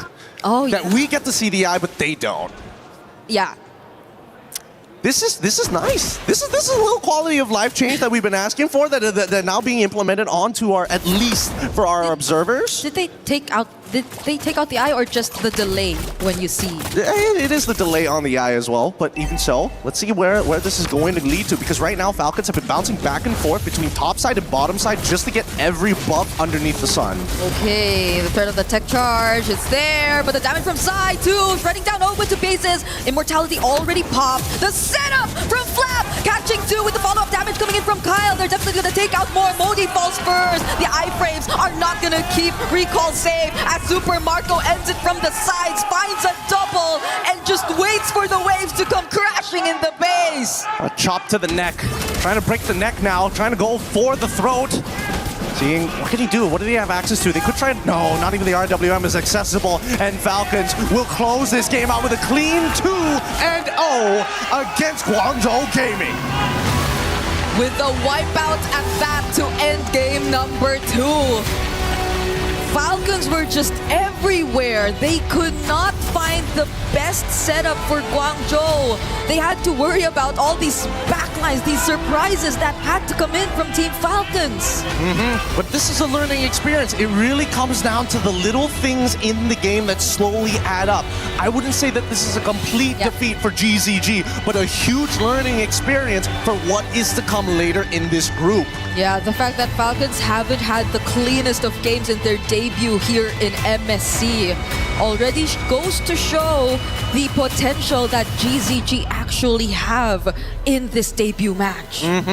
It's some good stuff and a very good showing so far, as our second series of the day has been exciting just to see what our professionals are pushing the meta towards and what they've been experimenting. And I kind of like it because now they're showing multiple flex picks, and even Oben going on the Sakai opens up opportunities for other teams to say, hey, this could be a drafting technique we can utilize. How long have we been wanting for different picks in the mid lane, right? You get it in the first day of MSC, where the Eudora seems to be showing up more often than we expected it to. And the flex picks on the picks you're so used to seeing in certain roles as well, the direct counters, the draft sequences. There's just so much to understand and uncover here in MSC. What is that? To get you every single time. You should expect it these days, especially now that the meta is heading towards Eudora. Because now, there's so many things Eudora can do. The extra movement speed, the multi-stun, which has been changing a lot of these fights. Like a surprising amount of AoE that most people don't associate with Eudora because it's been too long. Now, we're going to head on over to the stage to have an interview with our winners, Team Falcon. Hey guys, Rose here with Super Marco up on stage after a 2-0 lead sweep up against Guangzhou Gaming. Super Marco, welcome back to MSC. How are you feeling? I'm feeling good. You're feeling good. He's shy. Now, Super Marco, I want to ask, how different is the Super Marco this year compared to the one we saw in 2024 that made it all the way to the grand finals? I think still the same because I'm still motivated and I'm eager to win. Wow. No, that was a really good answer. Okay, let's discuss game 1. Because in the first game, we saw that the first few minutes of the game was primarily dominated by Guangzhou Gaming. So did you guys get shocked, honestly, at how aggressive they were in the early game? I think they just maximize our errors in early game. That's why they got the advantage. And how did you guys manage to keep yourself composed and come back for the later part of the game? We just maximize their errors. That's why we came back. You guys capitalize on the mistakes that they played out in the game, which honestly boils down to experience if you ask me. Now, Super Marco, 2 matches into MSC and we have witnessed some very, very interesting picks that has debuted this year, like the Brody coming out from you. So I want to ask, what made you guys decide to pick Brody? I don't know. Brody's just meta. There's no other reason. It's just meta. It's just meta, so why didn't you pick your Brody skin?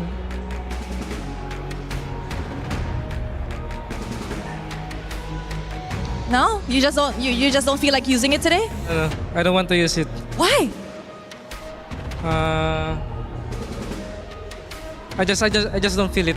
You just don't feel it. Now, I did hear that some players don't like to use their own skin because they said that they feel like it's cursed somehow, that when they played on the international stages, they do end up losing. Is it the same case for you? Yeah. There's a curse. All right, we shall not ask further. Super Marco, is there any words that you want to say to the fans that has been supporting you guys?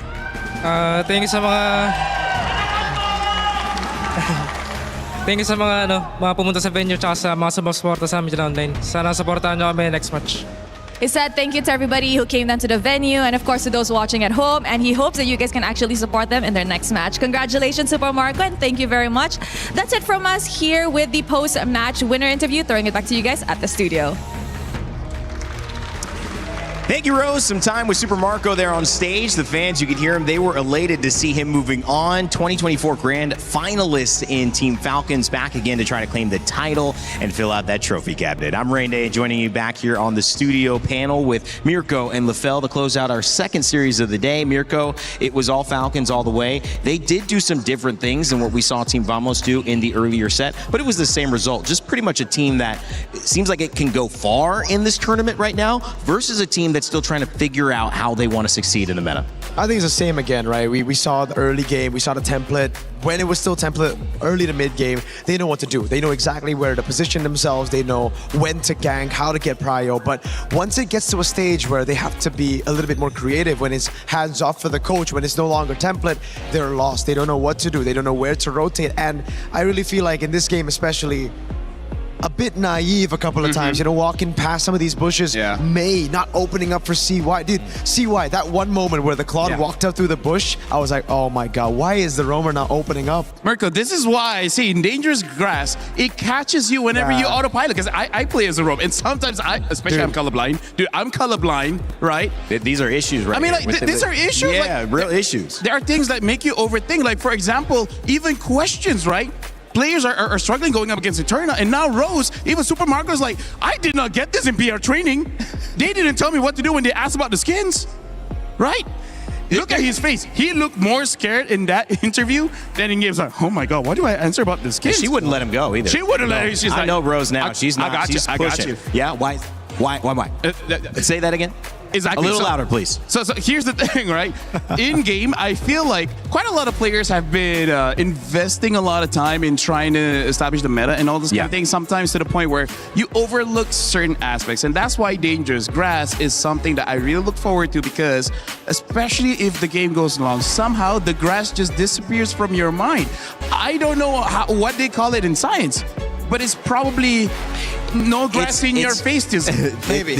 You know, maybe it's like wearing a watch where you kind of stop feeling it after a while. It blends into your wrist. And then you just check your phone for the time. That's right. Exactly. That's right. Wait a second. I got my watch on.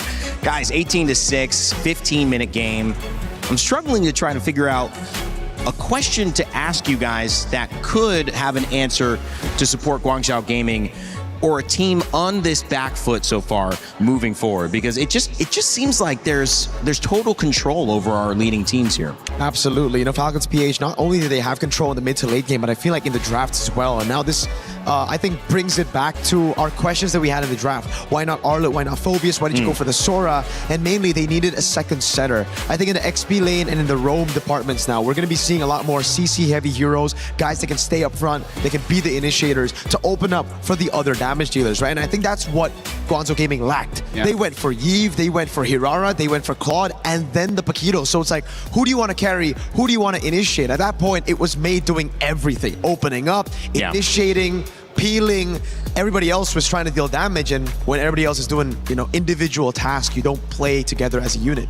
Although I do have to say, I like what I saw coming in from Guangzhou Gaming. I feel like those are mistakes that is very much fixable, right? Yeah. Look at other teams play, get some bits here and there, maybe 1 or 2 scrims, and I feel like they would catch up very, very fast. I feel like the micro is there. Now it's all about priority, the draft, as well as how you move around the map, which is a lot. But hey, we're playing for $1 million in the champion slot, so you just gotta go all out because everyone here is going all out. It's very difficult to be a team that goes the entire way in a tournament this big and never loses.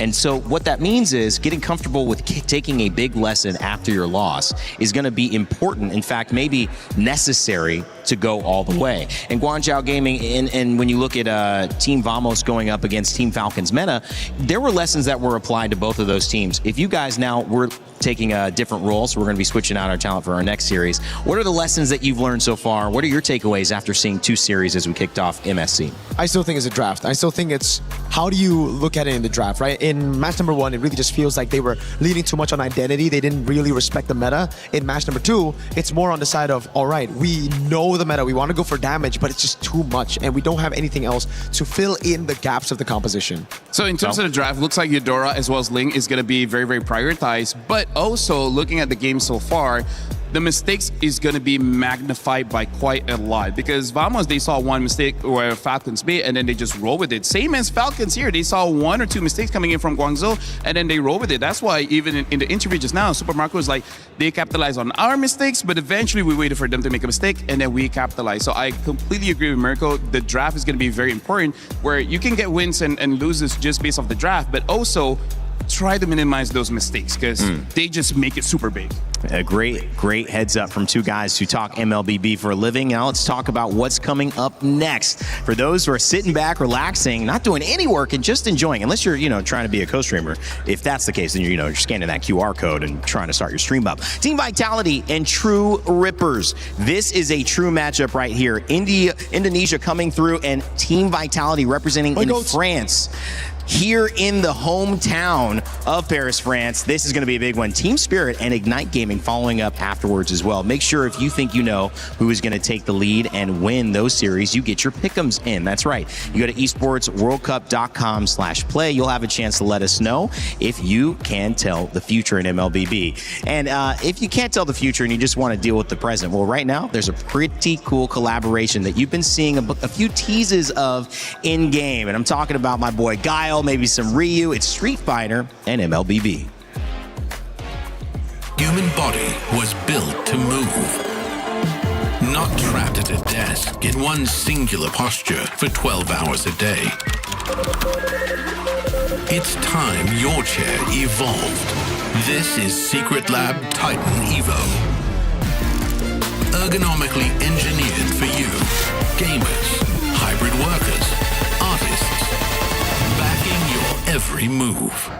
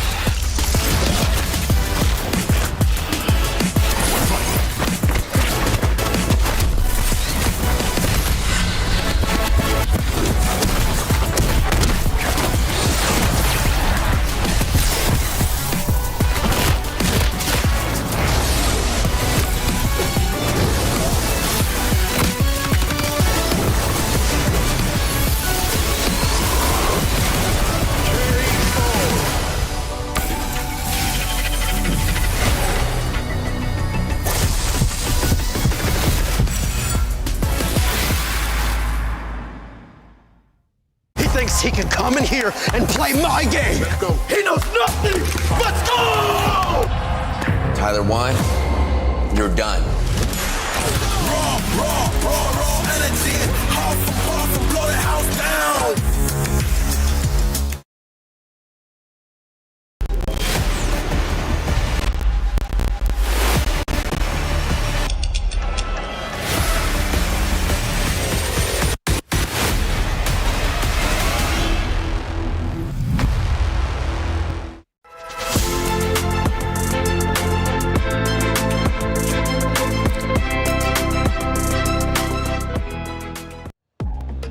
16 of the best MLBB teams from across the world have traveled to Paris, France for a chance at $1 million and raising the trophy, cementing themselves in MLBB history, and hopefully a little bit of glory for whoever they're representing. This one is a big one because we've got hometown Team Vitality going up against Indonesia. Incredible stories here to kick off our third series of the day, and I want to welcome you back to our studio. My name is Rain Day. I'll be your host here throughout these 2 weeks of MLBB action at EWC. And of course, I'm joined by some amazing faces who know this game, and you know very well also Rinmar and Trex. Rinmar, it's great to have you here, man. You've been watching these first couple of series. I mean, we've had some great games so far and some strong moments from teams that are clear competitors here. Yeah, I love what we've seen from the meta. Trex and I were talking about it behind the scenes and on the way here. We were expecting excitement and unpredictability, and we got that.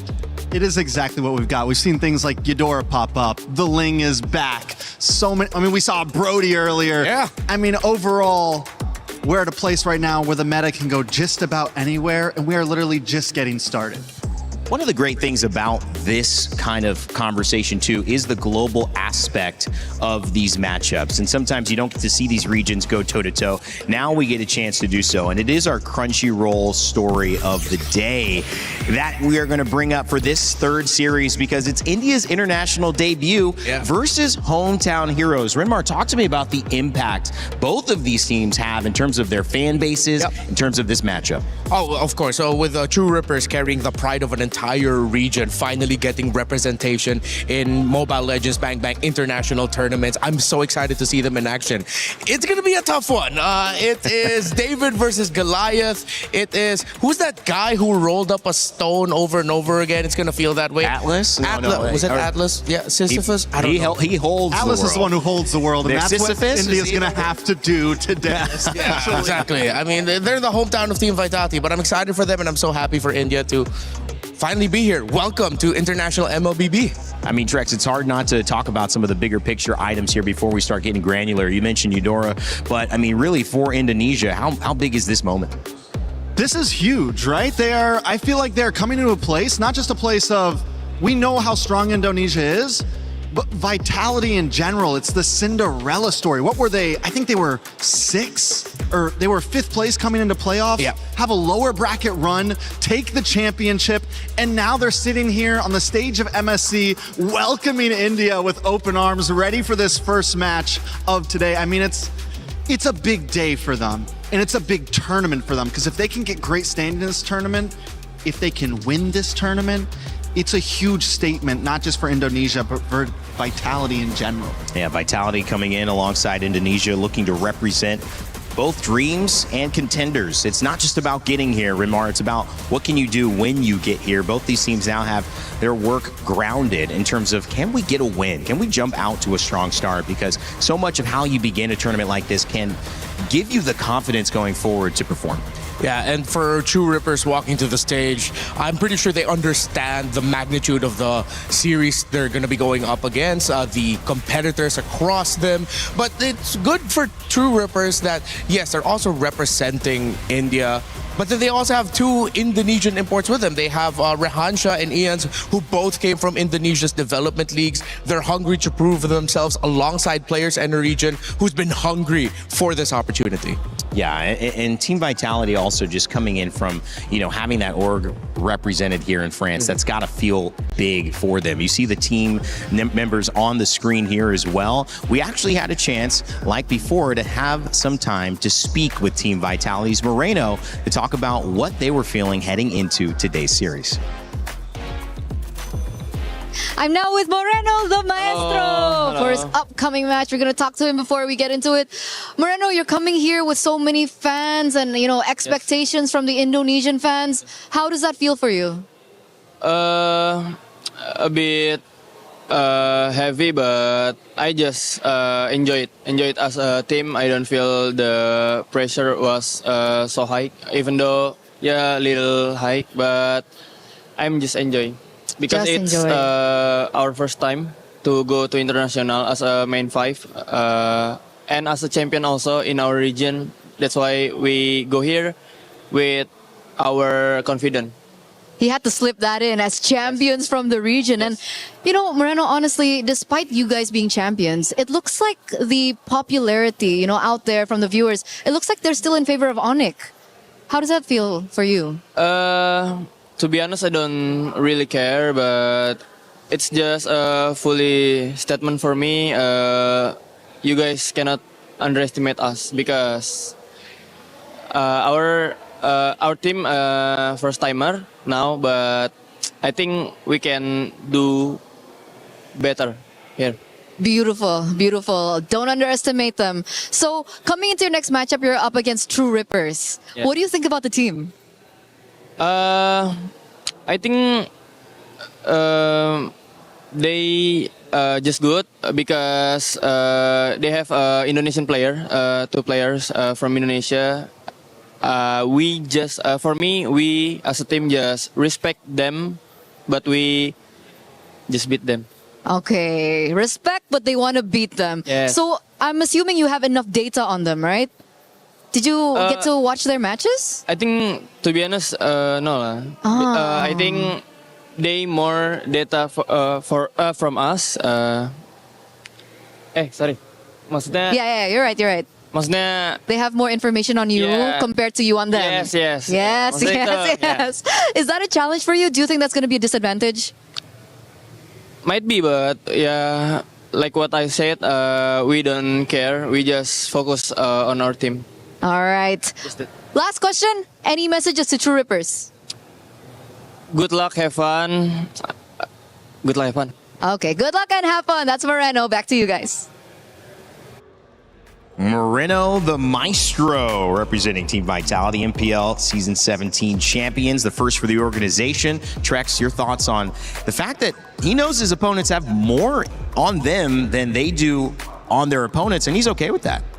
I mean, he has to be okay with it, right? He has to come into this confident, he has to come into this prepared, but there still always has to be a level of respect for these new teams coming in, these new regions coming in. That's where the upsets happen. That's where the chaos can start. And my question is, you know, the question on my mind is, can True Rippers be that underdog that come in and kind of flip the table a little bit today? Yeah, and I think the team cams, them in their holding areas, pretty much paints the picture of the underdog story against a big giant in Team Vitality. Team Vitality has an army of coaches, their staff are there, the players are there, and in True Rippers, it's 5 or 6 dudes with the dream and hopes of an entire region who was just begging to finally make it here, and here they are. One of the things about the story of, you know, Indonesia and this representation finally with True Rippers is that you get to highlight stories you haven't been able to highlight before. One of them that's top of mind today is Sensei Kimmy, who the region refers to him as, who not only is a professional player here, but moonlights, you could say, or his other job is studying physics and helping to educate underprivileged kids. You talk about the impact of winning $1 million.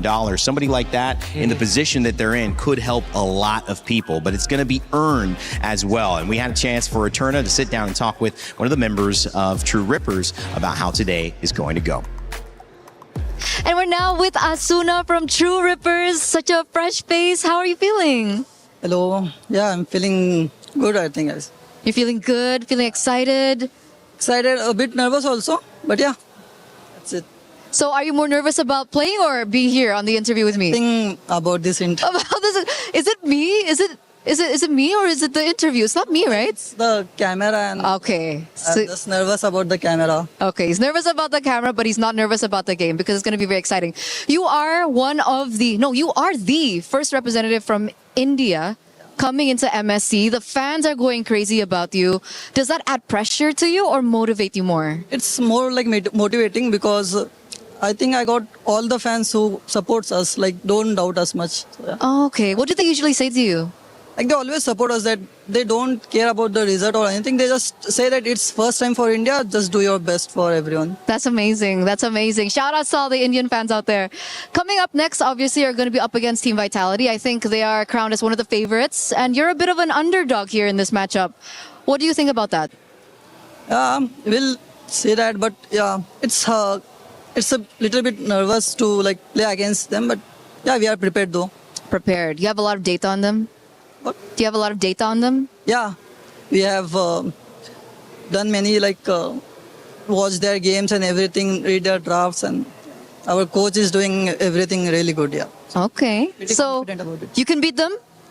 Of course, we can try. We'll try our best to beat them. Okay. You have a message to Team Vitality now?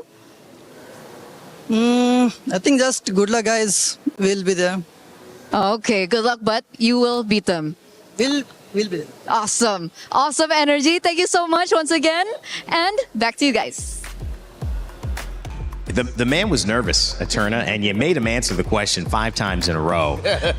You know, you could have let him off easy, but no, if you're with Eterna or Rose, you're going down in an interview. That's all I got to say. You're losing the interview. You are not getting out easy. Fellas, I mean, that is kind of the cool part about this because they said, we don't really expect to win. We're happy we're here. We know our fans are happy we're here, and I think that's good, but it kind of also, does it help relieve some tension knowing that what we do is hopefully like a bonus, like we're playing within the idea of like house money, like we don't really have too much to lose because we're already here? Yeah, definitely. It was a statement just making it here in the first place. Growing up, my parents never told me, hey, you have to win this spelling bee.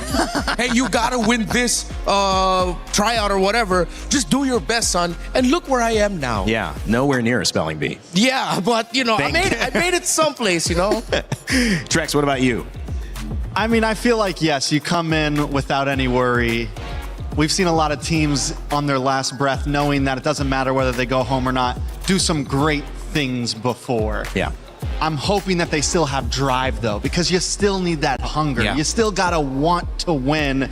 And right now, True Rippers are just kind of a blank card for all of us, even us as casters. We don't know how they're exactly going to play. Yes, we've seen some of their games, but what's their mentality going to be on that stage? Is it going to be carefree? Is the pressure going to be on? Are they going to be nervous like they're talking to Eterna? You know, exactly how are they going to walk out there? And that's going to be, you know, this game 1 is huge on how we see True Rippers for the rest of this event.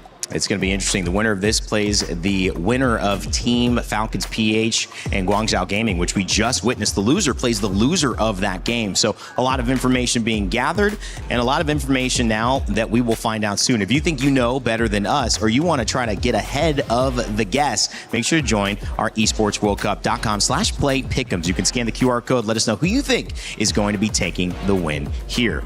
Before we head into opening up with these teams, just kind of some final thoughts. Again, are you feeling like this is going to be another 2-0 on the day? Do you think there's a chance with True Rippers? Just excited to see what's going to happen. This feels like one of the setups of many great Indian films. You know what? I am maybe one of those people thinking True Rippers gets a game, shocks the world, but Vitality still comes back and reminds them who they are. 2-1. I'm an underdog guy from an underdog region. I want to see True Rippers go out there and rip some things up. So hopefully we see it. Hopefully they put up a fight. Maybe even take the series.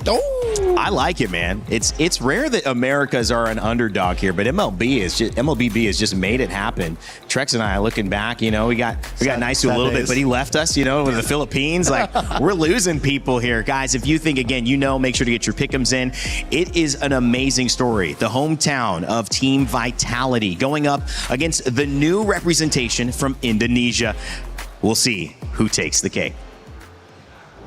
Oh my, that match too was an amazing match to watch because if we recall correctly, Milosh, Guangzhou Gaming was in the lead in game number 1 and suddenly Team Falcons PH was like, nah, we're gonna clean sweep this. I've sad to say this, but the experience won out. Of course, you want to cheer for an underdog, but in this one, it was not meant to be. The beauty of it is, though, underdog stories and dark horses in general do not end with us here in our group stage, especially not on day 1, as we've crossed the halfway point. We're on the way to game 3, and this one on its own has a huge story to tell, I know, for a lot of fans out there. Yes, sir. So, mentioning a match 3, ladies and gentlemen, join me in welcoming the hometown heroes, Team Vitality. This is a team that trusted the process with a championship that took years in the making. As the hometown heroes make their MSC at EWC debut, their resilience will be tested.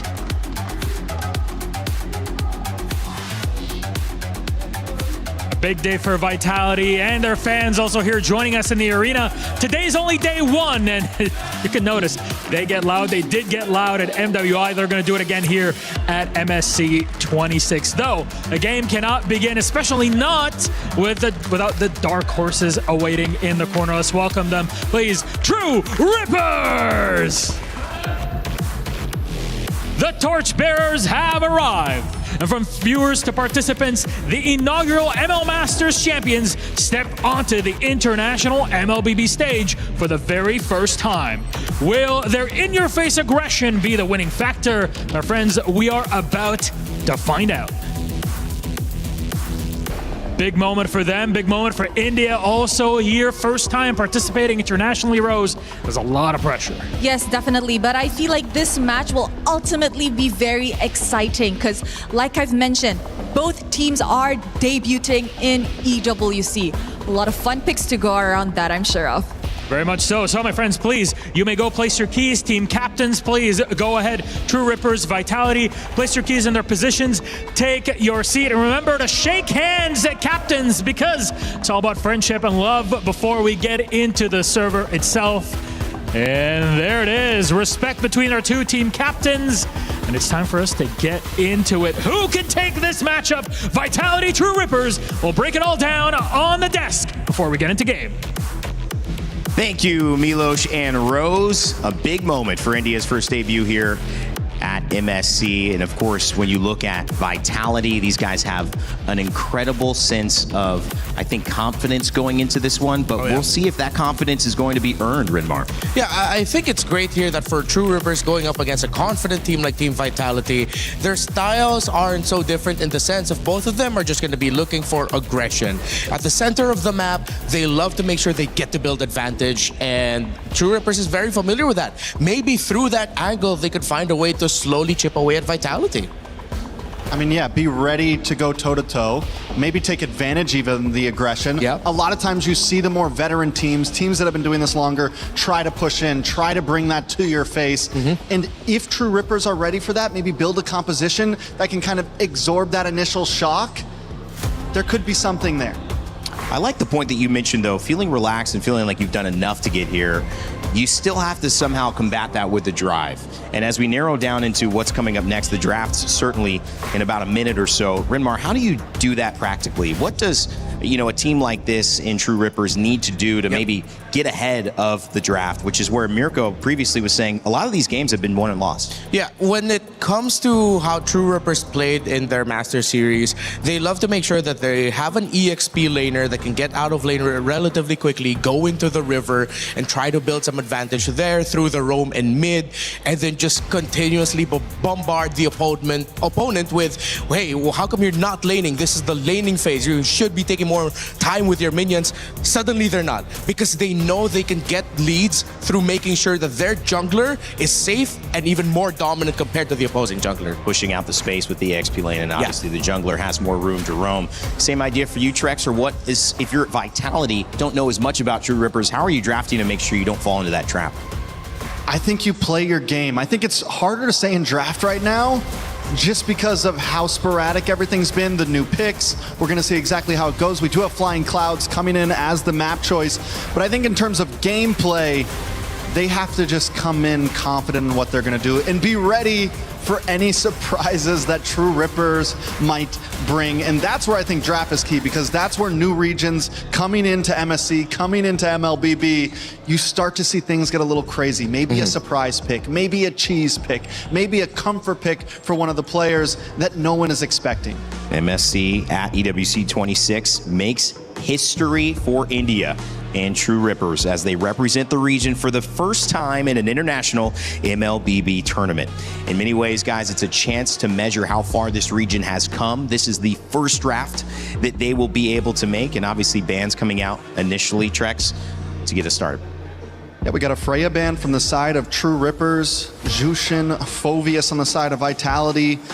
Nothing too crazy. The Harara coming off from True Rippers as well. We haven't seen the Harara get picked up. It's pretty much been on the ban field so far, right? Yeah.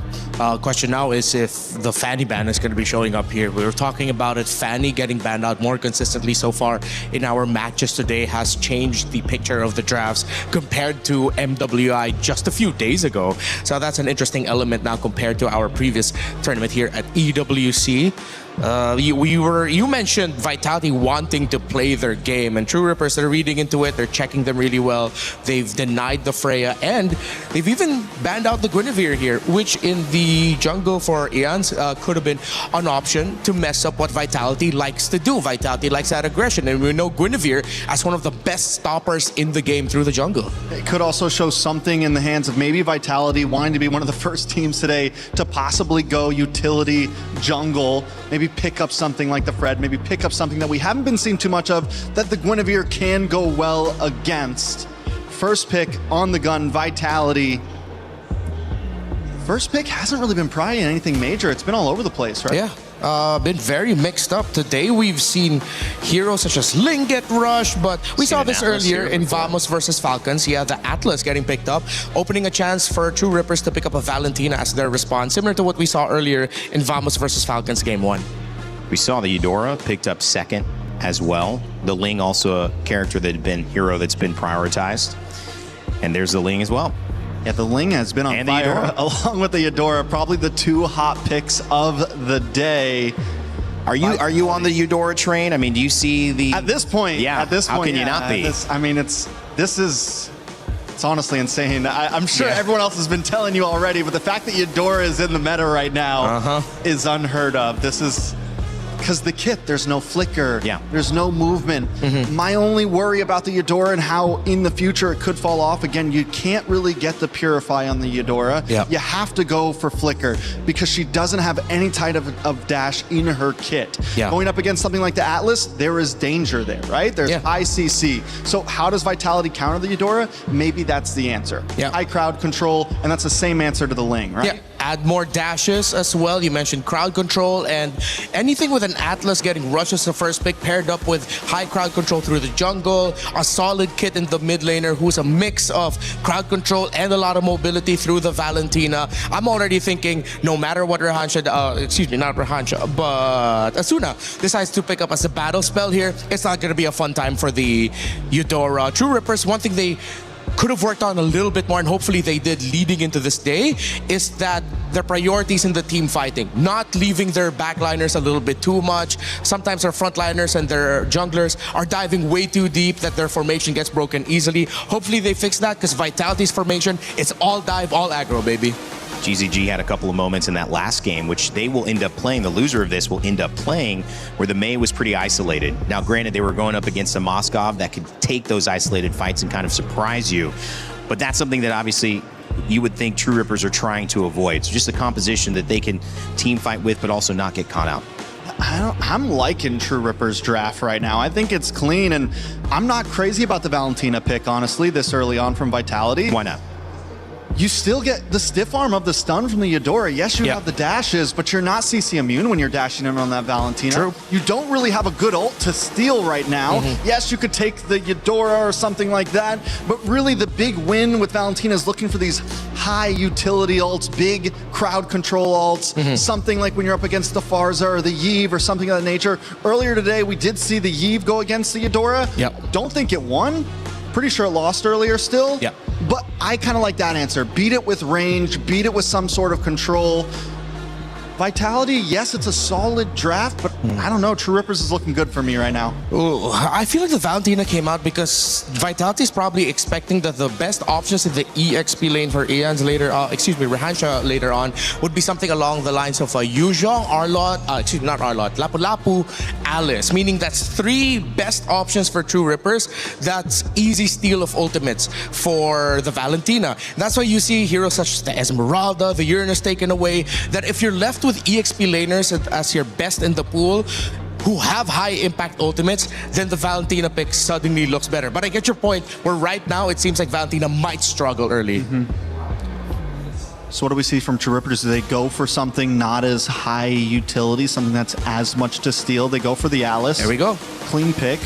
A little bit of crowd control to help kind of support the team of True Rippers. On the side of Vitality, they still need a gold laner. Do we see something like the Harith come in here? Is that a possibility? Decent dashes to possibly escape the Ling? Yeah, I wouldn't mind that. Let's see if they'll be comfortable enough with fighting under the AoE of the Ling and the Alice. Emon could make it work, but I think to be safer, they'd need something with a little bit more range. Even just playing it safe with the Claude wouldn't be such a terrible thing, but I think Emon, one thing he might be saying is like, hey, but if I go in and the Eudora still has her stun up, I'm wasting my Purify. So he said, you know what? All right, I'll give it a crack. Let's try it out. And the Bakito as well to close out this draft. One last pick here for True Rippers. You said you liked their draft, Trex, but now you've seen the completion of Vitality's draft. What does True Rippers need to pick up here if they're going to keep you in favor of what they've done? Need a big roamer, right? We need a big... Do we go big crowd control? We've seen the Minotaur get picked up, but then you give something over to that Valentina, which we've kind of worried about. Oh, wow. Now that's actually... You're not giving too much over to the Valentina. You have some dash to the back line. You have some possibilities. I mean, it's still, you already have nice crowd control with the Alice, so this could be workable. Yeah, with the conceptually high diving composition that you're up against, Badang loves going up against those kind of lineups. Yeah, you get that stiff arm. You get that stiff arm up. Well, those are the set matchups here so far, and it's two drafts that put MPL Indonesia winners up against India's best here in True Rippers, and their first chance at a performance where that trophy in the middle is at stake. $1 million prize pool, but this is just the beginning of that uphill battle. It is going to be True Rippers versus Team Vitality. Let's kick it over to your casters to start game one. Thank you so much, Terrain Day, and we are officially about to start this debut series from India's finest up against the Indonesian champions, Team Vitality. And it seems like we've solidified the Eudora in the meta so far, at least here in day one, together with the Ling. That they did. Brigida already an early flicker being burned out by Asuna, but that's fine. You know, that's what you got that for. This is usually what we see in the early game anyway. Some pressure in the mid lane. You want to go ahead and burn out some battle spells, or if you can essentially get a first blood, that'd be great. Let's go ahead and take a look, though, at the emblem setup. So far, again, Ling has been hyper scaling throughout today alone, day one. Paired up with Eudora works so well because you can set things up, but I love the Badang pick. As you can see, even the emblems that is rolling here for Kimmy, like you've just got good movement speed, good setup potential. Speaking of Kimmy right now, whoa, a little bit too much, burning his own flicker, first blood to Vitality. I mean, the Badang is a really great pickup if you're just really looking to disrupt, if you want to interrupt whatever engages the opponents might do against you. But in those kinds of scenarios where they're just all going in at the same time, it's tough. Oh! Okay, Jens gets the purple buff. They're going to force this fight, it looks like, anyway. Early on, Kimmy picks up a kill, some revenge now for True Rippers. They say, get out of my jungle. And the difference is Kimmy's not alone. Yeah, Kimmy's not alone. Kimmy had help there, so with that fist break at least landing and catching multiple opponents, then there was a better punish that you got to see from True Rippers this time around. Handing them over the very slight advantage you're seeing, but that's not a start that you'd want for a Ling jungler, because you really just wanted to interrupt his farming. You don't want him to get those early kills, but now you somehow got him involved in the early skirmishes this game. Oh, okay.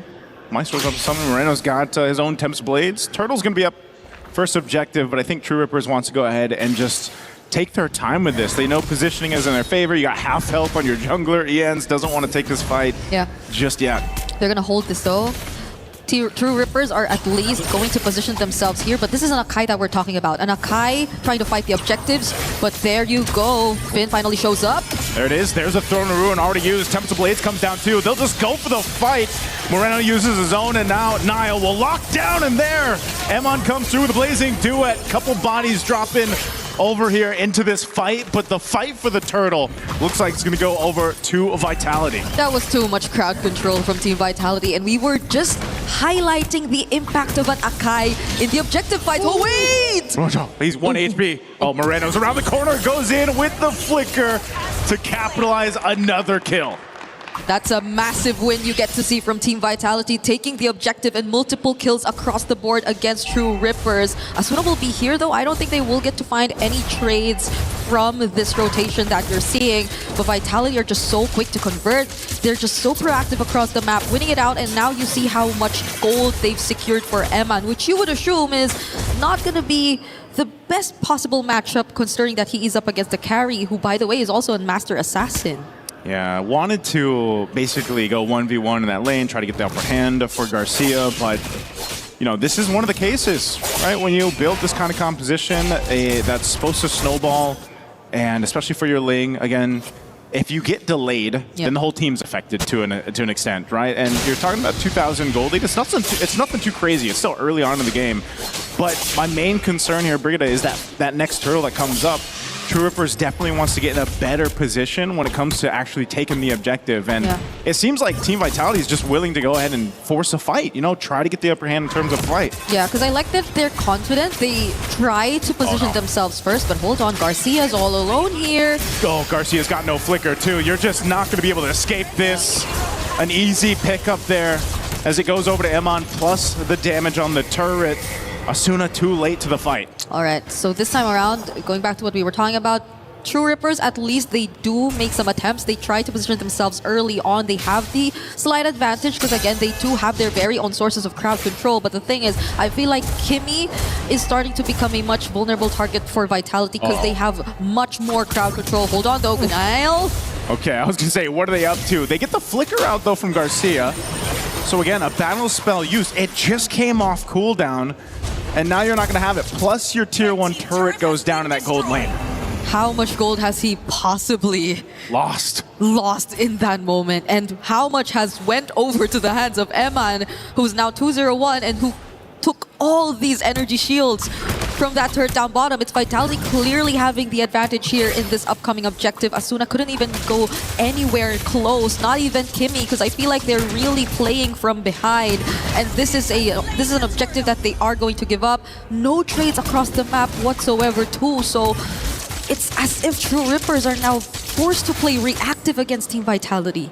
Yeah, they kind of have no choice here at this point, Brigida. They gotta either potentially look for an all-out play, but so far it's just been responding to what Team Vitality is doing. Rahanshaw too, 1v3, gonna get thrown back away from the turret, burns the flicker too, and goes down anyway. That's just how much of a lead Vitality has right now against True Rippers. Oh, I'm not sure why they went back as well. It was possibly trying to take their attention for a much longer time, since True Rippers were trying to look for trades on the other side of the map, but I feel like even then that was a bit too much time because they would have gotten it either way. Oh, Kimmy goes in with a lockdown, but it's Eman. Doesn't even pop the Purify, but now he's going off. Tempest Blade's going to be used. They're going to force the fight anyway, and he'll get out. Purify used. Here's the conceal. Does Vitality choose the fight? No, they're just going to push into the jungle further. That is not the easiest target to catch if you are True Rippers. Going up against or trying to lock down the Claude on a Purify with the BMI, with only just the Badang to rely on for crowd control, because not even Asuna could come close. Garcia! Oh, Garcia. Just not having a good time in this game. A fatal links once again. It's Kimmy the target. Eman's in the area, but it's a double for Nile. And this is the thing of Vitality just choosing their targets at leisure. This is the problem for True Rippers. They don't really have an answer to this tempo that's been set by Vitality. Yep, wherever Eman is, that lane is just so active. You draw him a couple moments to go down bottom, and now it's already the tier 1 going down. And you see him up top, and now even that goes down. And Rihansha could barely survive this. Ian goes in though. Goes in, comes Blades, but you want to get out of there. Shogun's right here. He's charged up, goes in with 1-2 punch, and will take out Asuna under it. But can Kimmy get a kill? Convert it over? No, he can't. So it's again just True Rippers scrambling, looking for anything across the map. They're going to lose a tier 1 turret. This turtle, 3 for 3. Should go over to Vitality unless they just wait it out for that Lord to come through. Yeah, and they could no longer anticipate the angles from which Vitality are actually coming from. Shogun isn't being checked at all. He's just free to go in for these very aggressive plays, even 1v1, considering the amount of lead that's already in their hands. It's 5k. I feel like a majority of it is in the hands of Eman as well, by the way, but you haven't seen the Blazing Duet in action just yet too. So that just adds to multiple layers of the threats that you have to think about when you're going up against Team Vitality. True Rippers. At this point, is it really just counter-engage that they can rely on? Because they have the Badang, they have the Alice, they have set up potential, but their scaling is just mostly gonna take some time. Yeah, Shogun doing what he wants to do here up on this bottom side. Ians will go ahead and survive. Half health. He's actually going to go use the Retribution. Lord's already taken too. Tempest of Blades used. Shogun might get caught. Does have to burn the Flicker, and he's able to escape. Even with the conceal, here comes the rest of Vitality, though, to counter punch. There's the lockdown from Nile, their own version of Tempest of Blades, but from Moreno, and fighting under the turret with Emon blazing to it, shooting everywhere he wants to, and now Rahansha as well. They'll clean up. Rahansha can't do anything but just watch the team get decimated under these turrets. He can't escape, trying to get away with the Gleam, and just barely will survive. And that's the damage from the Blazing Duet that we've been talking about. So much has been forced out of True Rippers in just that single fight without even the Lord by their side. Now they pop the Holy Shields down bot, and the Lord will get a much easier access to their base turrets. True Rippers, they're falling behind significantly. That 5k gold lead we've been talking about earlier has now doubled the amount, and Finn goes in once again. Devastating here on the defense. Kimmy gone in an instant, as well as their turret. Lord is still up here. Conceal going to be used. Finn off the off angle. Emon's going to jump in with the Blazing Duet, firing off on Garcia and Rahansha. Gleam there, trying to escape. Thrown a Ruin used as well. And now, here comes the Tempest of Blades. Can they turn it around? A kill's picked up, but Emon will just fire on the base as Vitality will take game one. The Lord has not been dealt with, and True Rippers lost sight of how important it is. They were unable to defend, and Team Vitality, with such a clean performance from the laning all the way to the late game, if it was even the late game, took this game away from True Rippers in a very dominant fashion. No late game inside of that one, Brigida. Under 10 minutes for that game one. You know, Vitality, again, it's their own journey from all the way through Indonesia, the professional league there, up to this point now here for MSC. And you could see it in game one against a team who's also new on this stage, this international stage. You know, this is something that can be looked at as a big lesson learned for True Rippers. But if you break it down, it's one of the things where there's so many things, so many boxes that True Rippers has to check off here. I mean, from the get-go, as we look at the highlights here from SDC, you can see how this all started. There was an attempt off of this of, you know, get up our jungle, but then they kind of lost track of the map and, you know, keeping Garcia basically covered. I mean, Garcia a lot of times didn't have even a chance, you know, to survive in that gold lane. I think this just poses multiple questions for True Rippers in terms of that game and the approach that they really want to go for. The lineup, you could see that they probably want to just go for counter engage or maybe a bit more of the punish quote-unquote attempt when it comes to playing against a team like Team Vitality. There are just so many dives. They have multiple ways to also respond, but at the same time, it came to a point where they were just too behind that they couldn't even respond anymore, and they were just constantly run over by Team Vitality. And there's just so much that we have to talk about in regard to what they have to do to get back in this series. So let's leave it to the panel as we throw it back over together with Rain Day. Thank you so much, Brigida and Naisu. I mean, what do they need to do to get back in this series? My goodness, I might be like, you know, trying to figure out theory of relativity before Einstein took a stab at it, because it could be a little bit of an unsolvable problem right now. The fastest game we have seen so far, true dominance from Team Vitality, and True Rippers just trying to stay engaged, but it was a tempo problem. Yeah, it was a huge gap in experience and skill overall. You saw them, they're great with the counter punch at the start. They were able to punish the aggressive start of Team Vitality, but it was that first turtle that we were talking about behind the scenes where you really saw, it's like, man, if only they just held on to some key skills to wait for Vitality's counter go, maybe that could have been better, but now they just went all in. Yeah, I think what we wanted to see from them was what we saw in that very first counterplay that they had. They kind of let Vitality come to them. They got a quick play against it. There was one other point where they were able to do the same thing when Vitality was up in that top lane and they went for play on the bottom and got a tower.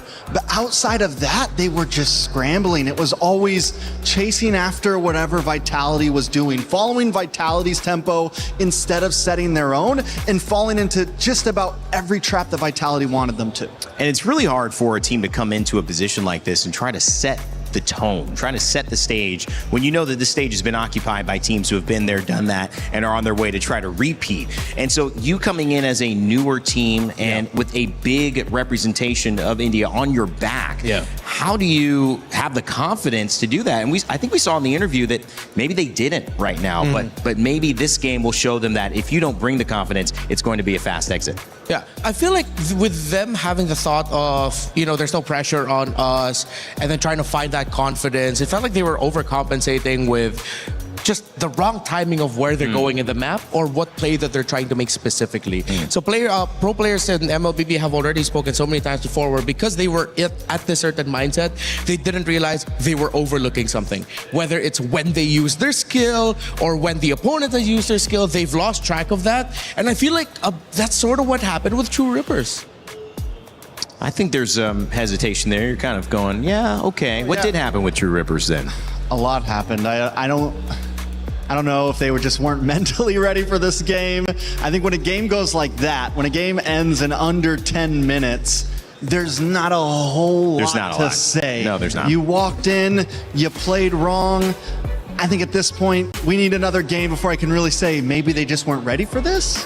Maybe there's still a lot on the table that they need to perfect. The draft looked good. These are playable picks. Yep. We saw very similar drafts from earlier teams that won. So the draft wasn't exactly the problem. I think it was coming into that game, there was a lot of small issues, not having vision on Shogun when he got that big play from them.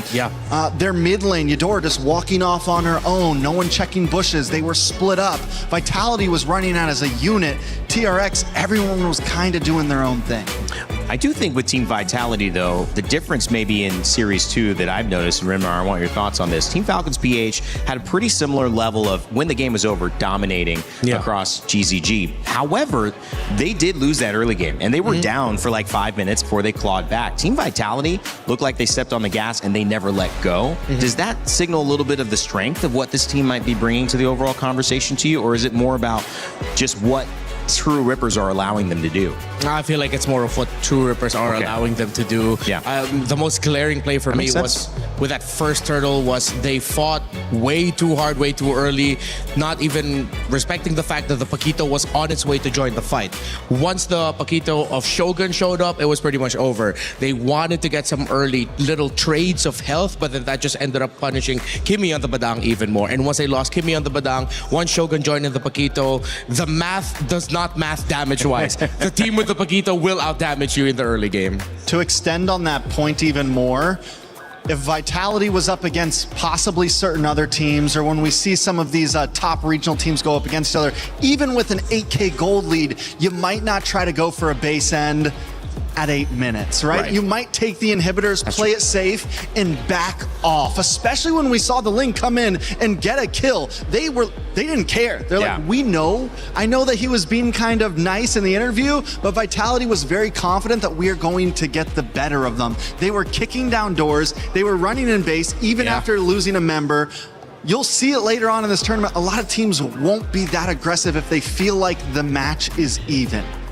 And I think that probably tells us a little bit more. It's kind of like show, don't tell when you talk about film. It's in the same way, it's like they were kind of showing that they didn't really respect True Ripper's defense at this moment in time. Doesn't mean that they can't show us something better. And I think that's what True Ripper's task is now, to go in and say, listen, not a lot to learn. We lost completely. They dominated completely. They feel like they can do it again. So how do we now start working a strategy back to give us some hope? And if I look at you, I mean, what would you think? Is there an answer? All right. Maybe if I was coaching this team, I'd have to talk to my roamer and mid laner real quick. I'll take a quick talk with Kimmy and Asuna. You mentioned a great point earlier where it felt like at times they weren't connected. Like they both wanted to do different things at different times just so that they could regain some sense of control in the map. I think it's best to start there. Okay. And then Rahansha, I feel like Rahansha's doing all right. We mentioned the early EXP lane exits to help your side of the river. He was able to achieve that, but it always starts with a roam mid trio. Roam, mid, jungle, how well are they rotating together? We focus on that. I agree. I mean, I think right now, and that's the problem that we're seeing from the side of True Rippers, some of that rotation was off. There was a few times that I'm looking, and the one fight that they did win, it was on, right? All three, the jungler, we saw the big setup from the Badong. After that, once we started seeing Vitality attack those off lanes, it was either Eudora coming down to bot by herself with Badong somewhere else on the map. It was all of them caught up on that top lane, split up from the rest of the group. Repeatedly, Vitality was running 4-1 once we got into that mid game, to whereas on the side of True Rippers, it was like 2 at top, 1 in mid, 1 at bottom, Ling's over trying to clear lanes.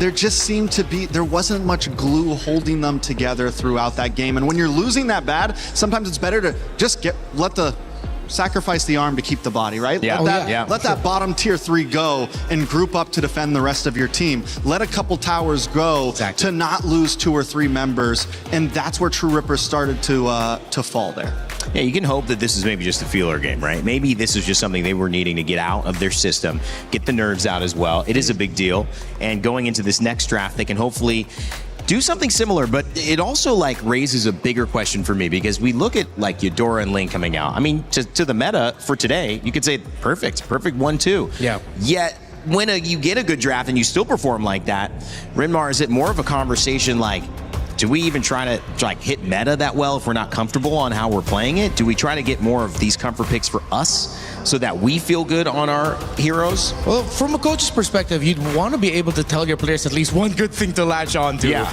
It's like, and that thing is right now, it's like, hey guys, our drafts are all right. You guys were able to handle that early game response really well. Let's just fix this and this and this. Hey, the 3 of you talk a little bit more. You start from somewhere. Yeah, I mean, in reality, maybe we're being a little harsh on True Rippers, right? It is day 1. I've seen a lot of teams come in day 1, mess up, come back day 2 without all those jitters. This is their first time on a stage like this. This is their first time against a team like this. And yes, you can do well in scrims or you can do bad in scrims, but nothing prepares you for getting on that stage and facing up against a champion of some of the top regions in the world. Because yes, you're right, they had a good draft. And everything we're saying came down to small bad decisions. And one of the big things that small bad decisions comes from is nerves, is pressure, is the comms are off, everyone's shutting down. So I think at this point, the best thing we could say for True Rippers is, just pull it together, guys. Just pull it together. It's a big deal. I mean, you talk about MPL, obviously Indonesia, and winners of that and Team Vitality. But one of the things with regions, especially, and we know this in the Americas, Trex, where you don't have as many representatives, you don't have the highest quality of competition, you have a few stars that maybe make it and you put all your hope on. That is tough for a region to develop because you don't have the same level of day in, day out, high level competitors. And so you got to say, yes, we have to look at this maybe through a different lens. Everyone at home still rooting for True Rippers. If you come in, everyone in the crowd waiting to see what's going on. A stare down. I like it. Just saying, I'm not looking away. Neither should you. Man didn't blink. He did not blink. He 1 to him, 0 to the cameraman. Ice cold. Ice cold. What's cooler than being cool? Ice cold. All right. Yeah, True Rippers, I mean, the energy is, we got to do something different. There is not much to talk about for that one. And I think that can be disappointing, but it also can, set up a conversation here. And that's why I try to give you guys the hard questions. I'm not going to take the E equals MC squared. I want you to look at these drafts and say, can you do any better? What can you do? Can you make it difficult for Team Vitality? I was looking at their bans, and honestly, their bans are great. They took out the Freya because of the Phobia's first ban by Vitality. It was the sensible choice to take out the Freya for True Rippers. They banned the Hirara and the Marcel. I wouldn't even hit on the Badang pick because we saw the potential of it. As tricky as it could have been to run, early on, we saw that glimpse of, oh, so this is what this lineup could have done. Oh, this is what they look like when they're together. I think one thing that went really well for Vitality is, besides Finn getting his comfort pick in the Atlas, Niall's timing with the Akai on the every heavy spin was great. He wasn't always using it to engage. Most of the times he was using it to play defensively. All right, thanks True Rippers for using all of your skills. Let me punish you with my heavy spin, and then there's no way you can get away. So Vitality did a lot of things right. I think True Rippers maybe came into that game one. You know, you see the Ling get picked up. You see the Adora. It's an aggressive lineup, right? Yeah. To whereas Vitality, they took the utility jungle. They took the slight slow play. They had aggressive EXP laners. I think True Rippers maybe came in thinking, maybe we can beat them in the micro. Yeah. Maybe you come from a region like that, and you see it the same with NA. You see it with a lot of, outer regions in a sense. Great micro. They want to go for those team fights. They want to meet you face to face because that's what we're good at. We're good at brawling. Maybe Vitality needs to take the slower play in game number 2. Look for a more, we can kind of just bounce you off of us in the beginning. We look for a mid to late game. We try to slow things down in that first 4 minutes. Yeah. I'm all right with that too. There's a certain level of speed in taking it slow sometimes, where you're going nice and it's easy, then suddenly you go in for the surprise, you put the pedal to the metal, next thing you know, your opponents are wondering, wait, you weren't like this for the first 5 minutes, where is this impact suddenly coming from, where is all of this momentum coming from? And teams that aren't used to going up against teams like that will almost always get surprised by it, and similar to what we saw in game number 1, get run over. Dangerous Grass, our map choice, was Flying Clouds in previous game 1, so we'll have a little bit more cover towards that base and some of the areas on the map. See how that can help either slow it down or speed it up with those surprise moments Renmar was talking about. Heroes like Hilda always doing well in Dangerous Grass. Some of those more on-the-ground assassins instead of things like Ling that can kind of really take advantage of the extra hiding spots, right? So this time, True Rippers will be on the blue side. First pick. We saw the Atlas get picked first last game. We've seen the Atlas get first picked before. Yeah. It's probably been one of the more popular first picks. You don't reveal your hand too much, and it's just a great roamer right now with the crowd control, the amount of movement it has across the map.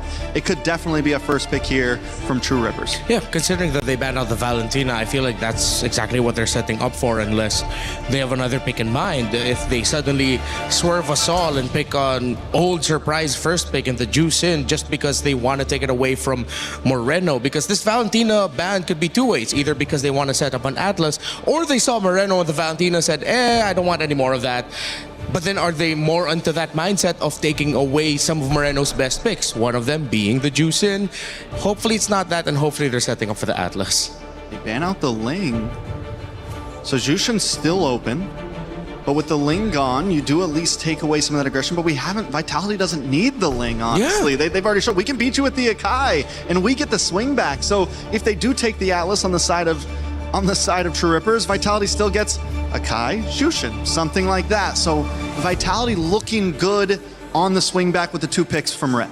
If it is Akai Jushin and they go Atlas first, what do True Rippers respond to make it difficult for Akai to have the same level of impact they had last game?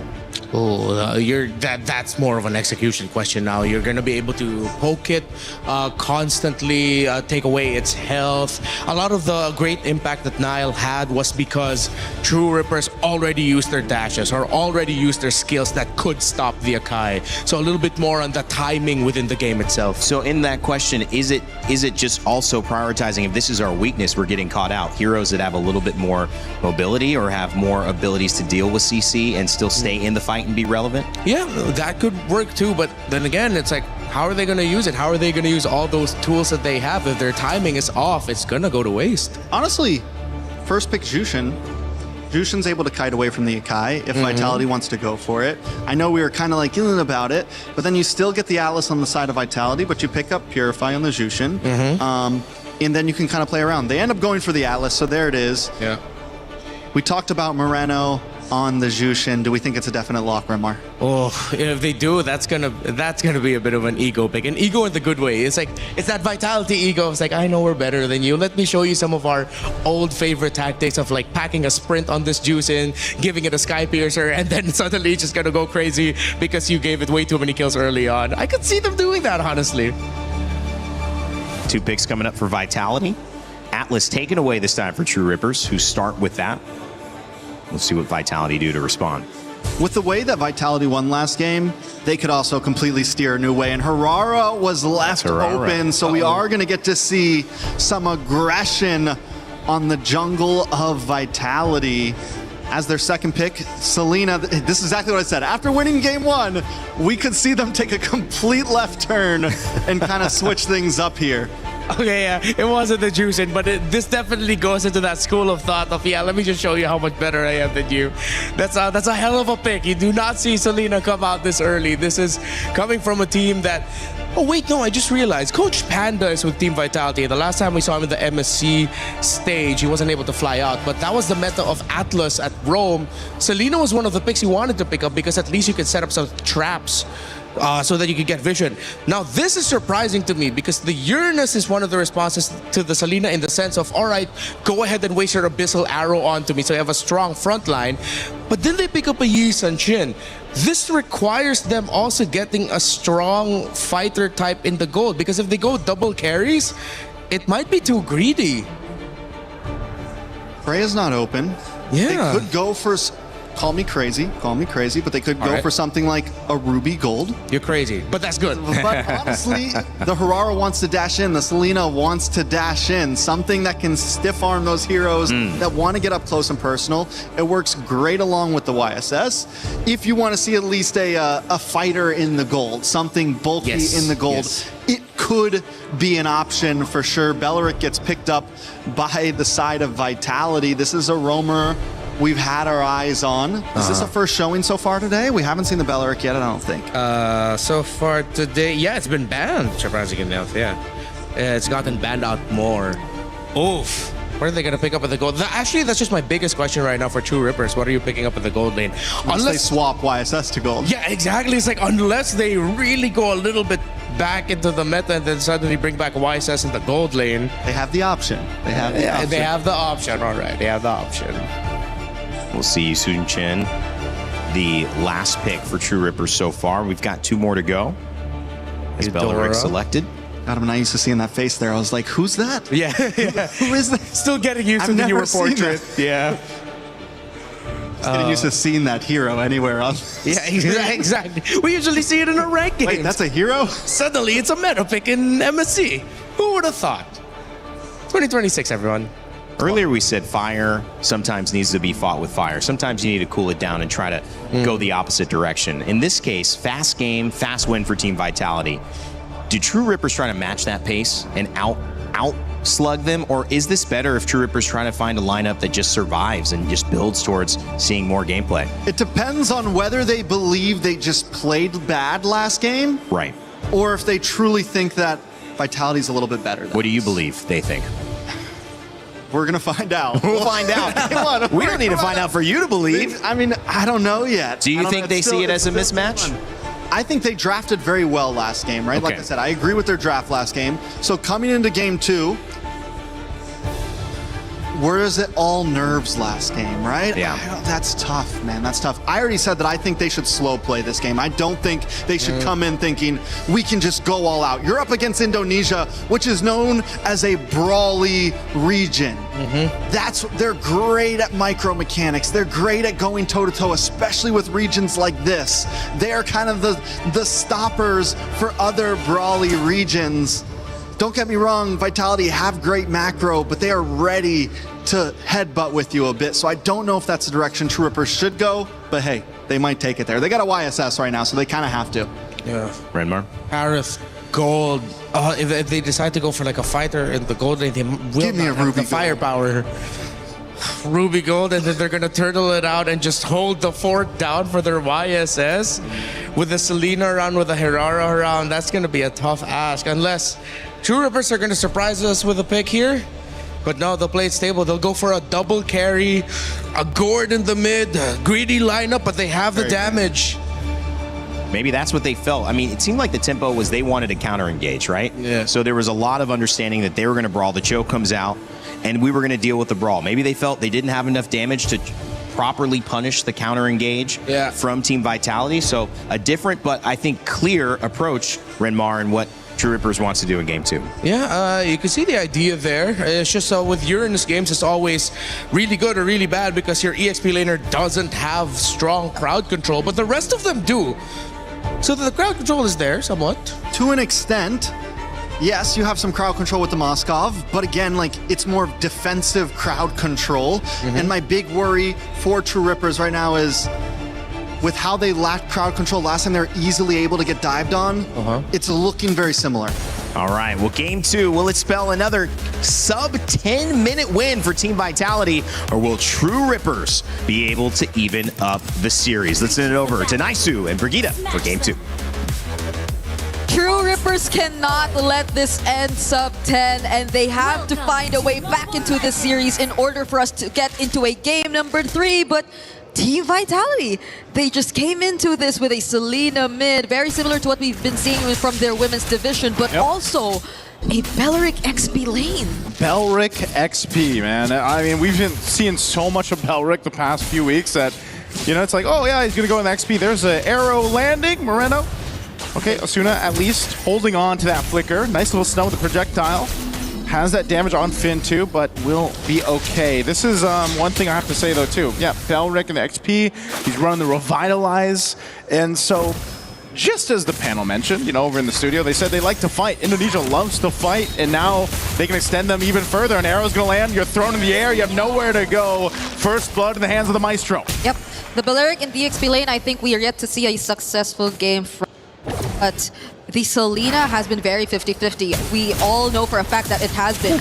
In this scenario though, it's been one of the more successful Selena games as she gets 2 consecutive kills in a row. Brigitte, they said it. You know, this is an ego pick. The fact that Selena was brought up that early in the draft and now you've gotten yourselves 2 kills, you know exactly why it was picked up that early in the draft. So this is a problem that True Ripper is going to have to deal with now for the rest of the game. Yeah, because you have to worry about you being spotted out and you having to evade all these abyssal arrows that have so far always been connecting towards the right targets for Moreno. So it's really becoming a statement right here. The ego pick is working wonders for them if ever it is, because the rotations have been completely disrupted for True Rippers. You don't even see them confidently take control nor show up in the river. Just look at how Shogun is holding down all these bushes and making sure that they keep every single member of True Rippers in check.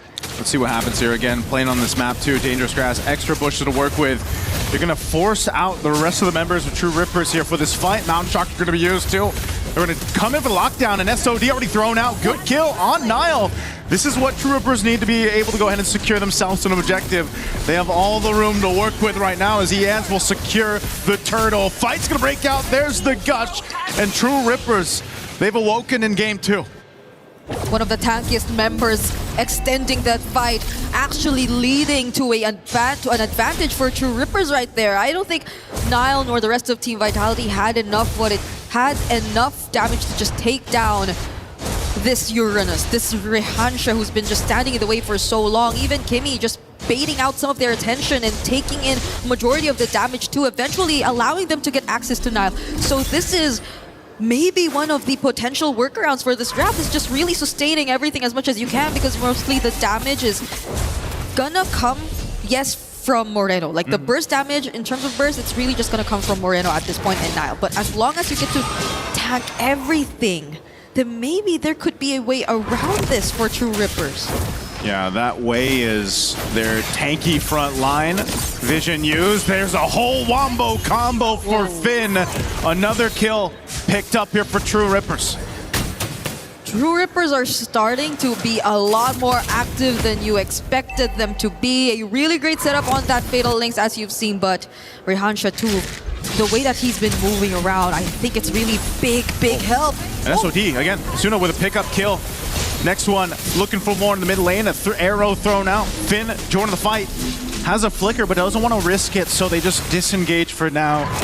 Vitality now in this position where they're second guessing some of these engages against True Rippers, and that's exactly where they want to find themselves currently, because it's just you don't want to give too much over, right? Yeah. This Gourd, we've seen it before. There's a reason why the Gourd has really picked up in the meta. You get a couple kills going on him. That Mystic Gush is a great zoning tool, but it's also obviously a big damage tool. And that's something they have to watch out for, because not only are you working around Abyssal Arrows for Vitality, the potential for a pick-off with a kick from the Cho, but even True Rippers, this composition has its strengths, and one of them is that amount of synergy that comes with the ultimates plus that Gush. Which is really interesting, because it seems like True Rippers are the ones who are going for the more brawly plays and team fights from this point onwards, but they're setting up for this objective. Shogun finally going to be part of this team fight. We haven't seen the Belleric just yet. Oh, but Finn misses that flicker! Yep, not the setup they were looking for. Down into the Rapid Dryad to be able to pick up one. Shogun gone. Emon under the Zaman Force. They're still going to be firing off, and if Finn falls again here too. True Rippers fighting Vitality, and Emon trying to get away, but will not be able to escape Rahansha. True Rippers, they found their footing. If you want to fight brawls, if you want to go all out on team fights, then True Rippers are doing exactly just that. They're playing around Ian, they're playing around Asuna. And even if you wanted, or we wanted to point out the fact that maybe this wouldn't be... Oh, hold on, Jans. Jans is going to be able to survive just 1 HP. Yeah. He cannot go down like that. Just as True Rippers were already getting the advantage. But going back, this seems to be a very straightforward approach for True Rippers, but it's working out for them really, really well. I guess we're starting to feel the demands of hope. Oh, he's going to go for the kill too. Went in for the kick. Ian's able to get enough health back. And Finn is the one to get punished.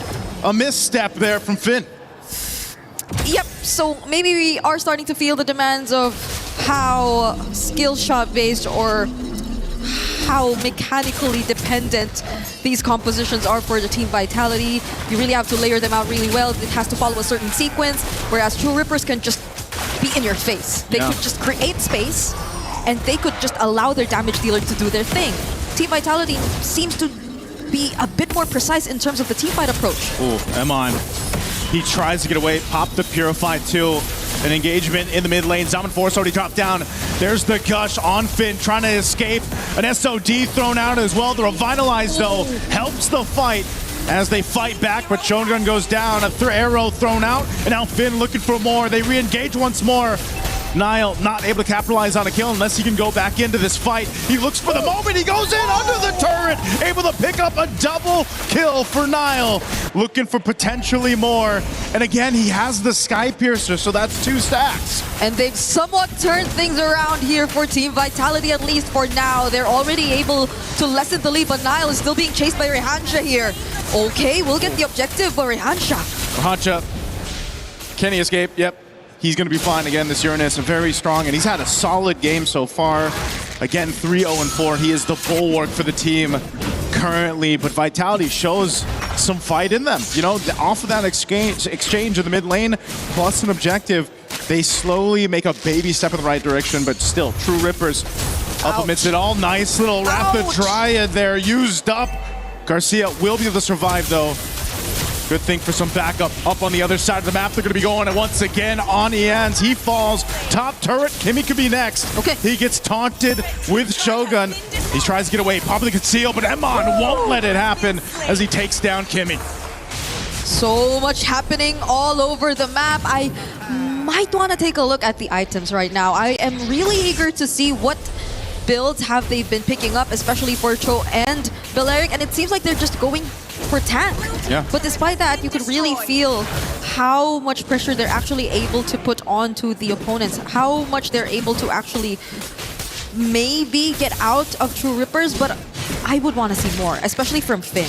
Maybe a more accurate way of the dragon and targeting from Team Vitality, and that, even if it wasn't a kick, was a really good one. Would you call that accurate? I mean, he got the flicker out, right? He somehow got the flicker out, and I think that's his win for Team Vitality. That's one of those things, though, with a Cho, you know, across them. You don't know sometimes if they're going to full commit to it or not. Sometimes you're like, hey, it's better a flicker than a death, you know? So that is burned from Asuna, but still, nonetheless, still alive and still in charge, at least for now. Barely for True Rippers. Again, they got a turret up ahead of Vitality, plus a little bit of a gold to work with. But this Lord coming up in 10 seconds will tell us a whole lot of where this game is going. And by the way, it has always been here in mid. Majority of the action has been here in mid. I feel like Team Vitality, for one, because of how frequent the fights have been happening in mid, Vitality have somewhat taken advantage of that. They've been doing things on other parts of the map, which has really lessened the lead, but Kimmy... There's a kick right on the mark. They're going to take out Kimmy after the Fatal Links is used, but he's gone. SOD thrown out now on the disengage for Vitality, so they're going to take an advantage of it. True Rippers will take down the tier 1 in mid, even down a member. Now they're going to potentially get set up around this Lord pit here. Okay, so True Rippers, despite what we were pointing out, just really wanted that tier 1 in mid perhaps, but Finn, does he find another one? Oh, Finn wants to go. G-Kundo, Salmon Force drop down. They're going to force the fight once again in the mid as Ians is taken out. And now next, the taunt comes through as Rahansha falls. And now with multiple down for True Rippers, Lord for the taking here for Team Vitality. It was just sheer damage, sheer aggression from Team Vitality to equalize this scenario in this game. Shogun might just get caught here with the Fatal Links though, but the damage is not enough. The damage is not enough. The Revitalize is all you need. Kimmy trying to get away, but an missile arrow will land, and it's a double for Niall again. Stacks on stacks for this Horara. And they will take that tier 1 away from True Rippers just the same. Now the lead, which was in the hands of True Rippers for the longest time, is now over to Vitality, and they also have a Lord. It's been 10 minutes of somewhat team fights happening in mid, skirmishes and scrambles happening here and there, but now it's Vitality who somewhat still have the better grasp of the macro and are now pushing True Rippers to defend for now. It seems so quick for the momentum to shift over in favor of Team Vitality. Off of a lot of forced fights or, you know, these skirmishes happening in the mid lane. You can see the stacks here too for Niall. He's got that 44 on the Sky Piercer, and, you know, that's deadly to deal with because the way that we've seen the Hirara played is just kind of in and out. You know, you're utilizing the iframes that you have. You have that good amount of damage. You can kind of weave in and out of fights, and now that you have multiple stacks in this way, you're a big threat to the rest of True Rippers. Yeah, at least for True Rippers, they have decent wave clear. They were also able to at least take control of that top lane so they don't feel as much pressure in terms of the synced up waves crashing. But there goes a Mountain Shocker. They have an idea of where Team Vitality currently are, but they're not going to focus on a fight just yet. But there are flickers in Team Vitality's hands, so they might have to watch out for that. Again, a play could be made here by Finn. A BOD was just picked up by Niall as well. Finn right there in the mid. Not sure if he's going to commit to it. Doesn't just yet. Again, Kimmy waiting for that flicker to be available so that he could potentially set something up. I'd love to see this, all this time that Garcia has had to go ahead and farm up on the Mozkov, to go ahead and turn the tide with a great SOD or, you know, some initiation from the fight from True Rippers, because they've got that potential. They just got to go ahead and get the upper hand. Let's take a quick look at the items here. Yep. They already have the damage. That's the Trinity already built in here for Garcia, and he also has just locked in the Rose Gold Meteor. So even if Lee, let's say, unfortunately gets to take that Abyssal Arrow, he could probably survive an additional hit or two. But that's the thing, True Rippers, I like how they're being very careful about this. They didn't want to force a fight, especially without Garcia in range for the Wrath of Dryad. Wrath of Dryad used. Kimmy can't get away, and there's the setup they were looking for, right on target. As Asuna is gone, 2 down for True Rippers. And it was these arrows once again from Moreno that just brought Kimmy low enough for them to collapse down, just like they'll collapse on the tier 2 turret. There's a push up top from Garcia. But the base turret and mid's going to be worked on here. The minions will be cleared out. Lord is coming up. Team Vitality will make their way. They're pretty much left with no choice. I like how they're at least getting trades though. This is different from game number 1. Garcia goes back in though. And Garcia joins after that, throwing that SOT. Yeah.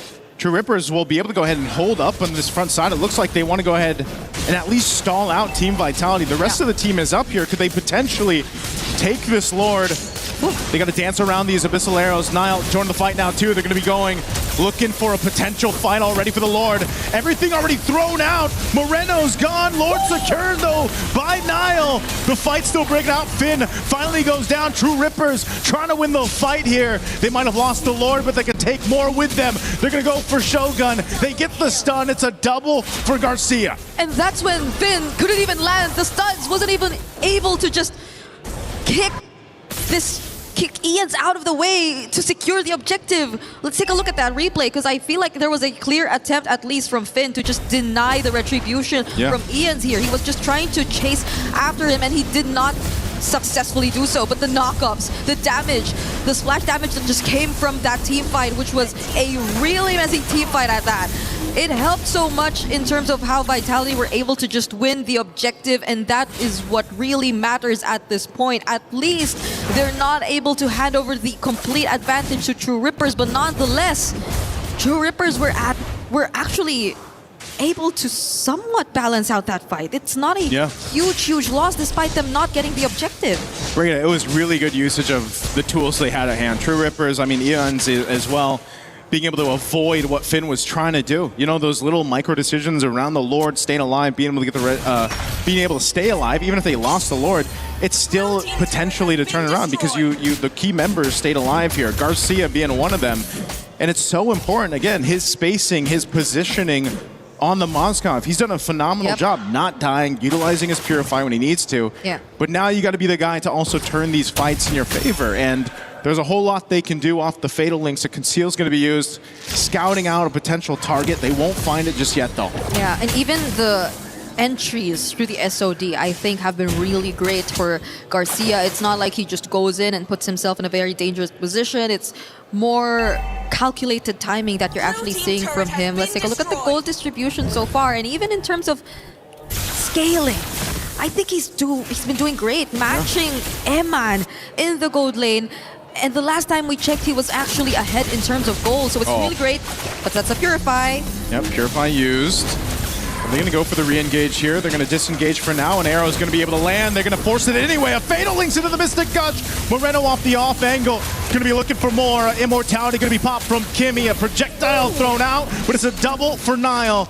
They're able to go ahead and pick up two, expending a lot of battle spells, and SOD just thrown out, not going to connect though. iframes, the iframes! Ian couldn't find the kill! Finn on the hunt, he goes in with a flicker, there's the kick they're looking for, right into the hands of Nile. Another kill picked up. Team Vitality, what more can they take at this point? 3 members taken down, and they also took that orange buff. To answer your question, they're just really focusing now on resources because we're about to see a Lord spawning in 6 seconds. But let's take a look. That was a clear counter engage. They had all the reasons to do this simply because they already had information. Ian's was all alone. They could go for the chase, and Hirara is just one of the best heroes to rely on in terms of that and outputting the necessary damage. They're waiting for this. Are we actually going to wait for an entire minute, though? Because the Evolved Lord will take an entire minute. It seems like... Yeah. Okay. Oh. Okay. Lord secured. Now, at this point, again, it's... Breeder, they're in that situation, right? Backs against the wall. So I don't want to count them out, though. Yep. Even with that, that Lord secured, Team Vitality will have to kind of take their time going into this fight because of the nature of the composition. A lot of times, like I said, they're playing around the arrows. They're sort of also waiting to see what Kimmy decides to do with that Fatal Links because they have to avoid that combo, that Wombo combo we've been seeing so much of. Fatal Links, Mystic Gush, and keeping tabs on Garcia. So with this Lord approaching the base, let's see how True Rippers want to defend against it. Yeah, it's already full item builds for both gold laners, for all damage dealers. I think Nile's just locking in his last, and he decides to switch it up and pick up a Winter Crown to complete his build, so there could be more creative angles from this point onwards. Comes the Lord charging into the mid turret. Fatal Links was already used too. They'll force it anyways, utilizing the iframes. Whoa! The damage from True Rippers. They're going to chase down Nile. He's got an immortality, but he's trying to get away. Good use of the conceal, but an SOD from Garcia will come through, and they still escape, only losing Iman in that fight. It's one base turret down, that mid one barely alive. They should be able to clear it out even with that charged up minion, but wow, we have to take a look at the replay. That could have been the play of the game if only Garcia was able to find the kills. But looking at the replay right now, you have to respect the wave clear. You have to respect the damage that Garcia and Asuna are actually able to output at this point in time. The way that Vitality have actually somewhat lined up in that particular sequence really favored the damage dealers here from the side of True Rippers, and now they've completely turned things around. They're the ones who are approaching the base! Oh, they go in. Fatal Links used. Mystic Gush already expended.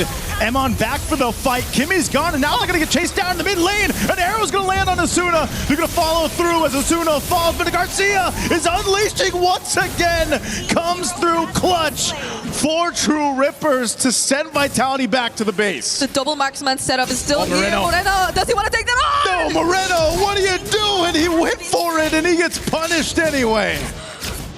That was too late game, marksman. You were potentially going to go up against with the Abyssal Arrow nor the trap not landing. It was a very difficult spot for Moreno at that point. But this was the engage that changed everything. It was that Fatal Links combo, making sure that they found the targets, but I think this was also a sequence of miscalculations from Team Vitality as well. Finn once again did not really land that flicker. At the same time, the entries from Moreno and Nile weren't really in accordance to what they wanted to do, and now we see Ian's falling just before the Lord. Yep. That's a solo kill right there. That's unfortunate timing as the Lord is up. This was the replay, so Nile knew where to go, and he can win that fight. You, as the hero, especially with the stacks, you can win that fight. Now this Lord, an evolved, mind you, will go over to Team Vitality because the jungler is not available for True Rippers. So much has been happening here, but it's Team Vitality still being able to take this Lord freely from the hands of True Rippers. So they're just waiting, and they wanted to spawn at a certain moment in time here in this game. As they take away all the remaining buffs from True Rippers, Lians will take some time to get back in this game, but you're looking at an 80 stacks Sky Piercer. You just cannot allow yourself to get too low on HP at this point. Yep, that's big stacks right there for Nile, and this is what, you know, was starting to happen throughout the course of the game, and that's why he's such a threat, because not only do you do that much damage, you know, even on these tankier heroes like this, look at what's going on for Kimmy already. Immortality going to be popped. They're going to force the fight anyway. A Mystic Gush will come down. Shogun's going to be the trade to the 1-for-1. Re-engage, trying to fight this out. So great choice for True Rippers. Now they have to defend, though. They have to be able to go and defend this beefed up Lord. These waves all pushing in on all fronts. Yeah. Only 4 members left alive. But at least True Rippers took down their main front line. At least Shogun's gone, but now... Once again, Winter Crown going to be used. Can't withstand it. There's the kick. They're coming in to clean up. Lord's still up. They're going to work on the base here. All they have to do is lock it down. Team Vitality will take a little bit of their time, but they'll win the series in a sweep. It took them a while, but Team Vitality still are able to end the series 2-0. There were attempts here and there. You saw how they wanted to definitely fight back. It was highlight after highlight that you got to see, especially from Garcia, especially from Asuna, and occasionally from Ian's too, but it was just too tough of a task when they had to go in against the team fights, against the micro mechanics of Team Vitality when it mattered the most. Sure. And now they will have to go down to the lower bracket, but you know what's next for Team Vitality? They have another intense matchup awaiting in the upper bracket. We take a look at the highlights real quick before we throw it on stage. Yep. But it was definitely a much better one for True Rippers. This, I feel like, again, we saw a bit more of what True Rippers are capable of. Again, this first match on the international stage here for them is a tough one, but this looked a lot more promising than what we saw in game 1 against a team, you know, like Team Vitality, who has gone through so much through the past year and everything else. And there's definitely maybe some nerves at play here for True Rippers that they just kind of have to shake off, because the idea, the concept is there. It's just, again, some mistakes really build up, and eventually those mistakes might cost you an entire game or a series. And that's on top of the fact that they had a really scaling lineup. Yeah. The damage that you had to await for a Yi Sun-shin and a Moskov definitely took their time. But Asuna, Rehansha, they were pretty much able to hold it out long enough for them to become a real threat against Team Vitality. Like there were moments like this where you weren't really sure if Team Vitality still could have just closed it out, because even approaching the base, even the Lord Sieges haven't been as clean. They had to deal with massive amounts of wave clear, but the moment they were able to take out at least one, everything else followed. And now we get to hear from our winners, so let's throw it over to the stage and talk to Emma. Thank you very much, my friends. Eman and Team Vitality victorious. What a huge performance for you and the team. But first, we got to talk about it. Game 1, super fast. Game 2, the comeback over the comeback and the comeback. Can you talk to me about how the game has flowed so far? In game 1, we just to connect to each other and trust each other and believe in ourselves. Yeah. And game 2, it almost slipped away. Yeah, in game 2, we just need to know our win con in game 2 so we can get a comeback. Yeah, just like that. Well, look, MSC 2022, you ended up winning it all. How important is it for you to be back on this main stage, especially now with Vitality in front of the hometown crew, with more and more audience coming as the event proceeds? I'm so grateful because here in Paris, Vitality is hometown, and just a little bit pressure, because Vitality is a strong contender also in all games. Yeah.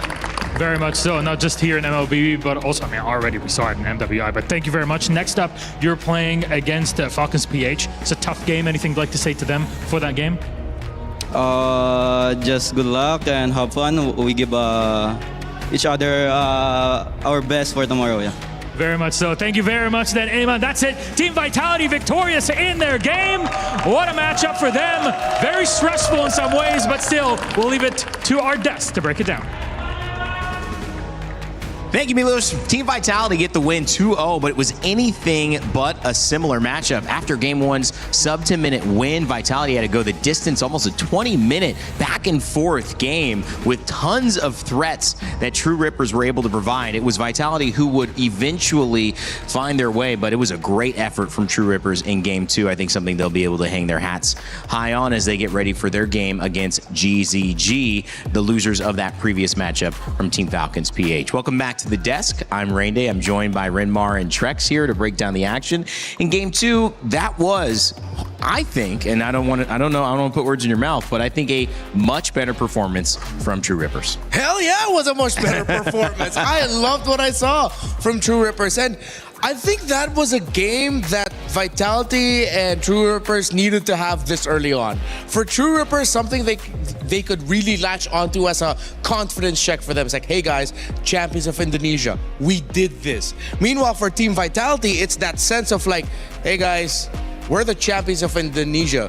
We need to work on this. I know they're a great team, but I know they're also looking at that and knowing Coach Panda, he's going to be getting the boys through the ringer of this is what we need to work on. And it's better that comes out early in the tournament.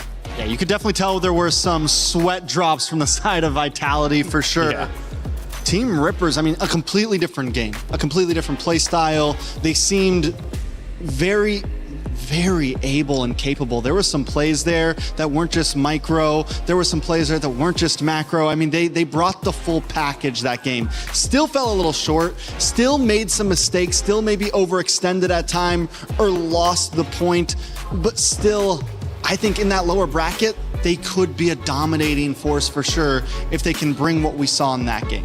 I mean, certainly, I think they put up a much better overall game in that game too than we had seen. And comparing, let's say, the people who did not win, the GZG versus Team Falcons, who they'll face GZG, they had a lot of identity in this game. Oh, yeah. And I think that is maybe a direction they would want to head heading into their next matchup. Yeah, I thought that because of the performance we saw from game number 1, going for this kind of lineup, double carries would have been way too greedy for them, but they made it work. Apparently, greed is good for them when it comes to their lineups. As long as you allow the Professor Kimmy to be able to get the vision, Asuna being able to tandem with Kimmy really well, which was a main point we were making earlier, that as long as their tandem is together, then the rest of the map feels great for True Rippers, and it did. And then even Garcia towards the end of that game was just on fire. Man. One of the best Moskov performances I've seen in a while. Yeah. And it seemed like every player had a moment. Even the Uranus for Hansa from early to mid was just unkillable for a time. Yeah. So now if they can all just be stars at the same exact time, instead of everyone having their own moment throughout the game, I think they can start putting some wins under their belt. For sure. So I'm excited to see how they play for the rest of these days to come. How did this game evolve the tournament's meta so far? We've seen the Assassin approached as a high priority pick. Yep. And we've seen similar first and second picks, including the Atlas being heavily prioritized for both first picks on both teams. But Rimar, in your eyes, did we learn something here after seeing these two matchups that we'll take to the rest of the tournament? I learned I have a new wish for this tournament. Okay. Wherein something that we usually see at the start is they're willing to be more creative and kind of experimental. Hopefully that isn't just a group stage thing. I hope this continues all the way until knockouts, all the way up until the grand finals, where you see teams taking these risks. Was it risky and egotistic for them to lock in the Selena for Vitality early on?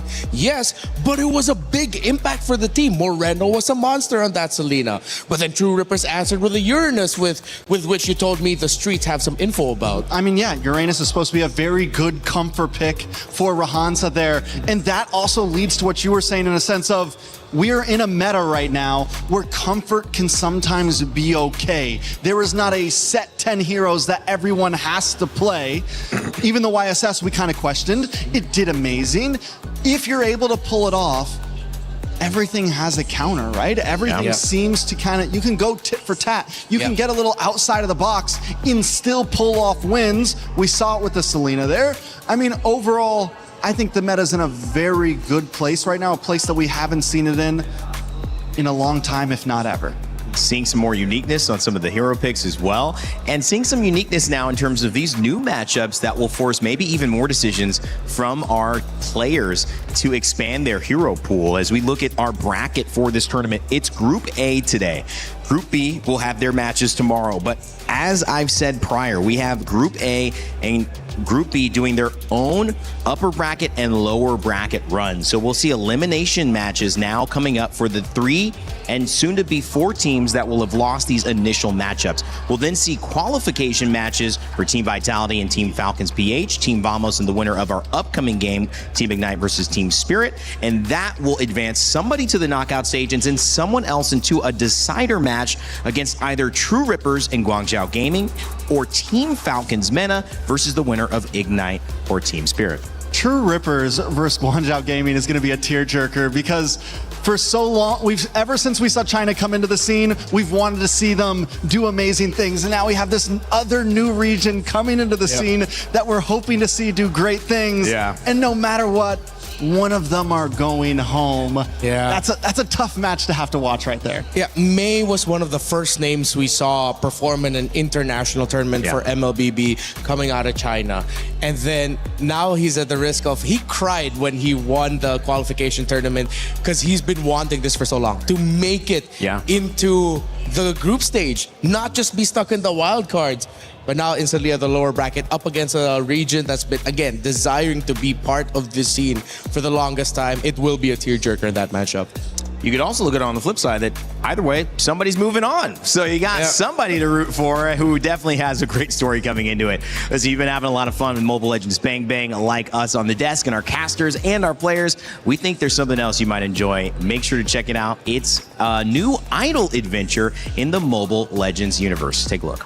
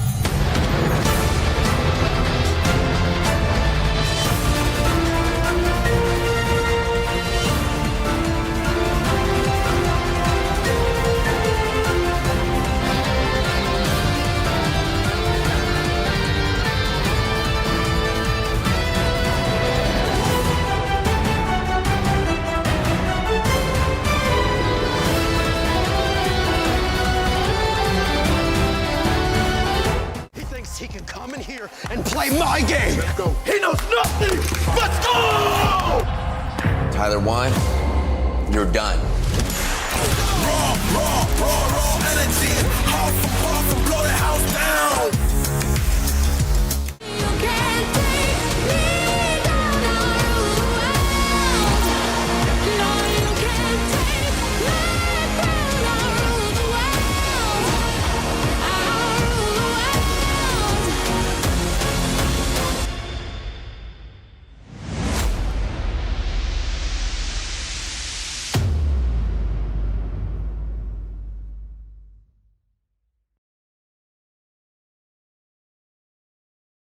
Play is in our DNA. Whenever we let it out, it becomes our superpower. Now imagine an entire city being built to supercharge it. Kadir City, powered by Play. If you enjoy the 16 teams here at MSC battling it out for $1 million prize pool, well, you're going to enjoy ENC, the Esports Nations Cup, where more Mobile Legends Bang Bang alongside 15 other games will take over Riyadh for 4 weeks of competition in search of the ultimate prize. Be ready to witness history there at the Esports Nations Cup. I know it is going to be a blast. We'll have another game that I know of there as well. It's going to be a lot of fun. All right, guys, welcome back here as we kind of get ready to preview our next match set. It is going to be Team Ignite versus Team Spirit. Gentlemen, Renmar, Trex, what do we have to say heading into this? We've obviously seen 3 great games today. We've learned a lot about the meta. What are you hoping to learn here as we head into this last one? Well, for this one, I'm actually hoping for a much closer game. Although Ignite Gaming is newer on the block and Team Spirit as an entire team have a deeper wealth of experience, I want to see these two teams challenge and I want to see them fight. Yeah, I think I'm hoping this can be the one that goes all 3. I think it's very, very possible. Singapore has been known to have some decent showings in MSC in the past. We've seen them be able to pull up and get upsets. Team Spirit, on the other hand, has just been an overall dominant force. Yeah. They've never gotten, grand finals. They've been hunting it for a while, but they have consistently been the gatekeepers to teams that want to get to that top 4. They're consistently a team that is able to keep anyone else at bay because they're going to be the next ones to get to that grand final spot. Talk to me about Zhao Egoist. He had an opportunity to maybe play. Didn't really work. He's under a new jersey from that maybe time to now representing Team Spirit. His potential is off the charts. Yeah, we got to see a glimpse of how he'll play in a big international setting in our last World Championship during M7 when he was finally eligible to play, and he looked great there. There were so many players, pundits, and personalities who looked at him and said, oh, that's the next big thing. That jungler is going to be out of this world once he finally matures into that final form. It's going to take years, but as early as now, the fact that you have a lot of people saying that, it's good for his potential. And this also isn't the first player that Team Spirit has introduced at a young age. 2 years ago it was Hiko, the gold laner. He came in very young and just made a name for himself immediately. We called it Hikomania at that point. He was a star gold laner. I feel like some of his last internationals, we didn't see that same exact shine. And I'm hoping we see it again. And maybe we see Zhao Egoist also just pull up at a young age at this international and show off. This is the moment right here, especially for the junglers. Error 404 said it was his time to show what his heroes, can do. And that's exactly what Team Spirit hope for their young star in Zhao Egoist. We actually had a chance to catch up with Team Spirit's Kid Bumba before the match to hear what he had to say. We are now here with Kid Bomba right before the match, and obviously we do get to talk to you, and we want to, fact check with you, pulse check with you as well. What's going on? Nothing much. We're just waiting for the game, to be honest. We're happy that we can finally play. We had a really long boot camp, so I'm really, really, really excited to play, actually. 3 reallys, because I've been just waiting for this, This tournament doesn't have a lot of games, so I want the best to be in every game, so I'm very excited. Very excited. And of course, you said earlier on that you had a boot camp. Where did you boot camp in? Malaysia for 3.5 weeks. It was a very good boot camp, very productive. One of the best that we've had. Wow. And like I said, we're just looking forward to the match. What did you learn from Malaysia that you're gonna take here? Is it more, strategy maybe? I mean, just be general. It's okay. It's not Malaysia because we were scrimming against every team, right? Every Asian team. It's not that we scrimmed against Malaysian teams only. I mean, we get what we always get. We get better in decision making, in our tempo. Generally, everything that just is better in Asia than it is in ECA. So we adapt and then we implement our own. So do you think that's going to be the big difference maker? I mean, last time we saw you at MSC, it was 5th to 8th placer. And now you're coming back here with, of course, more spirit. Get it? Spirit. I mean, teams know us as like weak mental team in hard games against like Asian teams. Struggling when we have a lead. But we want to change it this tournament. So we're going to show our best. And I'm 100% ready to give it my everything to show everybody that we can actually do something this tournament.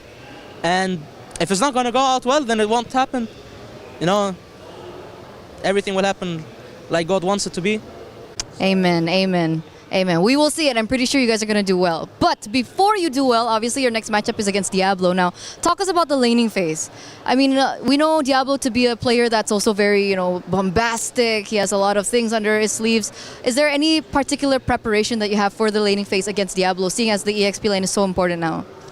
For me, he's just a normal opponent. For me, every opponent that I face is just a normal opponent. I don't think highly of them. Laning phase generally for me it doesn't mean a lot. For me it's about the team play. In laning phase I just try to do my best. If I win, I win. The goal is to always be equal. The goal is not to win for me. And yeah, that's about it. I don't think I'm going to have any problems. Okay, so that's a little bit of insight coming to the XP lane from Kid Bomba's perspective. And into the next match, obviously we do want to know, maybe do you have a message for Diablo? The usual good luck. Oh, come on. Nothing else? You don't want to give him some... No. No, not yet. No, not yet. You're saving it for later? No. No too? So when? Never. Never. Okay, hopefully we get more from Kid Bomba next time. But thank you so much. And of course, good luck for your next. We are going back to the studio. Might be the best handling of an interview I've seen so far with Eterna. She tried to get him, Kid Bumba saying not at all. But mentioning his master class that may be coming up here against Diablo, the XP laner. We mentioned how big that is in order to help the jungle expand. And also just in terms of the pride for Ignite. Team Singapore comes in winning the MPL for Singapore in 11, but also having a little bit of domestic momentum. Trying to see if they can replicate that here at MSC is going to be a big one, but Diablo hopefully feels up to the challenge. He caught up with Eterna as well before the game. So you're now here with Diablo. We can walk a little bit together right now. You're getting prepared for your next end. Diablo, it's so nice to see you. Wait a second. How are you feeling? Excited because it's Paris this time around, so yeah, the feeling is different. The feeling is different. What's different about it this time? Because it's a new team. Yeah, I've always been with Flash for EWC, so yeah, new team, new vibes, I guess. Yeah. New team, new vibe. How's everything going with the team though? Are you blending well with one another? Yeah, because some of them used to be my old teammates, so yeah, we do have some chemistry. Okay, so the chemistry is down, and obviously I think a lot of spotlight is going to come into the EXP lane for you in particular. What do you think about the meta right now? Definitely getting used to it, but I think it kind of favors my team quite a little. Yeah. Favors your team. Can we know why? Because I think my jungler is a very good assassin player. Yeah. Okay, so but are we going to be expecting, crazy picks from you? Because you seem to always stray out of the meta, Diablo. I think it depends on whether the draft allows it. Because right now, I'm more tuned in to play for the team rather than for myself. Yeah. Okay, so we'll see, right? But if you guys want to see it, maybe if I make it far, I might bring out some cheese picks. Yeah. Okay, we're waiting for that. Once again, good luck for your next match. And Diablo, it's really nice to see you again. Let's just go back to the studio. Goodbye. Always a blast here. Hearing a little bit from Diablo on team, I believe that was team Ignite, yeah, correct, Ignite guys? Gaming, and he was talking about Kelvin, his jungler, having a little bit to add to this meta, especially with his confidence on Assassins. Played some utility jungle, but I think most of the jungle was utility up until this latest patch. Yeah. How do you feel, Rinmar, in his confidence for his team? Oh no, Kelvin is young. He popped off during his championship win with in MPL Singapore. He was a long-time development league player here in the Philippines. Finally got his first big break and then became a champion now at EWC. So I'm sure he's carrying going into this tournament with a lot of confidence and a lot of momentum for him personally. Yeah, I think overall, Singapore, Kelvin, Jay, Diablo, I'm excited to see what they bring to the table. During that interview, they talked about cheese picks. They talked about if the draft allows it. And Singapore is never scared to throw a little bit of spice into the draft. And kind of backpacking off of what we were talking about in some of the last drafts, the meta is a little open to that. There's possibilities. We've seen some crazy things from them before. I think back in 2024, what was it? The mid lane. Fanny, was it? Oh, wait, no, they did that during regional. Decimation, I can't remember. Terizla? No. I can't really. We'll come back. He's like, I would try. We'll come back to it. But we've seen some crazy things before from Singapore, so I'm excited for it. Was he referencing NIP Flash at that time? Because they got third or fourth place. At 24, right? At MSC 24. It was a great year for them. Yeah, and that was where they really solidified their identity as like the cheese pick dude. It's like we've always said it just in the regional leagues. Yeah. But then in 2024, the fact they made it that far with some very unique picks. Oh yeah. Oh, I remember. Dude, Martis. There we go. Mid lane Martis. Yeah. I can't believe Decimate. Who is that again? But yeah, hopefully. We got there anyways. Hopefully, but again, he's not. He mentioned it himself. He's not with Flash this time around. Right. It's a newer squad. Technically, he's coming in this as the leader of the group, as the guy with all of his wealth of experience. So he has to lead this. Does he want to lead through cheese picks? With what he said, apparently not. He's gonna do it like the good old-fashioned way. And that's sometimes how you have to do it, especially when you go into a tournament where you don't know exactly what to expect. Obviously, some fans yelling in the background. It's excitement time. Our last series of the day is about to begin. If you think you know how it's going to go, make sure to check out the EWC Pick'ems. Go to esportsworldcup.com/play, and you can decide who's going to win this matchup. Let us know if you got it right over our last 3 series. And if you're with the majority here who have 91% on Team Spirit, only 9% on Ignite Gaming, Trex, you're shaking your head. I think that might be a little much. Let's not completely count out Ignite Gaming. Like I said, this is a time that Singapore has shined before in MSC. Yes, they've had some bad days with their representatives, but we're in groups. This is a time that a lot of times teams like this do show up. Team Spirit has been known sometimes to have rough starts in the beginning. They always make it to top 8. That's almost a guarantee for Team Spirit. But if there's a day that they could come in a little off, today could be the day. Yeah, and they have a good chance to make a comeback. They've shown it in the past. Both of these teams great at making comebacks through lower brackets. Big narrative of the day. Are we learning more about the meta, or are we learning more about how these two teams are showing up with their individual narratives? Because both playing for something, we look at Ignite trying to get back to what Singapore had done a couple of years ago here at MSC. Team Spirit trying to prove that they can compete at these levels as well. Yeah, I feel like this veers away a little bit from the meta discussion. This is going to be a little bit more of a personal story for these two teams as individuals and as an entire group. It's so hard to even honestly talk completely about the meta this early on. In a tournament like this, it'll start off wide and it'll slowly whittle down until we get to that grand finals.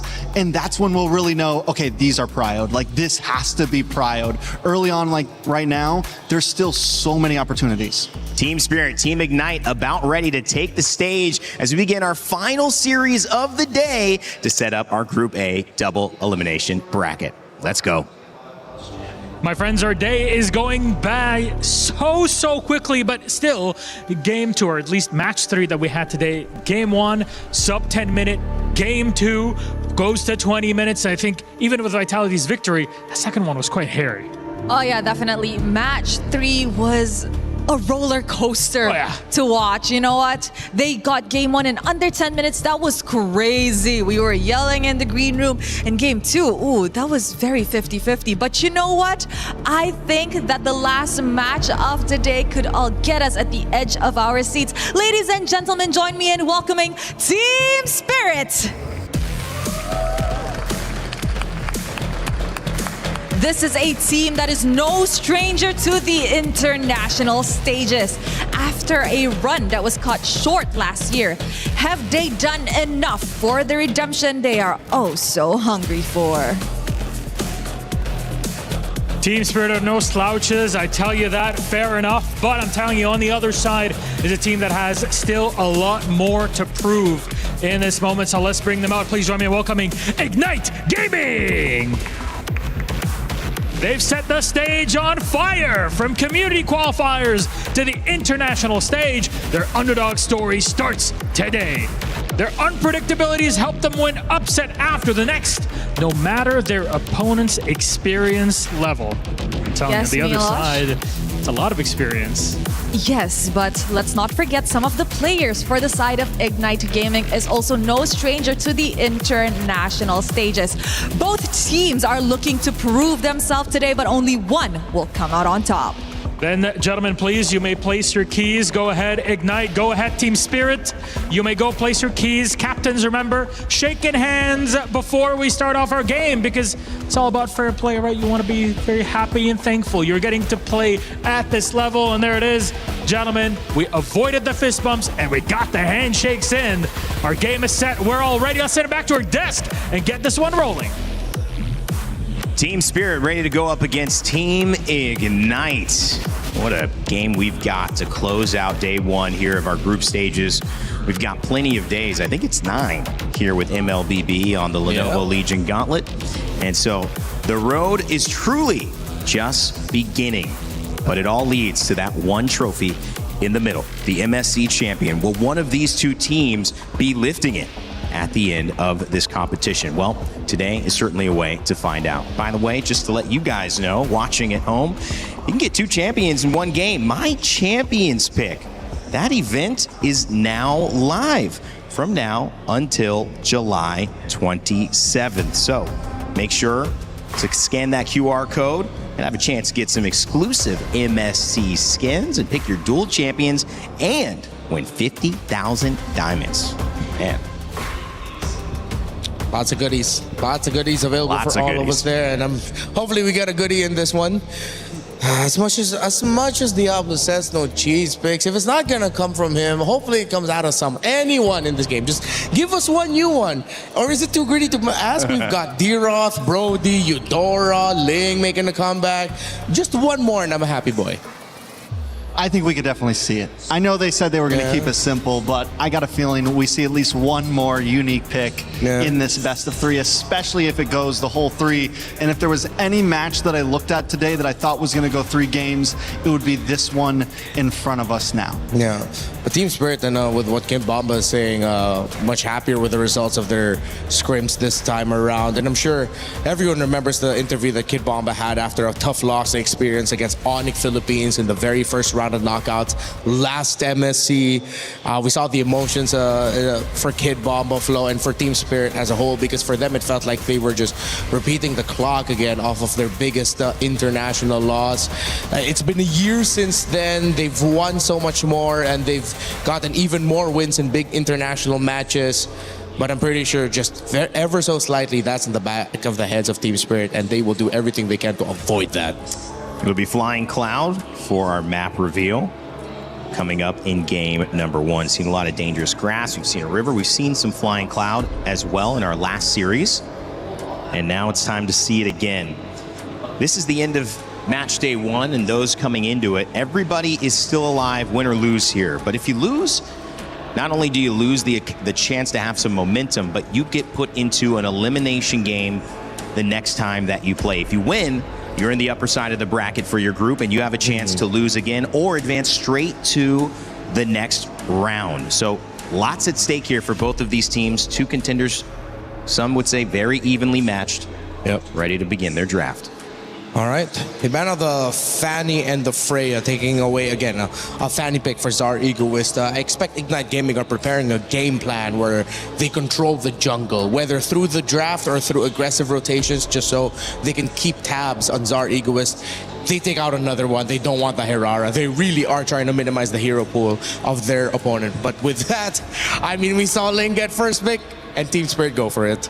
Team Spirit is always kind of favored and aggressive jungle. Even when there was opportunity for something utility-based, they like to pick up things like Suyo in the past. They like, now it's the Ling, even with the Harara and the Fanny gone, they immediately lock that in. And a lot of teams have been going for roamers as their blue side first pick. Team Spirit, on the other hand, they want to make sure that Egoist gets as much as he can out of this draft. Valentina coming up in response alongside the Cho.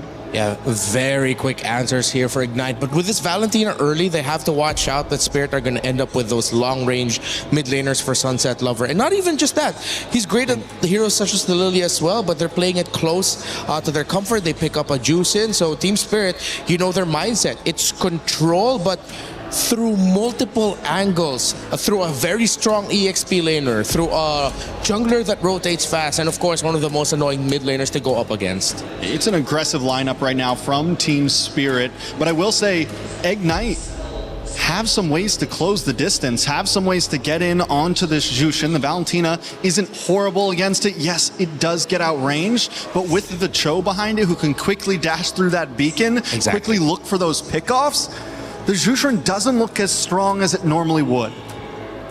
We're seeing the Valentina a couple of times here, Trex. Why do you like it or not like it? I think a lot of it just comes down to the matchup. Right now, it's great because you get to steal these skills. It has movability, it has opportunity, and here in this matchup, I do kind of like it, especially paired up with the Cho. Normally the Jushin has so much priority and so much control, and the way to get past that is quick dashes. Quickly close that distance and don't let her just keep that beacon on you for more than a second or two. Yeah, for Ignite Gaming, you mentioned about aggression from Team Spirit, but Ignite, they want to match it. This is going to be ending up as a battle of who gets a better early game. Those little decisions that make the difference between you losing and you winning in the first 3 to 5 minutes of the game. I think we might get our wish of this will be one of the closer, more exciting games, because based on the first 3 picks alone, you're going to see a lot of aggression and a lot of trades. I really hope we don't get that type of game where it's like, oh, this lineup, both of them, they're great for fighting, and then they both just play so defensively, waiting for that turnaround moment. I hope we don't get that. I think a lot of it will come down to what Team Spirit locks into their roam position here. Right now, with the Cho, with the Suyo, Ignite's going to want to play opposite side of the river. They're going to want to look for those pickoffs. We're going to want to see this Cho hanging out on Team Spirit's side of the map. So if Team Spirit can respond to that well and maybe push back and stop that from happening, look for those pickoffs themselves, because you're right, both junglers want to try to get a kill or two in the first 5 to 6 minutes. Yeah. With there being a Cho on the side of Ignite, I would like one more pick with maybe much better burst, something that can really make the most out of the pick-off style of the Cho, but Team Spirit still end up banning the Brody. So that was the pick that I was thinking. Now they might just be stuck with a typical carry Claude trade. I don't see a Harith slotting in here anywhere unless they're really confident. I think we're still going to see the traditional basic attack marksman. I like the Claude here for Ignite. You're able to escape away. You have the BMI with all the dashes already with the Paquito and the Ling. I think Carrie's a little bit too immobile, a little bit too much of a sitting duck. Oh, yeah. Oh, wait, Moscow's still open. Is Harith also still open? Yeah, Harith is open. Moskov, another decent pick, especially if the Paquito tries to come in. You just kind of stiff arm him away. Yeah. Even make space between itself and the Ling. That's just what I was thinking of, like some instant crowd control. Oh, Urine is making a comeback. Back at it again. I think this is going to be the Diablo pick. Yeah, definitely the Diablo pick. Diablo. 2 more picks from Team Spirit here. They still need a roamer. They still need a gold laner. What's the big roam pick? Do they go heavy into crowd control here? We've seen Sawo and things like the Grok before. Could be. Oh yeah, Grok, Sawo, then something with like a carry to shred through the Uranus. Because you need more shred here. I mean, you have strong bursts with the Paquito, the Ling, but you can never go wrong with even more basic attack damage, considering there's a lot of mobility on the other side. Oh, they go Esme? Esme gold? So wait a second, fighter off lane? Oh yeah. So an older approach and tactic where they put double fighters and then they're playing their carry solely through the Ling. Their Ling is their basic attack damage hero. Plus a Paquito. Paquito hurts. I mean, they do have a good damage profile even without the marksman because of the Paquito, because of this aggressive EXP laner. Interesting. Maybe Ignite were reading into that considering they picked up the Uranus. But even with all of that, the Uranus is definitely going to feel the hurt here. You got a Claude here, right? Against so many fighters. Yeah, or the Moskov, either of those two. The Claude would be great, again, as you mentioned, because of the mobility. DMI out. They go down the Moskov route here. Interesting choice by Team Spirit. Another unique approach to the meta.